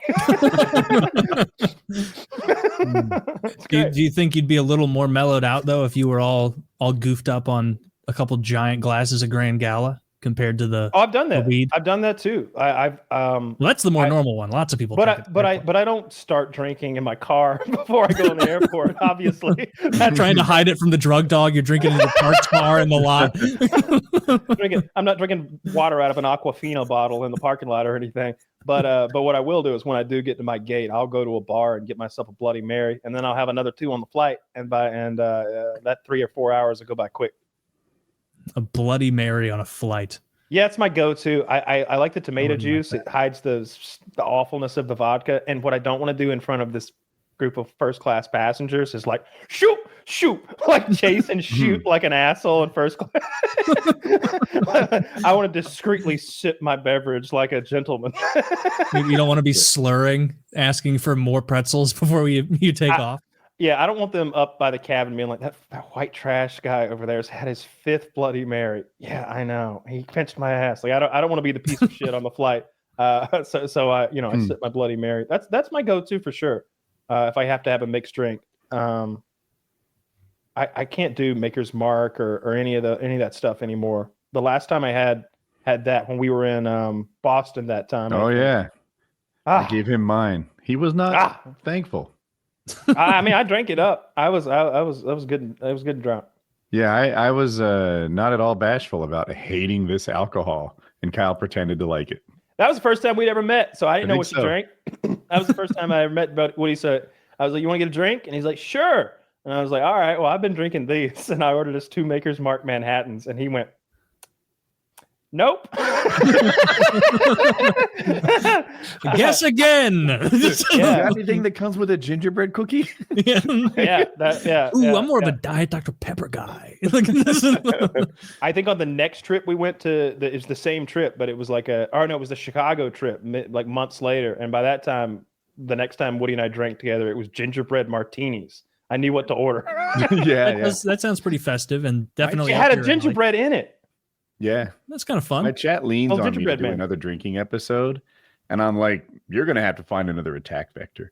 It has occurred to me I might not ever have another alcoholic drink until the day I die, and that brings me a sense of relief and joy. If you think I'm going to spearhead this we should start drinking thing, no, you need to get someone else to lean on me. I'm not going to be driving this train. It's not going to work because none of us want to. All right, so I would do it if there are. You're telling me I can feel terrible on Friday morning? Whoa! I always feel this need to overdo it for the show, and then the alcohol makes me even more likely to do that. And so that last one I drank. Well, I mean, the last 2, I got blackout drunk and felt and just didn't remember some of the stuff I said, and I said really awful stuff. But if you want if you want to limit it to like 6 beers over 4 hours, I'll go buy a 6-pack of beer. I would do Kill that. me. See, even that, then that wouldn't please anyone, because the whole reason they'd want to watch it is because they want us to get trashed, and none of us are going to get trashed off 6 beers in 4 hours. Oh, It'll you think I can drink 6 entire beers, you sweet summer child? You can. You're an adult, 200-ish, probably a little less pound man. A little less, yeah. You're gonna filter through that. Like you might not, you won't feel like $1 million, but you're not gonna be like, an hour. oh. You filter through a drink an hour, and I don't know. All I'm saying is I would do something like that where we're just good and tipsy, but not blasted. But what we've done in the past, where I drank a whole bottle of vodka that one night, and then started a second. And I don't remember what I said. I had to go back and watch it afterwards to see the awful things I said. And my memory, it's so weird to do that because it's always a horrible feeling. I'd never blacked out before and lost huge chunks of memory. But I'm watching us do our show, and I'm like, okay, I remember this, kind of remember that, and now I don't have any memory. It went like that. It was like, okay, this is the part where my brain cut off. And I'm looking at my face and and I'm like glazed eyes. I'm like, I think I'm saying something awful about Melania's husband who fell and broke his back. Like I'm just saying awful. Olena. I'm making fun of Olena and her crippled husband and her pepperoni nipples and just going on a rant. I don't know if I had my pepperoni nipple bored, but I was really going hard in the paint. I was saying that maybe she wanted a man who could walk. All sorts of mean shit. Yeah, I had the pepperoni board, I guess. For the record, nipples, areolas get darker when a woman is pregnant. It's a temporary condition. Yeah, temporary condition, Kyle. I wouldn't know. I'm not a filthy breeder. What we're talking about, Scott, is that Woody was really into this couple who were YouTubers named Sailing La Vagabond. And it's a cute Australian couple who sail the world on their boat and such. And she posted pictures of her nursing her baby, and she's got these really large, dark nipples. And so I created a scoring system for things that was pepperoni nipples. And so I had my board, and I got these enormous pepperonis, like the really big boys. Yeah, you were eating them too. They were delicious. They were so good. And I would rate things. Like I give that 4 out of 5 pepperoni nipples, and I'm stuck to the board. I liked your half ratings where you'd eat half the pepperoni and then you just take it back on. That made me laugh. That's good shit. Yeah, it is funny to get leaned on for like, you guys need to do another drinking episode where you get trashed, and I'm like, I don't want to. I know Woody doesn't want to, and I'm almost positive Kyle doesn't want to. So it's going to be a pass on all fronts. Yeah, here's what I'll say about it, and I definitely stand with the group and all. I would do a light drinking episode where we're a little tipsy, maybe 3 beers, maybe a beer an hour or a beer a half an hour or something like that. Just get a little tipsy. I'd be down for that, but I can't do a hardcore drinking episode again. That's just for one thing. I just feel like an asshole. I shouldn't have said those mean things. And for another, like that hurts. It hurts to be that drunk. That was There's pictures of me laying on the floor, and I'm just like miserable. We were playing video games the other night, and Scott, I don't think you're much of a drinker, but you have all these fruity tooty wines that you'll drink. Mm-hmm. And what was it you had? You had like that wine from the Jewish the Jew wine. Yeah, the Jew wine. Yeah, the Manischewitz, which I didn't know that's how you pronounce it until you mentioned it. I was always calling it Manischewitz. Yeah, it's like this square bottle of wine that I've seen at grocery stores in that section where like they have matzah and the Jewish crackers and stuff. And so I recognized what you were having, and you were drinking like probably what Ben Shapiro drinks. Yeah, because like me, like I'm not much of a drinker, but like when I do drink, it's like depending on what I drink, I just get too drunk too quick, and then I want to drink more. You know, I'm one of those guys who like, even if I know my limit, I'm like, yeah, but it's cool, you know, and I end up doing something stupid. But like that wine is like just right for me, so that I don't like do something stupid. Yeah. And that's why I like drinking those, you know. I don't drink a lot of wine. Don't really like it. I don't know. It depends what mood I'm in. It's gonna be beer or liquor though, probably not wine. That's that in between the two modes for me. You know what I mean? Because the liquor is like, let's get trashed right now, and the beer is more of a chill and eat a hot dog kind of thing.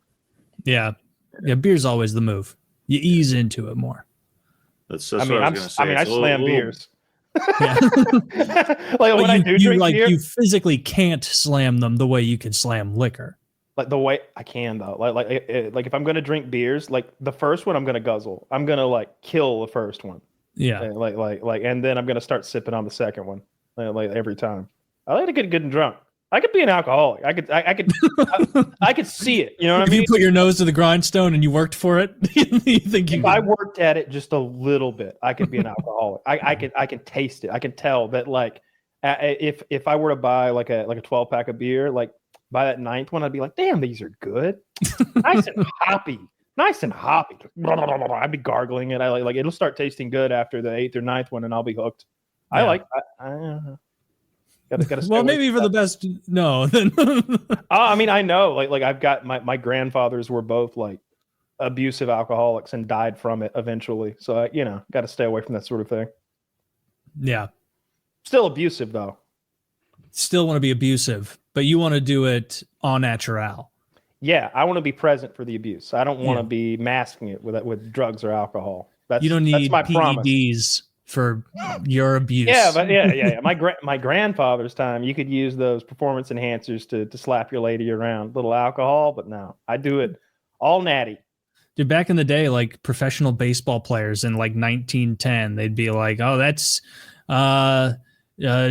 Jackie Stevenson, one of the best hitters in the league, enjoys 7 beers an inning." Just something he does, and it's like, wow. It's even more impressive that he has to work on one of those big skyscrapers and eat lunch on a girder after this. Like those old-timey dudes. Yeah, they're just drinking all the time. Yeah, I like the idea of Babe Ruth being a great player, but he didn't really have to play against any black people or Spanish people, and they seem to be really good at baseball. And also, he was all fat and fat. So I'm just not sure he could have. I wonder though, like if he were born today and like what clearly showed talent early and had modern sports science, he wouldn't be crushing chili dogs. Maybe he'd be an Albert Pujols body style, like a heavier guy and powerful, but not chunky, which is what I always see him as in the pictures. Yeah, basketball has that too. You get like Wilt Chamberlain scoring 100 points against 5 white guys who don't know that jumping is an important part of the game. It's like, okay. Babe Ruth was playing on barbiturates too, is like the crazy thing. Really? Yeah, like some Quaalude tier shit. He's trying to catch fucking pop flies. That's got to be insane. Wow, I didn't know that. Yeah, the thing I always like. Didn't know he died of a tumor. I'm from Royston, Georgia, so Ty Cobb is the hometown hero. So I buy into that propaganda of like the Ty Cobb put out that Babe Ruth. He said he didn't hit home runs because he didn't want to. He's like, it's easy hitting them home runs. You just hit it hard. He's like, he was more of a base hit guy. They say he's the greatest hitter of all time in baseball, although there's modern times now where there's crazy stuff happening. That Japanese guy, the Dodgers guy, the Otami guy or whatever, is absurd. It's fucking absurd. He's breaking the base stealing records, the hitting records, and he's a pitcher. It's just ridiculous. I hate the Braves so Good much. for him. I hope a natural disaster takes. If their flight went down, get a fresh start. Then Taylor. The Dodgers? No, the Braves. Oh, the Braves. You want your own team to go down in a fiery cataclysm? We need a fresh start, dude. We need to rename the team. Like I honestly feel like so bad about that team that I think they should rename themselves and start anew. I mean, it couldn't hurt. And they should also rename anyway. Braves, kind of fucking gauche. I think it's fucking cool, honestly. I think I really appreciate. I like that nobody comes after us, really. Like no one's giving the Braves too much of a hard time the way they did the Redskins, because that was clearly a little much, right? Well, agree and disagree. The Redskins is wild, dude. Well, it'd be like if you called somebody a team the Slanty Eyes, It's like the Featherheads. The Featherheads, yeah. Or if you look at like, it's funny to take that like mascot anger and direct it towards like the Fighting Irish, because that is just a drunk Irishman. Yeah. Like putting up his dukes. It looks like a leprechaun. You're totally wrong. It's okay to make fun of white people. That's true. You can get away with that. And I don't think they should change it anyway. I think they should make it more offensive. Give him a shillelagh, have him chasing a minority. Like the Irish. The Irish were known as the N-words of Europe for a long time. They were roundly disliked. Yeah, right. Yeah. So your argument is that's changed. I do like Woody's idea. Give him a broken bottle. Dude, a broken bottle would be hilarious of that mascot. He's chasing a potato, but he keeps kicking it and stumbling forward every time he bends to pick it up. Yeah, I like the offensive mascots. The thing about the Redskins changing to the Commanders is the Commanders is such a bad name, and there's not even a mascot. Like I don't even know. There's no mascot. But what is a commander? Yeah, Washington. Yeah. It's like a W. It's the letter W. But I'm thinking like their mascot could be, George Washington, the guy that crossed the Potomac, probably.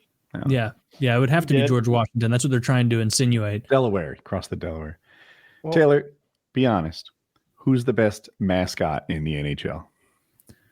That duck. That duck thing is cool. I like the Mighty Ducks, but you know where I'm going. I know. Yeah, you like Gritty, and Gritty is pretty funny too. He's up there, right? He's definitely up there. I like how no effort was put into Gritty. Like he's not supposed to be. Show us Gritty, Zach. I'm unfamiliar. It's just an orange suit. It's just an orange mascot suit that you could like put on stage with Chuck E. Cheese and the rest of his band, and it would fit right in. Like it's not like, oh yeah, the Philadelphia Flyers. Gritty's paying an homage to. It's like no, it's just a guy in an orange suit with big googly wacky eyes. He's related to the Philly Fanatic. That's the lore that I made up. Whoa! You don't like this? That's Orange Grimace. I think Gritty is one of the better ones. Yeah. Yeah, I like this a lot, Woody. He's also funny. He does a lot of good funny stuff. Yeah. Like I don't really like the hyper athletic mascots, the people who could be on the team. No, that's not what mascots are for. I like the funny ones. And to me, these two, they're brothers from a different mother.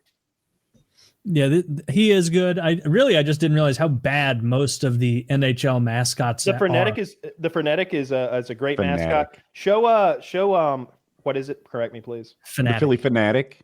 Oh, I always heard them say frenetic.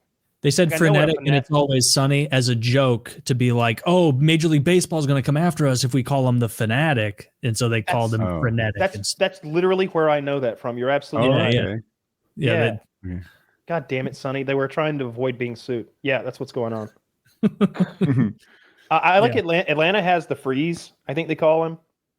I think it's a the guy that runs? The guy that runs. He's the only athletic man. I never thought of him as a mascot. I thought of him as an entertainer. I would too. But I really enjoy. I've watched him run so many. Oh man! Oh, so that's the freeze right there. So in Atlanta, we do this thing where you go down and you race. Guy in a onesie. dude, look how powerfully he's built. So what you do is you have to race the freeze around the perimeter of the stadium, and they give you a huge head start. And they always pick a white guy that looks like this, like a little athletic, but he didn't run in high school. 7 beers deep, 8th inning. They let this guy get like 200 yards ahead, and then they turn the freeze loose. And do they unchain him? Is that they unleash him, and he fucking kills it. That's Chief. I don't know if that was Chief Nakahoma, because it actually wasn't. I know for a fact it wasn't. I don't know who this is, but we have another guy who's like a mascot who looks like an Indian chief, and he's Chief Nakahoma, I think. I'm pretty sure about that. That looks like holy shit. We don't talk about that. No, that was fun. Every once in a while, the freeze loses, and that's a good show too. You've probably seen it. Yeah, just a dad who doesn't like. Look, if I was up there, I'd be like all the losers. I'd look okay for like half the distance, maybe even 2/3 on a good day. And by the end, I'm falling or something. Yeah. But every so often, some dad keeps it up for the whole distance, and Mr. Freeze underestimated it. Is it the same guy? Has the same guy been the freeze for a long time? I don't know if they still even. Yeah, I don't know if they still even do it. But when they did do it, it was the same guy every night. He started on the groundskeeping team, I think. And then they discovered they had this jewel working there and created the freeze as a super successful entertainment thing. Yeah, it's cool. It's I'd rather This watch is such a funny gimmick. I'd rather So you watching him run? Yeah, yeah. It's Watching pretty good, him right? blow the pants off these drunk idiots. Dude, if they came to me in a Braves game and they're like, "Sir, you've been selected to face the freeze," I'd Do it. Fuck you. You saw an easy mark. You watched me get on a name basis with the hot dog guy earlier, and, and you know that I'm going to run halfway and fucking vomit all over the second base. I think the move would be to come out slow, because what he's doing, he's trying to judge your speed, and he wants to beat you narrowly. It seems.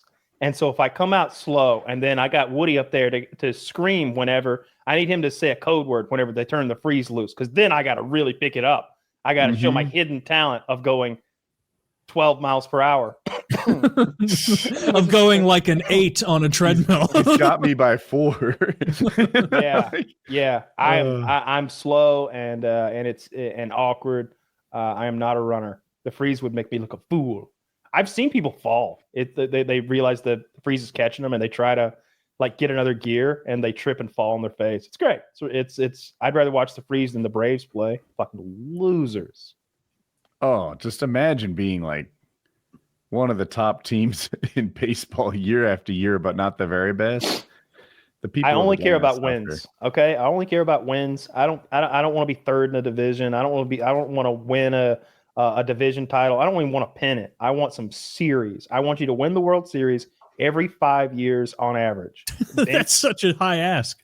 There's like that's what I'm asking teams. for. You should be in the series at least every 5 years. Like that's what I'm really asking. You should be in the series every 5 years. If I'd settle for a good playoff run. Like I just want to be in the conversation. You know, if I'm like, hey, you name 4 teams that might win the chip this year. If mine's on that list, it's pretty cool. The Sixers right now, they won 1 game in February. They are tanking. If they get a top 5 draft pick, they keep it. 6th or worst, they can't get 6. It's weird. But if they don't get in the top 5, then it goes to Oklahoma, I think. So they're losing as much as they can. Scott, Perea or Ankalaev? I like my heart says Pereira. I like Pereira better. I'm hoping he sprawls. You know, if he sprawls, he's got it. I think.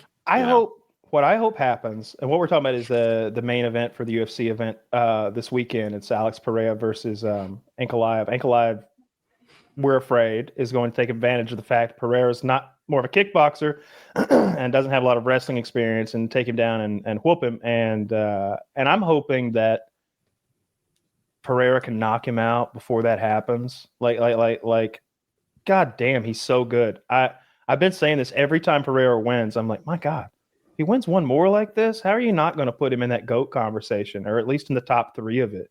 Like he's clearing these divisions out. He's taking all comers. I look forward to it. It's gonna be a hell of a fight. The co-main is maybe Gaethje, right? Yeah, Gaethje and Fiziev. It was supposed to be Dan Hooker, but for some reason Hooker pulled out. So it's Rafael Fiziev. Hooker's hurt. I forget the injury, but it was no joke. I forget what it was. Yeah. But Gaethje's always Pereira fought any good wrestlers? I was looking at his list and no one jumps out at me. Yeah, nobody's tried to take him down or really shot on him that I've seen. Everybody's tried to kickbox with him. Yeah. I think if he can stay off the cage, I think he's fine, because like a lot of these, like I don't even know if Ankalaev is Dagestani, but you know, like a lot of the dudes that come from that region of the world, they have a system where they just push you up against the cage and shoot and take you down. That way you can't sprawl. So if he can stay in the center of the cage, I think he might be all right, because he is a Brazilian jiu-jitsu black belt, and you know, Teixeira, he's going to have like top talent coming in to train with. I'm a big Pereira supporter. I'm going to bet on it. I guess I'll bet on Ankalaev. That way I'll be happy either way. That's what I usually do. I bet. I'll take Ankalaev if you want to put 5 down. Yeah, done. Okay. I'm looking forward to it. We'll be in there. If anybody wants to come and watch it with us, we'll be in the 50 patron chat watching that thing this weekend. And Gaethje's always a banger. I It's love Saturday watching night, Justin I Gaethje assume? go. The Yeah, day this comes out. Okay. yeah. I saw. I think I already talked about it a little bit, but I saw Poirier talking about fighting Michael Chandler and talking about what a piece of shit he was. You know, he put his fingers in his mouth and like kind of fish hooked his head up to try to get a choke. Mm-hmm. And he's like, and then he lied about it. It's like he goes, I bit his fingers so hard. He's like, if I didn't have my mouth guard in, if I'd had my top teeth, he's like, I know he bled. You asked that hoe. He bled. Was he trying to get under his neck? Is that why he had his fingers in his mouth? He like grabbed his top row of teeth and pulled back to try to get the choke. And before that, I don't know if you remember this fight. It was brutal. Before that, he was spitting blood in his eyes and stuff on purpose. Mm. And Poirier's like, I've spit blood in people's eyes before. It's very effective. I didn't mind that. I like that. I like it. You know, he's not. He's just. He's being. But he honest. stuck his fingers in my mouth, and then he said he didn't. And I'm gonna tell you, when a man sticks his fingers in your mouth, you know, you don't get confused. That's such a weird thing to do too, because like there's better ways to do that.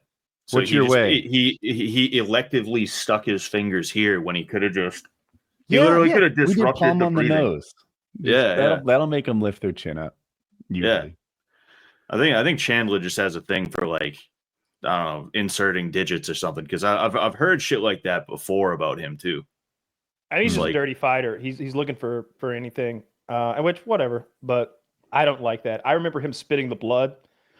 I think Luke Rockhold maybe did that in a fight too one time, and I didn't like it then either. And it's like, I'm not a fighter, but this feels like too much. You know what I mean? It's like that just seems like too much. I don't want to see that. As a fan, I definitely don't want to see that. I don't want to see my guy like do that to somebody, and I don't want to see it done to him. It's just fucking gross. And they do it on purpose. Like they're clearing their nose into this guy's eyes, you know, from the top. And it's like, oh, it's so awful. Oh God, I hope we all got tested.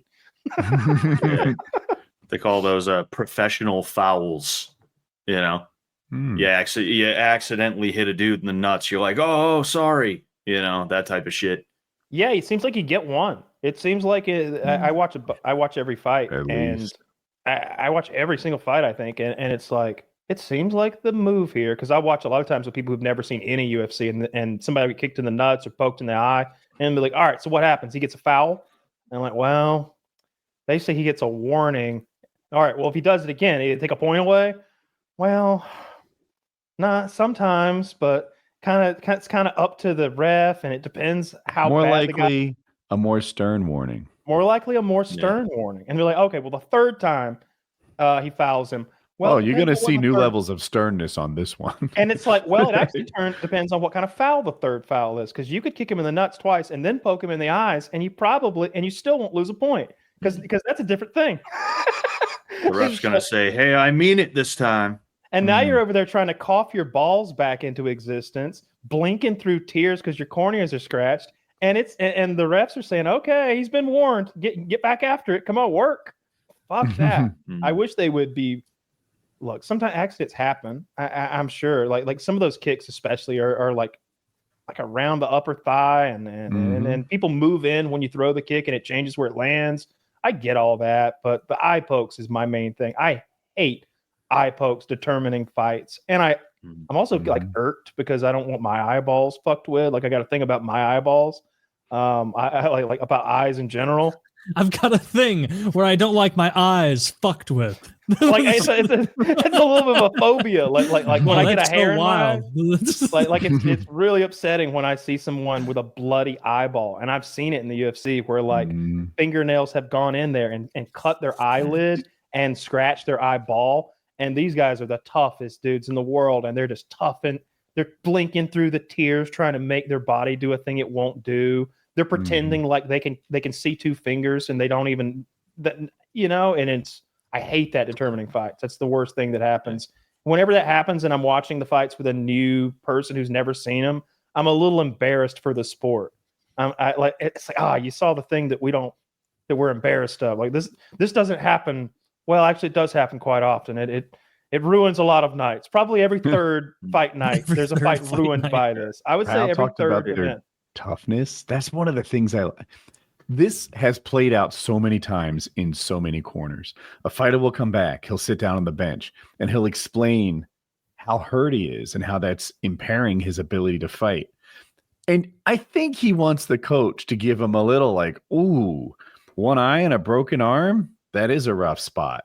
Instead, they're like, this is no time to be a pussy about one-eyed broken arms. You need to get in there. You know, like GSP was like, I pulled my groin. It's hard to walk. What? Hit him with your groin then. And I'm like, hit him with your groin. You're my coach. Like, that's not even good advice.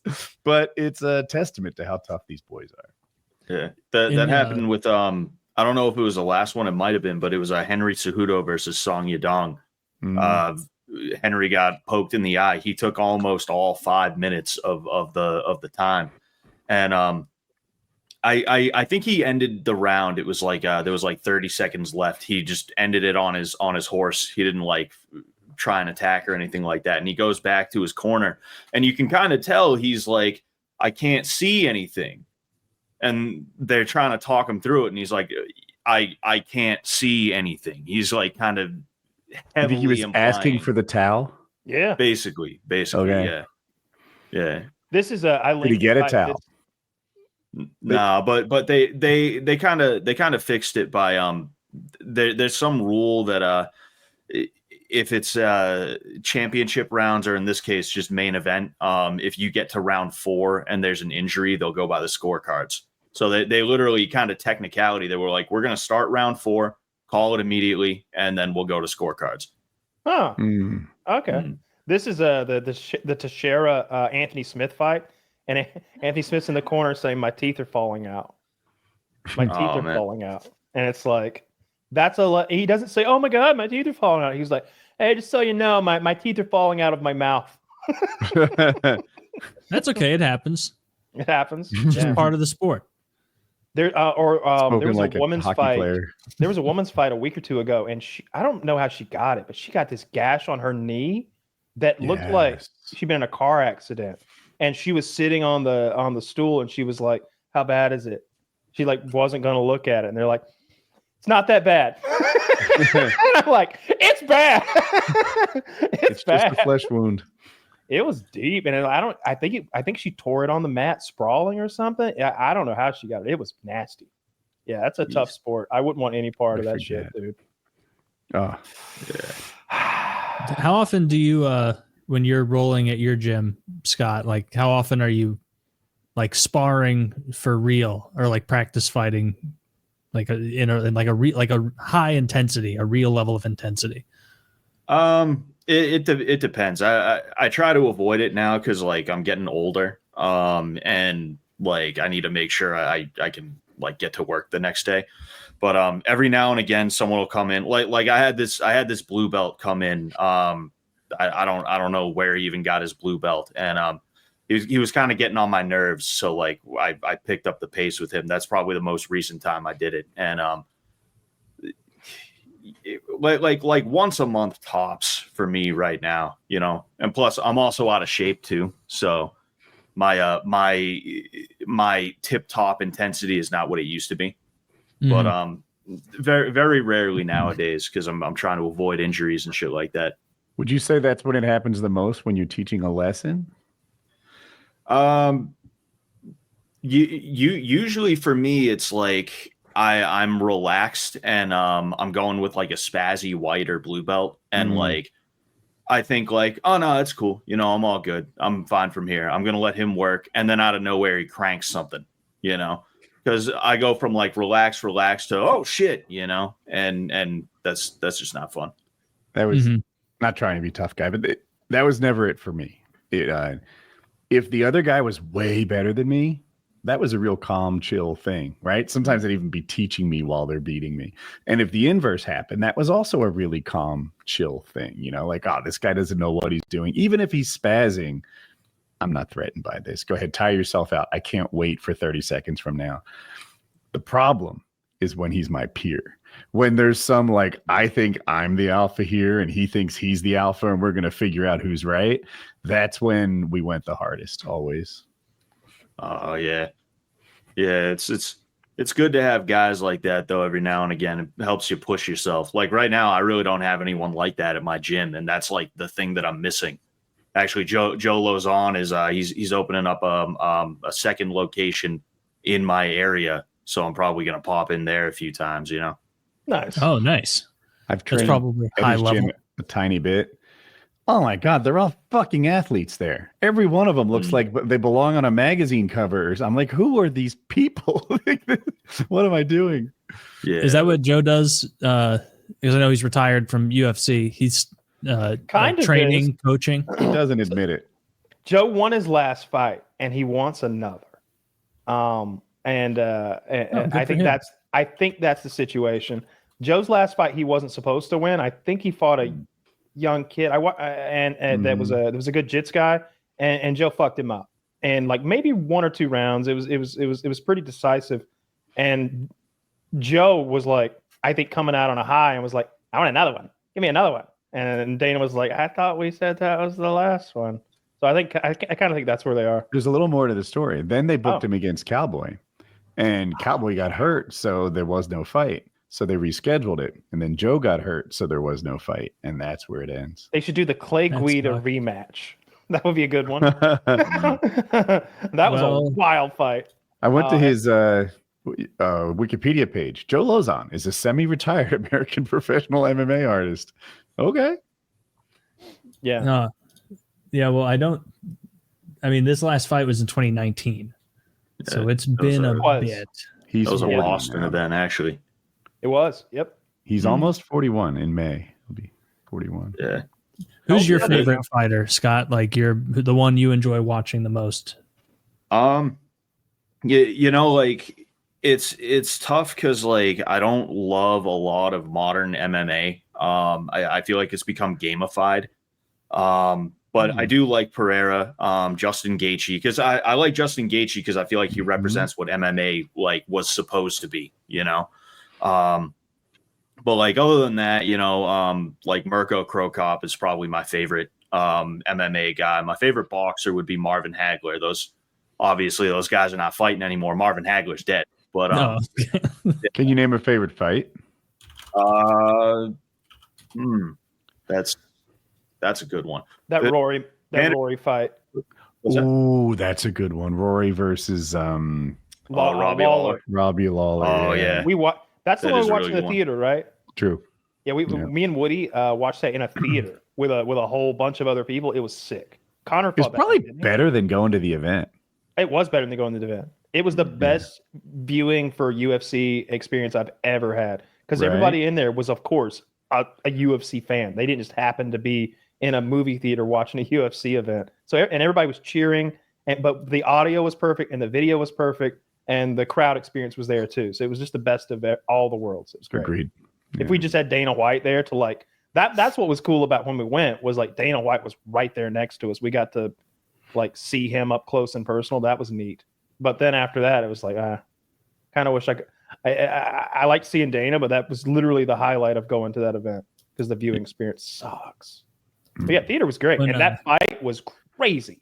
That Lawler Rory fight, I felt so bad for Rory by the end. His face was a mask of blood, and then Lawler hit him in the nose again and just shattered it flat. And Lawler just couldn't take the pain.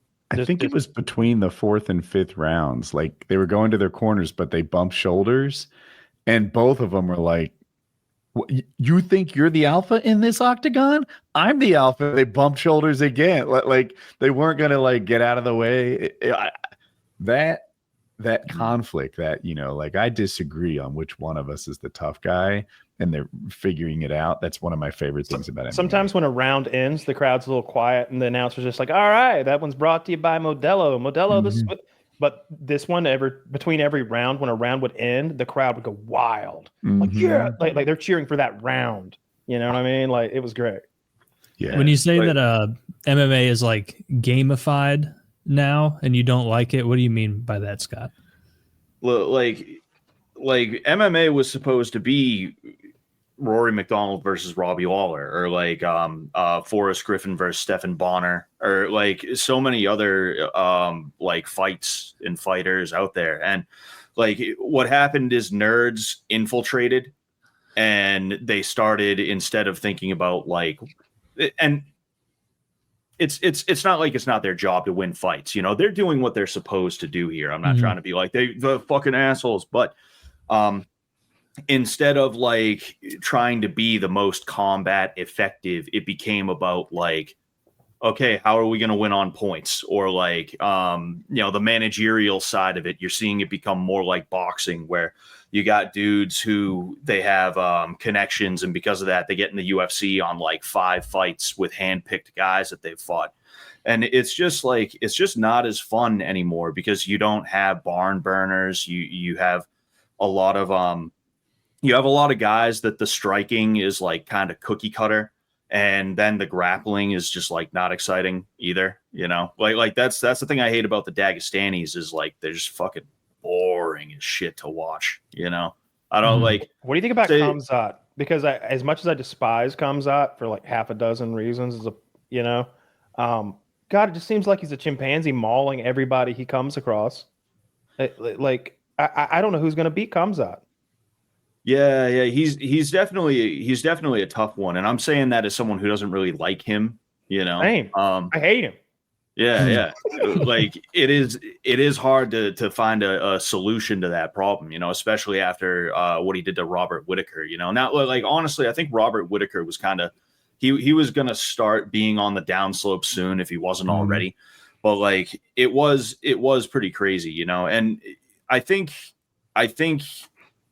you might see Khamzat with the belt soon, and I don't know if he'll hold on to it for long. I need to see him next to Drickus. I need to see them stand next to one another, and then I think I'll have a better idea of whether Khamzat can ragdoll him the way he did like Kevin Johnson or whatever his name is. Drickus is so big and strong. He's so big and strong. Like he cuts a lot of weight. I think he's probably walking around. I don't even know. He cuts a lot of weight. So I need to see them next to each other, and I think I have a better idea. But right now, I think Khamzat's going to be the fucking champion of that division soon, because they're fighting next. I remember seeing you, because I like your fight comments and commentary, Scott. I'm the furthest of the four of us by far from the MMA UFC world. But you were talking about like not enjoying the leg kick meta in UFC, and what, like, is that am I taking that right? You really just like that? Yeah. It's like one of the cool things about MMA is that you get to discover and rediscover new stuff. So like the whole calf kick thing, I'm not saying I hate it completely, but like MMA striking has become so specific to like very handsy, like high volume, not like, you know, throwing pillows at each other, but just not throwing with as much conviction kind of striking. And what used to be one of the cool things about MMA, which was like leg kicks and, you know, different stuff like that, you don't see as much of it anymore. It's kind of like an afterthought. It's just a way to get somebody to think, oh, maybe he might kick me down there, I should pay attention to that. As opposed to even like a modern example of someone who is like exciting to watch, Roundtree. He got dismantled by Pereira, but like that's a top level kickboxer. There's no shame in that, you know. It's fun to watch dudes like Roundtree, because they're like, everything they're throwing is with fucking conviction. They're trying to chop you in half with their shin. And even someone like Pereira, as exciting as he is, he still kind of does that whole like, you know, flippy little like snappy leg kick thing, just to kind of try and add a little bit of variety for his strikes. Punches hard though. There's no wind up to his leg kick. He just it looks like there's no power to it even, but then you hear it. You know, he's just sort of throwing it out there, kind of almost lazily. But then you hear it and you see the red on them. Pereira's great. I love watching him kickbox. I love watching him do his thing. When he starched Izzy, it was the best thing I'd ever seen. And then when Izzy starched him, as much as I hate Izzy did the fucking bow shot thing over him like an anime character. The ref's trying to push Izzy out of the way, and he's like, no, I'm styling on this motherfucker. Give me a minute. And then he does the fake fall over, mocking the man's 8-year-old son. Ooh, that was good shit, man. That's a great rivalry. It was a great rivalry. I know Izzy lost 3-1, but getting a win over him has aged well. You know, it was maybe the best thing in Izzy's career. It may end up being. It was crazy. I mean, Well, obviously he's got a win over Anderson Silva and a bunch of other stuff. You but the ghost of Anderson Silva. Yeah, that was a terrible fight. I couldn't believe they did that fight. That was awful. It was him just they were clowning around, like being It was silly like a in there. sparring session, kind of. It was like a sparring session for sure. That was terrible. I hate when that happens. When you've got guys that aren't really trying to fight. I hate it when two people are very good at a thing, right? Maybe they're both very good kickboxers or they're both very good wrestlers. So they just don't do that thing. Like, we're both high level grapplers. Let's not put that on the line and just punch the whole time. And that's the worst. Yeah. I mean, Jon Jones stopped wrestling at some point, never started again. That always annoyed me. I wanted to see him wrestle more. I hope we get Jon Jones Aspinall. Dana I don't believe it. I don't think Jones is a fighter anymore. I don't believe it either. It seems like Jones should be retired and just ride off into the sunset and do his GOAT thing. But Dana seems to think he can throw enough money at Jones to make it happen. He keeps saying it. Every time they ask him, he's like, "That's going to happen." Like, he seems really confident. But Scott, is Jon Jones, as according to Kyle, the greatest fighter, greatest man of all time, or according to Woody, is he a reprehensible ghoul and cheater? No other option. No nuance. No, you got to pick a team. We don't want to hear you say they both have good points. All right. I kind of got to agree with Woody because oh, that's point for Woody. Look, if you look at Jon Jones's early career, right, he looks like a senior beating up on freshman boys, right? Like the difference, living on 185 pounders. Yeah, and it's real easy to do all that. Like, hey, you should see me when I coach the kids Muay Thai. If you guys want to come to my gym this Saturday, I'm going to coach kids Muay Thai. I'll show you all the coolest shit you've ever seen on the 8-year-olds in my class. All right, Scott's undefeated in his class. Exactly. Fucking. I just imagine like somehow an 8-year-old gets one in on Scott. Scott's trying to be real. He's doing like a triple spin or something, and the kid kicks him in the back of his calf, and Scott falls, and he gets up and everybody's like looking at the kid like he's the new sensei. Sweat beading. You're like Kramer in his karate class against children. Scott's just like, oos. So you were talking about how right I was? Yes, you're talking about how right Woody is and how wrong Kyle is. Yeah.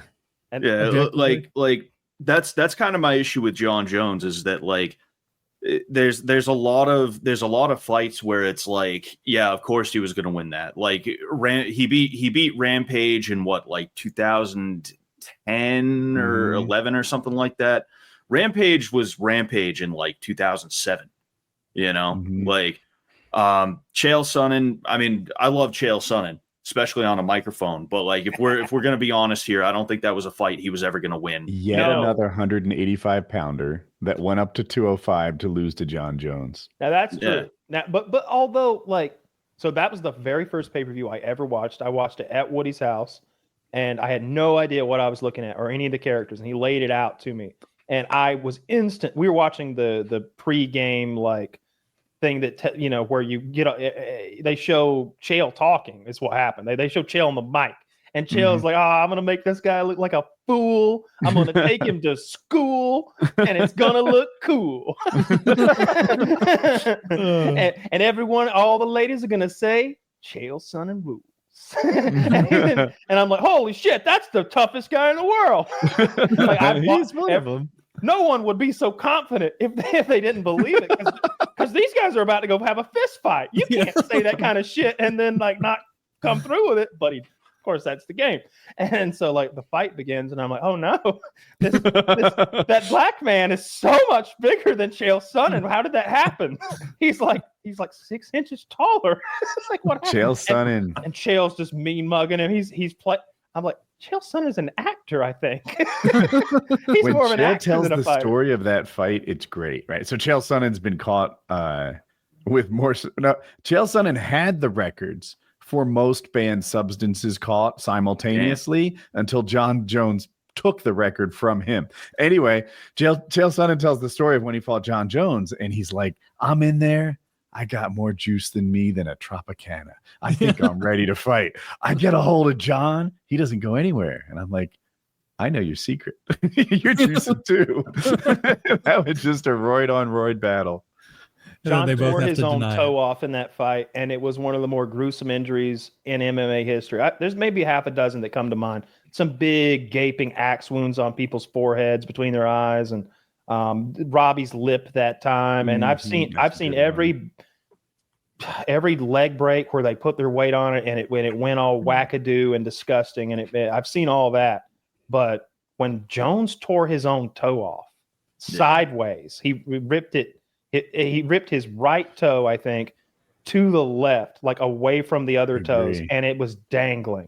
He did it beating the shit out of Chael Sonnen. Chael was on the ground against the fence, and Jon was pushing against him with so much force he tore his own toe off. And then, of course, the fight's over, and Jon looks down at his toe while they're like raising his hand, and the winner is, and all that shit. Jon looks down at his toe, and then he looks up and goes, like he's about to pass out. Like he just saw it for the first time. Do you? He didn't know. He didn't feel it. Yeah, he saw it. He was seeing it for the first time, and he was going, "Oh, my toe's off." Yeah, you don't feel anything in that situation.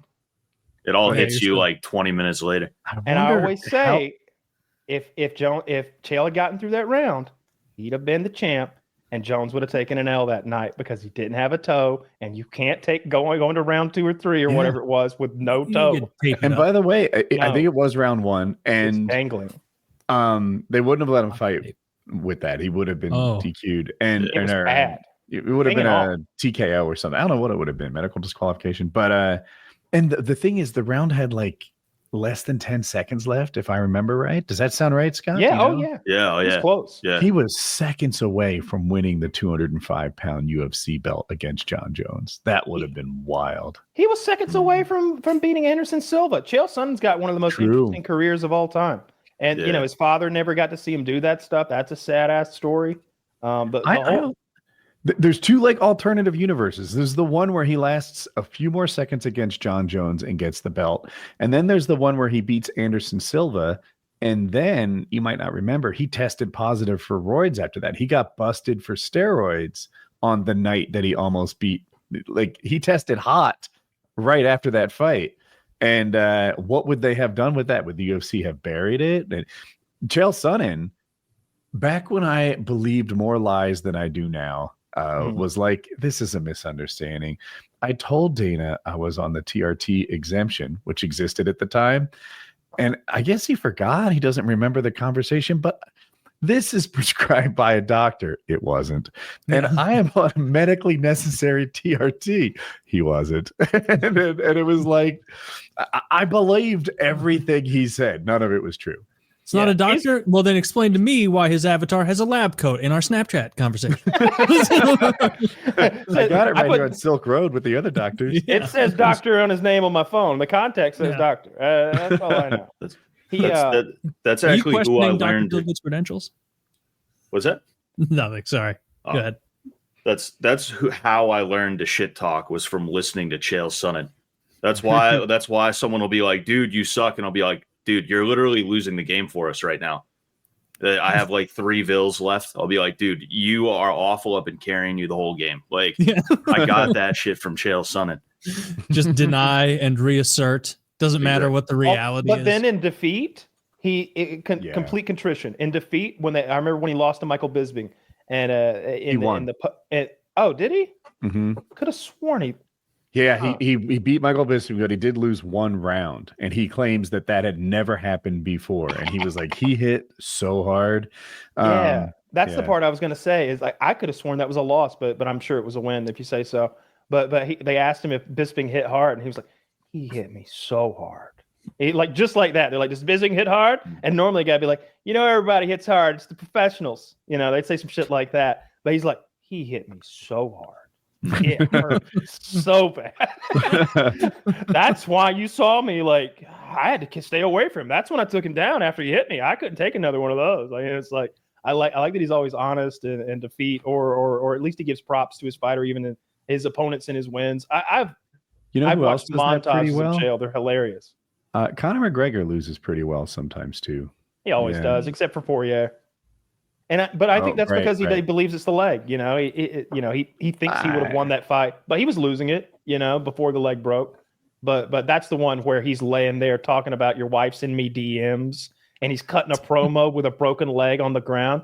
Like Conor's leg was broken early in the fight that he was losing, but you never know. He's the kind of fighter who wins a fight instantly with one punch, not exactly a grind him out kind of guy.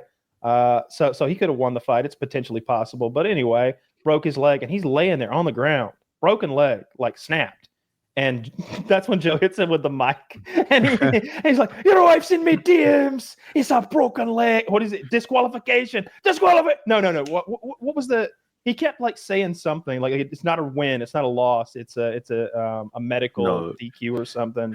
Like he kept saying it over and over. Sure. I do remember what you're talking about though. Yeah. It was incredible to see somebody in all that pain. The DM thing? Is that just completely fabricated? Nah, I think what was going on was they were DMing, but I think she was DMing him to leave her husband alone.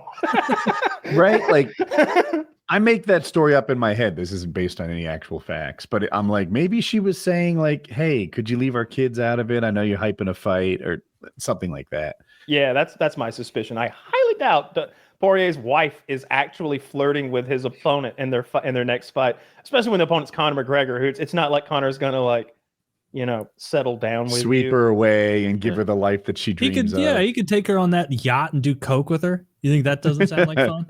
You could be. Wouldn't you want to hang out with Conor McGregor on his yacht? Do you want to do some rails, love? Scott, did you see tons of cocaine? Did you see the video of Conor dancing with that short, ugly girl at that party or whatever way back? Yeah. All right, so there's two cuts to that. The one that everybody saw, which is like Conor sort of dissing her, sort of like, not you.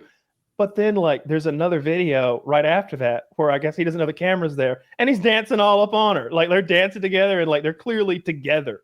Conor's a dirty boy. What's wrong with Conor being with a little, was it a midget, little person? It was a little person. Yeah, let's go with that. Okay. You should have appreciated that. You're the one who's acting like they're not even real half the time. Sometimes I wonder if they even fucking exist because I haven't seen one in years. And I ask people in my day-to-day life. It's a day-to-day thing that I ask people, hey, did you seen a little folk today? It's kind of a joke. It but gets redundant during our conversations. It does. He brings it up a lot. I was like, have you seen a midget today? I'm like, I haven't left my house in 4 months. Yeah. I'm not sure. I'm about 5 to 6 weeks out from my last midget sighting, and so it has been. It's that recent. I saw one at a Blues game. I think it was a Blues game. Okay, maybe it was before the game, but yeah. I mean, you got 30,000 people packed in a group. Yeah. Be one little person. Passed by him, and he just was having a good time with his friends. I didn't like stop and talk to him, but I noticed because it's one of those things where it's like you don't realize how long it's been since you've seen a dwarf or a little person until you see one. I think they hide from us. Yeah, thank you. This is perfect, Zach. Yeah. So on this the one he's holding is her. I'm looking at the little same girl. Same girl. So on the left is like a clip from the video, where a screenshot from the video where he definitely dissed her, and she's like dancing on him, and he's just like, I'm out of here. But then on the right is like a few moments later, and he's got his hand. He's picked her up by her gooch. Yeah, I've seen more attractive little. So obviously the same person, Woody. That's not they're wearing the same clothes. They've got the same hair. They've got the same. Just insane. If there was a shooting and Woody was the only eyewitness, my God, they bring the photos in front of him and be like, which one was it? And you're like, that one, and that one, and that one. Sir, and that's that LeBron one. James. Well, sir, to try and weed out bad information, we always include one picture of the Hamburglar, and it's not that you've chosen Uncle O'Grimacy. Dude, I can't even watch TV without my wife holding my hand at this point. I'm just like, pause.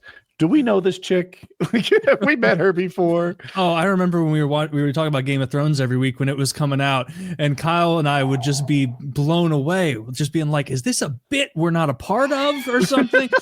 Where Woody would be like, "And then this guy," and it's like clearly just a bearded old white guy. And then you mix him up with like you mix up like the Boromir aged old white guy with a beard with like the 102-year-old guy on the wall who also is a bearded white guy. And it's like, they're 30 years apart. Dude, I Game of Thrones is like the final elite last boss of identifying who people are. Bearded white guys run rampant in that thing. They might as well all have disguises on for me. I don't know. I can tell boys and girls apart, but after that, good golly. For you, there's a lot of twists and turns because you see another bearded white guy and you're like, all right, what's this guy about? Meanwhile, it's just Joffrey. Or the PKA hangout. Like, a lot of new faces this week. Yeah. It's like, nope, that guy's been in here for 4 years. That's Taylor. That's Taylor. Yeah. I was going to say, I do pick out Kyle and Taylor right away. I'm on to them. That's some next level face blindness. I'm looking at him again, like, clearly the same person. They're both dwarf. Or Scott, when's your last dwarf sighting? As soon as Kyle asked, I was like, when is the last time I saw one? I want to say like maybe 2 or 3 months ago. I was at a grocery store, and he happened around the corner, and it kind of caught me off guard for a second. I jumped a little bit. I was like, but yeah. you like jump, but then you don't want to make him feel bad, so you're like staring, like you're thinking about what product you need up on the shelf, what brand of cashews you're going to go with, because you don't want to make them feel bad. I don't even do that. I'm just like, oh, what are you doing here? I guess you got to eat. Has there ever been a time where we utilized midgets because of their small stature for like an industrial purpose or a you know what I mean? Like no, never midgets. They would use children. That makes more sense because there's way more children than there are midgets. More. Yeah. But what do you need, like a tank crew? Like I thought of how like tank crews hire, they pick the short guys. You have to be like under, I don't know, 5'5", 5'6" to be in a tank crew. I didn't know that. Well, I think our army does that. I know Schwarzenegger was in a tank crew though, in the Austrian army, and like, oh, everybody hated that guy, taking up the whole fucking cab. Yeah, right? I think he went AWOL to do a bodybuilding competition and got in a bunch of trouble, and they put him in like what do they call military jail, the stockade or something like that, Yeah. Wow. Brig. I have like brig in my head or brig. Something like that. The stockade that's what they put you in. They throw apples at you. With like this. Very common at Epcot. And also, you wouldn't want dwarves running your tank because like a child's lithe, thin fingers could get into the machinery and whatnot and like pick things out. But a dwarf's hands aren't made for that. So if you don't want dwarves running the tank, but you do need small people, Down syndrome. Children, well, they're not necessarily We're not small. putting a bunch of Downies inside of an A1 Abrams. Do you know the destruction they could rock? Oh, You're my God. Coming across as closed-minded. I love this idea. You don't think that is retarded? You can't put those people. That thing shoots depleted uranium shells, for God's sake. Yeah, it does. This summer, the brave all Down syndrome tank troop of World War II. With that in a vacuum? They surprised the German forces by tactically ignoring all orders and driving over the line of fire. Conquered a cow pasture or something. This is good from Zach, though. People with dwarfism were recruited from all over Europe and were used as popular gift to other rulers. While jesters were often only temporarily present at a specific court, dwarfs usually had a permanent function and were registered in the personnel roles as, quote, court dwarf, or personal dwarf, or chamber dwarf. Chamber dwarf sounds awesome. Chamber dwarf is sick. That'd be a flex, right? Like you'd go to a chieftain's home and they would like, before negotiations, how about a bit of merriment? Yes. Chamber dwarf. And then like the little fellow would come out doing a cartwheel. Yeah. Somebody play a lute or like one of those fifes or something like that while he danced a little jig. I imagine he'd be like a little insult comic, like a little dwarfish Mickey Rooney. He'd come out and give a dangerous job. Yeah, like the Pomeranian insult king would be there. In the medieval times. hey! They're just coming out there about to do this. Dude, you could like really spook a rival chieftain. Like if he's never seen one before, you could be like, Icarus, come then he comes out, and the other chief is like, "Oh, don't do that to me!" Like, yes, transformed him into that. we have very powerful wizards here, and you better agree to our trades, or I'll shrink you. I think some basic magic tricks, even like only a few hundred years ago, would have been enough to get you some power or prestige or something. Like, not that one, but if you did like some stage magic where they've got like a trick chair or something, the stuff that we watch today, like, Yeah. I feel like Queen Elizabeth would have like given you a fleet of boats to go take over a country or something if you Make you a flex like duke. that. Yeah, I think they would believe, or maybe they burn you. You know, that's always the fear going back in Risk my time. reward. Is that they don't see you as like useful, they see you as a danger, and they just want to burn you. They always want to burn you. That's the worst. I really don't want to be burned. None of us picked that for our firing squad alternative. No, Yeah. it's bottom tier, the burning. You Terrible. know? Yeah. I mean, if Like- it's anything like small burns, it's terrible. I hate It'd small be so burns. much worse. It'd be a big burn, or like boiling in oil. Remember when Because, did you see like- ISIS? Did you see ISIS kill that Jordanian pilot that time? They put him in a big iron cage and just soaked him in gasoline and lit him on fire. Yeah, I think you texted me that. You feel everything. I held It the was phone your up to wedding him. night. Tuesday at 12:40 p.m. lunchtime. Time to send Taylor this video. I did They're not gonna be text burned that. alive. No, you probably didn't. Yeah, I avoid those. And you don't really do that anymore. Like, it's been a long while since you've been sending violent like death footage to us. And even then, it's mostly like war stuff, not what is that called? Two guys or three guys in a hammer, whatever that horrible video Yeah, was. yeah. Three guys I don't on like a shit hammer. like that. Yeah. Ugh. I can get down with some war footage though. Wait, there's that video of the Ukrainians, and they're in a Bradley fighting vehicle, and they take out the Russian T-90 tank. That's fucking cool. They're shooting that auto cannon, doop, doop, doop, doop, doop, and it's exploding off the T-90, blinding the T-90. The T-90's popping smoke. You could tell they can't see where they're going. They crash into a goddamn tree. Everybody jumps at it and tries to run, and it's like the Ukrainians just took out a tank with an APC. I saw footage today. The Russians were using horses. Yeah, me too. Oh, Yeah. you did? Hell yeah. And the propagandist I was listening to was acting like their, supply lines have totally failed. Their background infrastructure, everything is like just ruined, and they're devolved into like medieval tactics. Like, that might be a little positive for the Ukrainians, but it can't be a good thing they're using horses.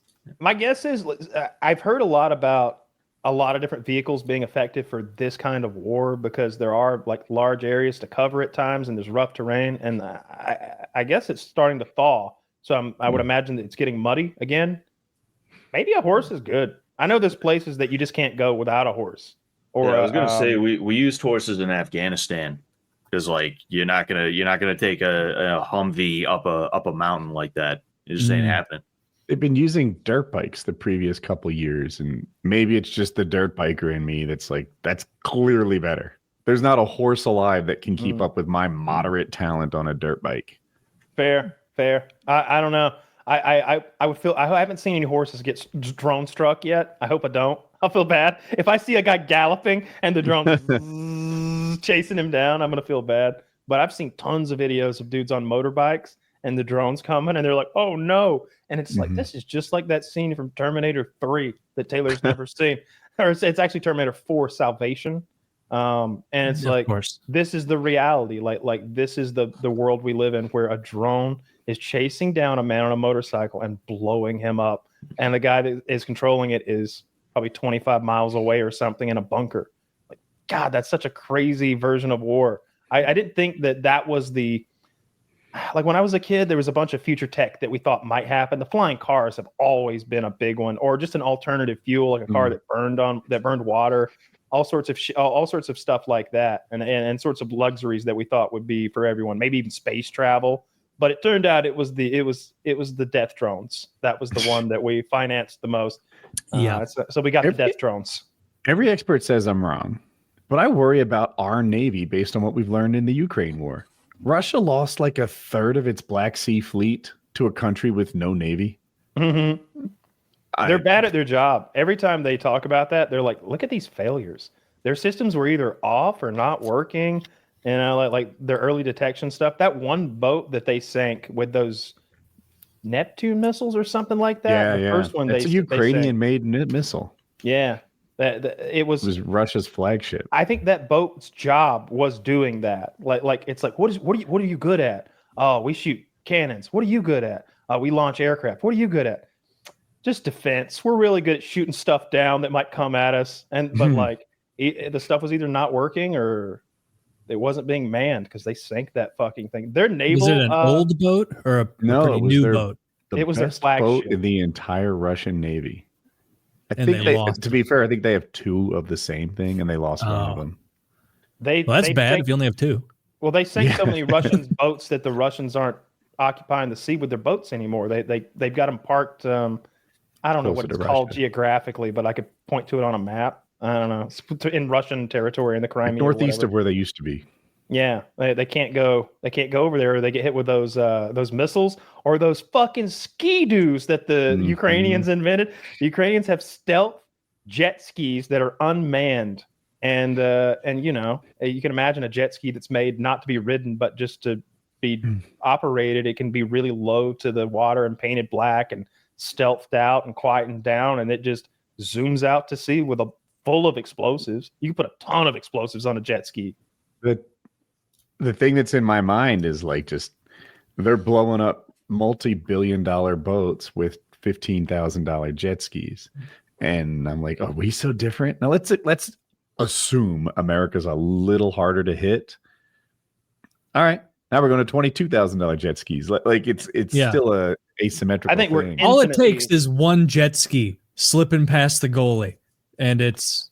I don't think so. Well, no, that's true. It might be. So wouldn't it blow a big hole in the boat if it? It doesn't matter. They still won't sink. One hole.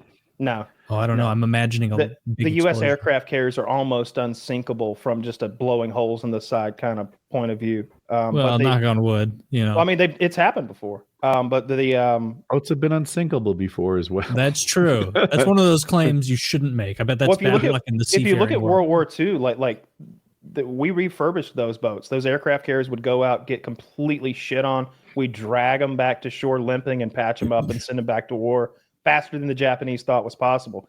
The Japanese would be counting our aircraft carrier and be like, all right, that's 3 down. It's like, no, that was 1 down. They fixed the other 2 in 3 months. I think that the aircraft carrier groups are composed of just system after system of redundancy to detect and eliminate any threat, whereas the Russians just had that boat out there in the water. You know, if you see when we've got our aircraft carrier group driving together, I don't know exactly what it's composed of, but it's like 25 different boats who all are doing different jobs. And there's airplanes in the air all the time around them scanning the horizon. And then there's satellites in space looking down, analyzing all that. And then there's underwater drones that look like manta rays that we have now that are stealth underwater drones. And there's the entire U.S. submarine fleet and anti-submarine fleet. You know, there's hunter-killer subs we have that do nothing but hang out under the ice cap, stalking the Russians. And you're talking about the aircraft carrier. What about one of the other ones? Like, they're all billions, I think. I don't think they're all billions, but they're all really expensive. I hear you, but I just imagine that if we're in a war against the people with jet skis, like while they're launching their one jet ski, we probably just destroyed their whole homeland, right? Like their president's probably Afghanistan went though. We just spent so much, and they operated so cheaply. Eventually, we were like, "Fuck it." Mm-hmm. Well, I mean, I think if we right, Scott would know better than me. What's that? What's Scott? He mentioned Afghanistan. Go ahead, please. Oh, well, I mean, I don't know anything that Afghanistan's gonna fucking do to like take out our navy, but like in terms of like Russia or China or something like that, I think that would probably be a bit of a different war than with Ukraine, because like the Ukrainian war was basically like World War I Part 2 to my understanding. I'm not like an expert on it, but I know like a tiny bit about it. I feel like the jet ski things, yeah, those are a little nerve wracking, but I feel like we would probably see what's going on and be like, oh, let's fix that before it becomes a problem. And then other than that, I don't think we're just going to be parking our shit like off the coast of an unsecured area, you know? Yeah. We'd hopefully do our due diligence. And I've seen the list Kyle's talking about where it's like for every one carrier, there's 8 destroyers. And for every one carrier and 8 destroyers, there's 15, whatever the next boat down is called. And it's like little orbits, it seems like, where it's like, all right, you guys cover this boat. And then you littler boats cover the boats covering the big boat. And then the subs cover the little boats covering the bigger boats covering the biggest. And it's like, it would be a nightmare to try and attack that giant boat. But that's not even the goal, right? The goal is to make us to not want to fight anymore. Yeah. And my point was focused on the idea that it's so much cheaper to break things than to make things. I worry we're the people with the big balloons that get popped. And they're the people with the needles. And it's like, fuck, you know how hard it is to make balloons? The people with the needles have their own balloons, though. The thing with Afghanistan and some ragtag group of villagers like that is they don't have big balloons to pop. They can just disappear into the mountains, and and even if you kill them all, they're probably part of some goddamn tribe that's across the mountain range. There's going to be another group of people that hate you because you killed their cousins or some shit. But if you're dealing with a near peer like China or Russia, and they're attacking our aircraft carriers, then we're at war. So I would imagine we're just destroying their homeland, right? Like that's part of the war too. Is the first thing we go for. Oh, I can't wait till we destroy the Three Gorges Dam and 500 million Chinese drown. That's why there's not going to be a war between us and China, because they fucking like have an anvil above 500 million people's heads that we can destroy whenever we want. That's unreal. To just have a dam that could kill like what's the actual number? Like 100 million people? No, I think it. There's a lot of people now I'm China. not sure, but I thought but it was like it's not like it would wash 100 million people away, but like it would destroy like water reserves and all sorts of things. Down the line, right? There are so many people in the flow of Three Gorges Dam and the dam above it. I Googled it. This is Google AI, so take that for what you will. 360 million. That's bigger than America. Under Yes, under one dam. Yeah. That seems like an oversight. They need to get on that. Taiwan has enough missiles on their own to pop that dam. If they launched all of their fast missiles at it, they could destroy that dam. Like that's why there's not going to be a war with China like that.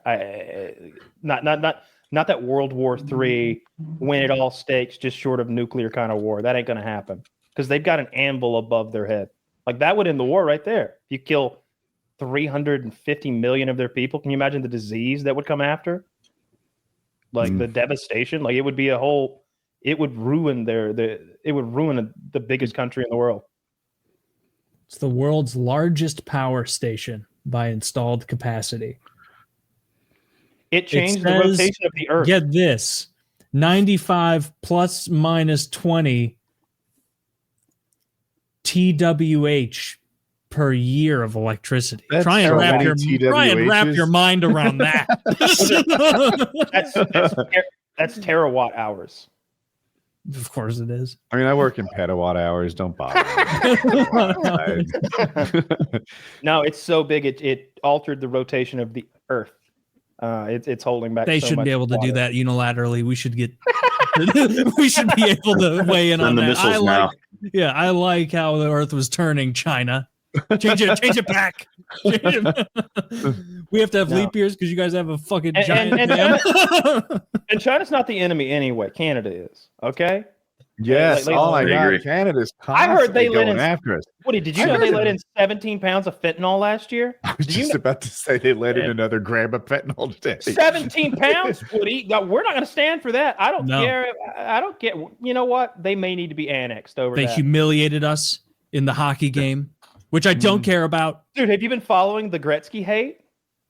No. Why would they? Y'all don't know about? Okay, Woody knows. So Wayne Gretzky is MAGA for life. He was rocking the hat at a Trump event, and all right. And the fans have like flipped the table. Like, of course, all the Canadian fans, but I see people throwing away his merch. Like I see people like ripping on him outside by the curb with all the trash. His wife's been defending him online, and so the meme is him hiding behind his wife wearing a MAGA hat. They're being mean to the Great One. I'm so glad you said that because his new nickname is the Great Once. Like previously great. Oh, dude, man. there is no greater sports cope than trying to pretend Wayne Gretzky isn't there's no athlete in any singular sport who is more dominant than Wayne Gretzky was. None. How many chips does he have? Didn't he win 4 in a row with Edmonton? I'm not I think, fighting you. I'm just think asking it's you. no. I was just I'm trying to think. I think 4 or 5.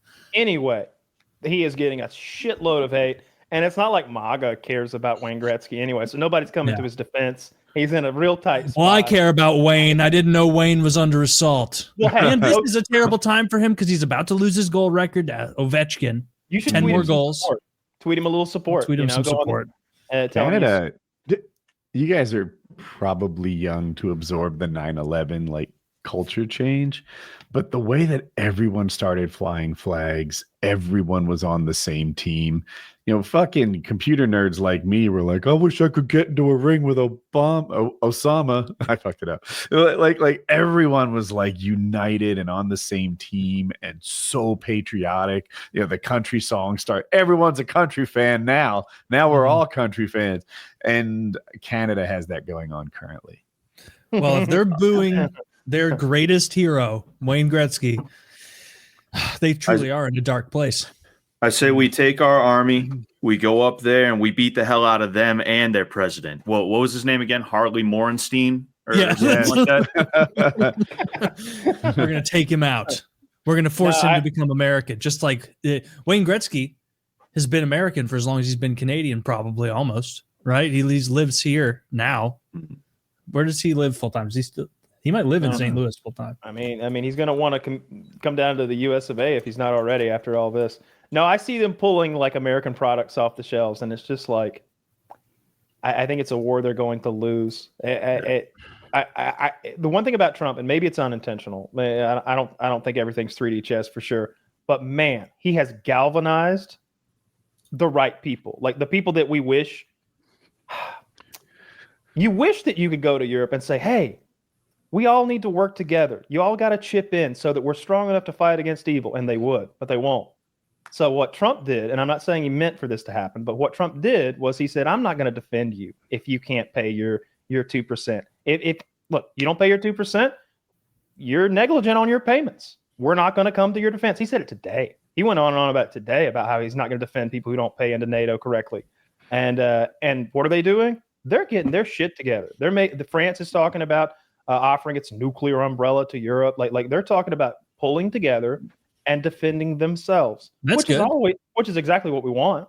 And we may have gotten about it in a left-handed, disgraceful way, but we got there nonetheless. But I hope it's a good thing. Like, now that Europe's protecting themselves, are they America's ally like they used to be, or are they this other entity like BRICS or Warsaw Pact, or I don't know? I'm just not I sure think they're still our boys. Well, Trump said that today. He's like, we're in trouble. Do you think France is coming to save the day? Do you really? Do you think France is coming? If we call, we need help. You think they're coming? I don't know. I don't know about that one. And I kind of feel the same way. From like, what? I don't like want to be Chinese enemies invasion? from anything. He just said it like the way I said it. It was like, if we needed help, do you think they're coming? Do you? A couple people came when we needed help. We didn't need help in Iraq. But we attacked Iraq for no fucking reason, right? Like the weapons of mass destruction is every bit as believable as Canada's fentanyl. Like that was always horseshit. Tried to kill his dad. Sure. And we're like, all right, we're going in there because we're worried that the next thing is going to be a mushroom cloud. There's some metal tubes. City. Right? Yeah, whether it was a metal tube or something, some yellow cake uranium. So, so we went. And I think Canada came. I know England came. Like we had a coalition, at least. Bush called it the coalition of the willing. The axis of evil was on the run. It was great. Yeah. It was like 100 nations. Like, and then this, like he wanted to like tout how many people had chipped in to sort of defend the war from the anti-war people, and he was like, "Oh, there's over 45 nations." And he'd named like Great Britain and Australia and Canada and Montenegro and